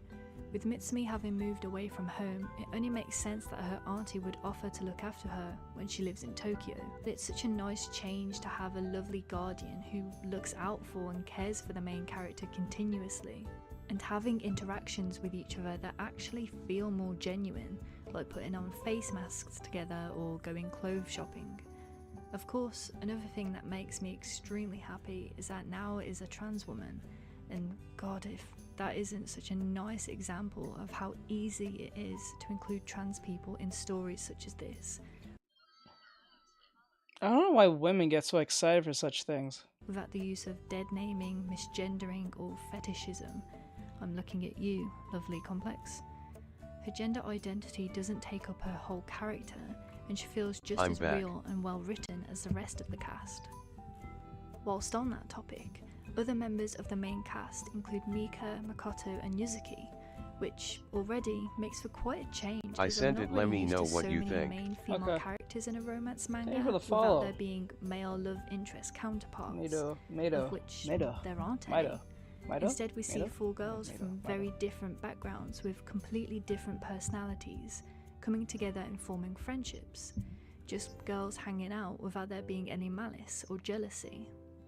I will be fair and say that at the beginning of the manga, there were red flags to suggest a potential jealousy story with Mika and her views on Shima and Mitsumi, but thankfully instead that was something that became a development point within her character. Rather, we see Mika slowly become even more conscious of her decisions and self-reflective on how she'd been treating Mitsumi in order to get on Shima's good side. It takes a nudge from Shima himself, and even now, for her to judge her own actions and instead take a step back and slightly lower her walls to Mitsumi. Though, I'd argue, it'd be hard not to be won over by this face anyways. Which leaves us with just two characters, Makoto and Yuzuki. Funnily enough, their characters are quite intertwined within this story, as their relationship is also one that develops from the beginning, with Yuzuki being almost similar to Shima in that she's the popular blonde beauty, contrasting with Makoto's closed-off, socially awkward personality. Very cliched, but much like the rest of Skip to Loafer, is laid out and developed where, if anything, the archetypes they both fit into becomes the opposite the further you read. As we see, Makoto's nerdy-like characteristics are often debunked during panels where she easily gets agitated. That's a commission. You have to go to your thing to do that. To score tasks. You have to go to the link tree. In contrast with Yuzuki, a in character the bio that would fit if the you want one. snooty posh girl archetype if it had been a different manga, but is instead fleshed out and shown to be one of the most self-conscious of the group, along with Mika, explaining how her appearance often gives out interpretations of her personality that are built on stereotypes. And through these contrasts, from what starts as an awkward first few interactions where Makoto was intimidated by Yuzuki and her popular status, actually becomes one of the closest friendships in the story, where they're constantly at each other's sides. What ties them all together, however, is one person in particular, Mitsumi. It's her determination in volleyball and consciousness of seeking out the good in people that changes Mika's views on Mitsumi. It's also Mitsumi's more physical approach of kindness and welcoming nature that allows Makoto to open up to more people than she ever had before. And it's Mitsumi's earnestly open personality. I'll tell you something right now, these are not Western women. I tell you that, I tell you right now. I tell you, this is not Western women in a nutshell, not in the slightest. Ooh, the dynamic on how she's explaining this. Maybe it's a she. Maybe she identifies as such. But like, just the way she's, I tell you something. Woo! That instantly brings joy to Yuzuki, constantly making her laugh and becoming a good friend to her almost instantaneously. Teach no LMAO. There are other attributes to the manga I adore, like the involvement of the upper senpais and their interactions with Mitsumi too. Alright, seeing how they're both influential and caring to Mitsumi, whilst also learning from her themselves. Skip to Loafer isn't currently published in English. It's not as popular as it deserves to be. Yeah, this one got a long section. People give this manga a try. It only has 17 chapters at the time of recording this, and it definitely makes an incredibly wholesome read.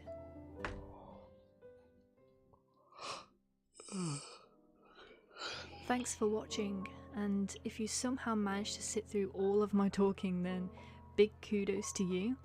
And if this video has actually convinced you to read any of these manga, let me know in the comments. I'm always up for a good manga discussion. Okay. So that was Lines of Motion. I think I've watched their videos before. I think I watched their videos before in the past. I just now recognized it at the voice by that point. But yeah, so I hope you guys enjoyed. Like, subscribe, share, follow, and comment. This was amazing. Also, give Lines of Motion a follow or like if you like this video or so. Go to them. I'll put their link in the description if you want to go follow them or like their video. If they did a great job, I think they did a great job explaining how they felt about each manga in their own precise way. So with that said, have a great night, and I'll see you guys in the next one. Bye-bye. All right, so I did that. So let me see what let me see here. Does that go away too? Oh, it goes away too. I didn't know that. Okay, so it shows. Oh, the wolf thing. Okay, with and without. Okay, with and without. And if I'm correct, this is I forgot, Ari. Is this this is the art trade one, or this is just the mod one?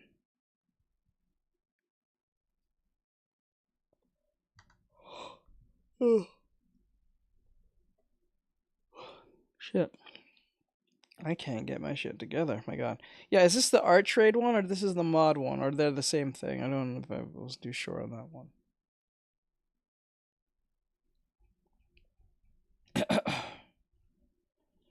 Also, let me see. What should we do now? We did all that. Wait.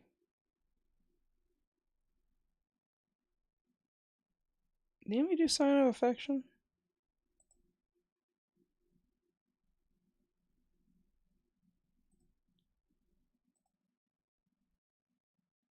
Was Sign of Affection was in this?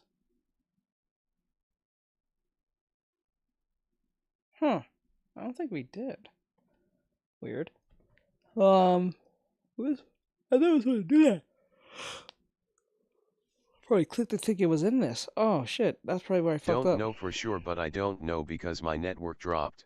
Oh fuck. Artextric, hi Aaron. Then I'll do it tomorrow then. Hi Aaron. Aaron, you here, hon? Alright, so what I'll do is... What should I do? Should I play Overwatch or should I play Genshin? If I play Overwatch, I don't think much people will watch. If I play Genshin, yeah, I'll probably have more people watch.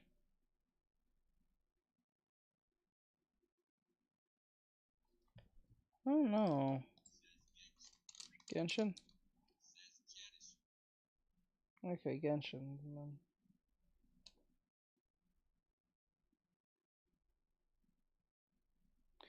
Alright, Genshin. And that's 2. Genshin.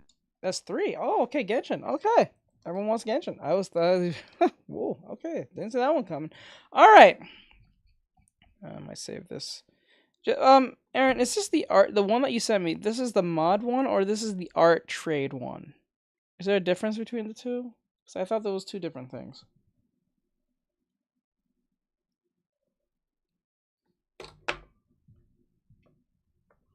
Ugh. This looks interesting. I think this drawing's going to end up looking pretty interesting if I do this correct.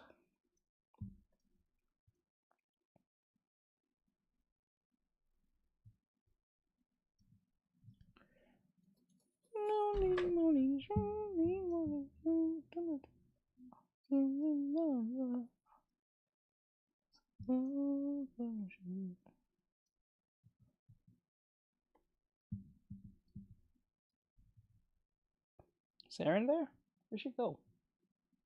Aaron, where are you, hon?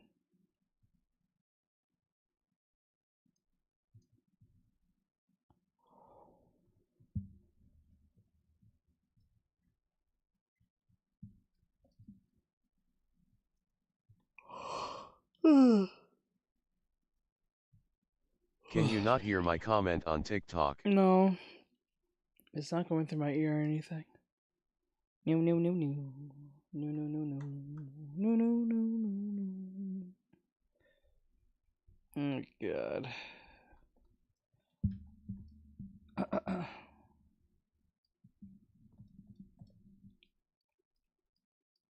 I sent the art trade you can pick with or without mask. Oh, so that's the art trade. Okay. I thought... Oh, that's how it works? I thought the art trade works... I thought the... Okay. I thought the art... The mod thing was a fun drawing. I wanted Toto. I thought the art trade thing was that you make a character and you give it to someone and they draw it in their own style type thing. I thought that was. I thought that what that was, or so. Whatever. I didn't have to draw yourself. Oh, interesting.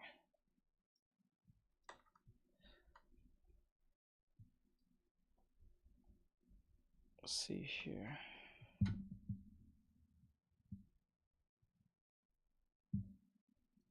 Okay.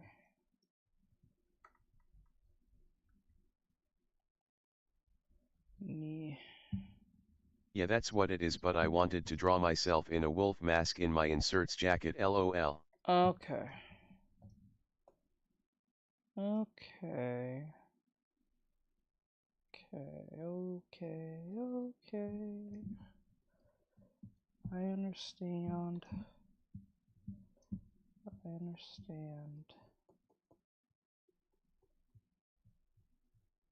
Oops, no.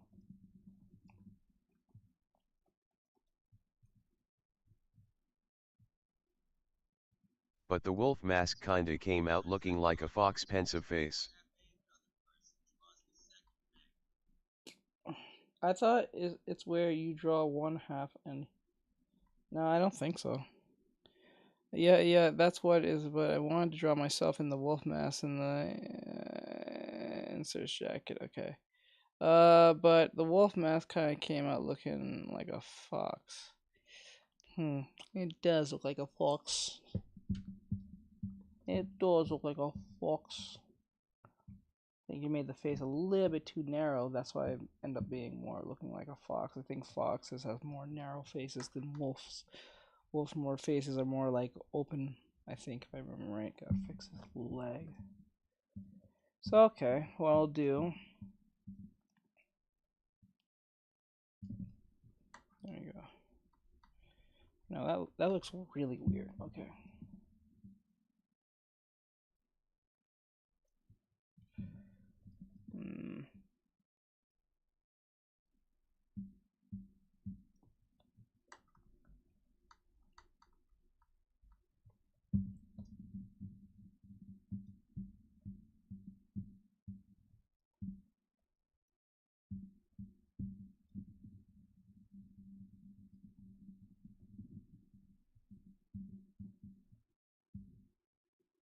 Yeah, the snoot too narrow and the face too short, but you're supposed to draw whatever you want, send it, and the other person redraws it in their style.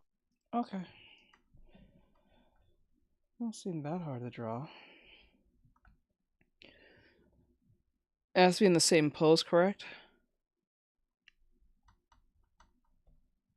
If I'm correct, I think.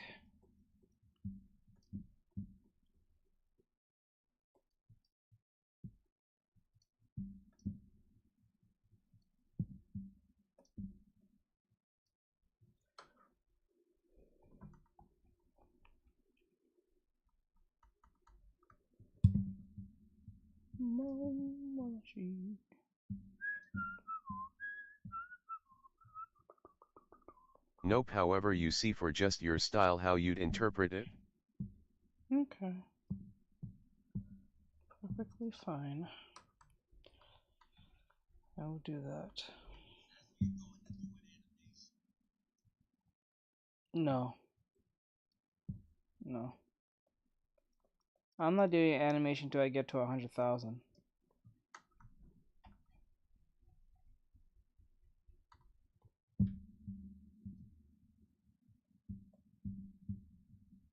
Okay, let's see.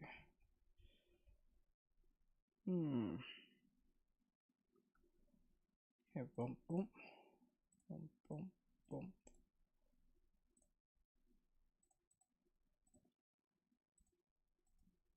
See, that's...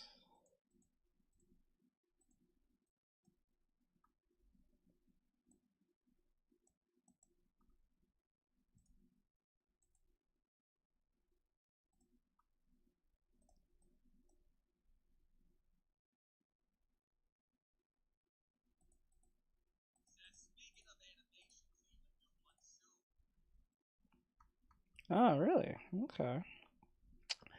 Alright, guys. We're going to... I'm actually just waiting on Souls because he said he needs to send me something. Also, thank you that, has my program gotten better before? Let me see. I think it's gotten better. Yes, I can see that it has gotten much better since then. I actually am quite impressed by this. This is really, really good. And the Souls part, that's really cool. Let me see. I would have probably pulled back the breast a little bit more because we'll be seeing more of this breast than this one. But I kind of see what you did here, but like I get it. Let me see. And a bit of the shoulder and this little piece part here. And then everything else is pretty much good. Yeah, you're good. This looks awesome. I'm just waiting on Souls to send whatever he needs to send, and then I'll go and we'll play Genshin. Or so.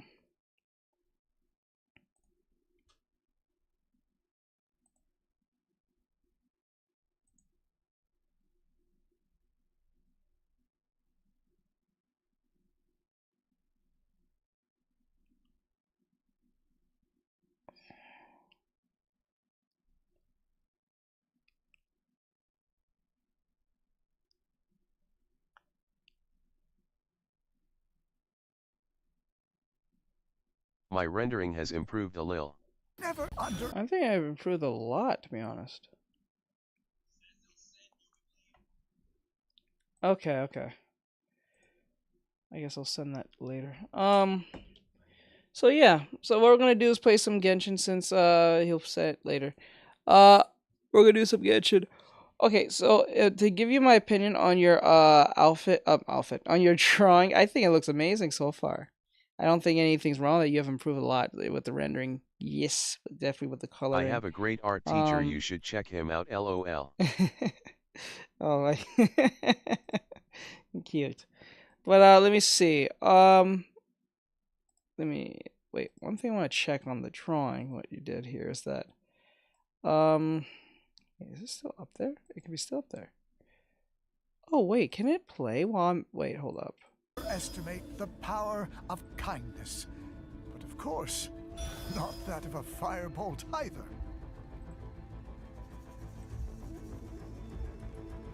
Magic makes us appreciate the wonders of the.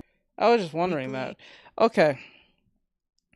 Let me see. Let me look at the drawing. Okay, so yeah, the rendering is pretty good. I still render too slow though. In total, it took me like 15 HRS. Don't worry about it. It's I always look. Listen, I always say it this way. I read it for right and accurate as best as you want it to be, then fast and sloppy. It look like shit. So yeah, don't let it bother you too much.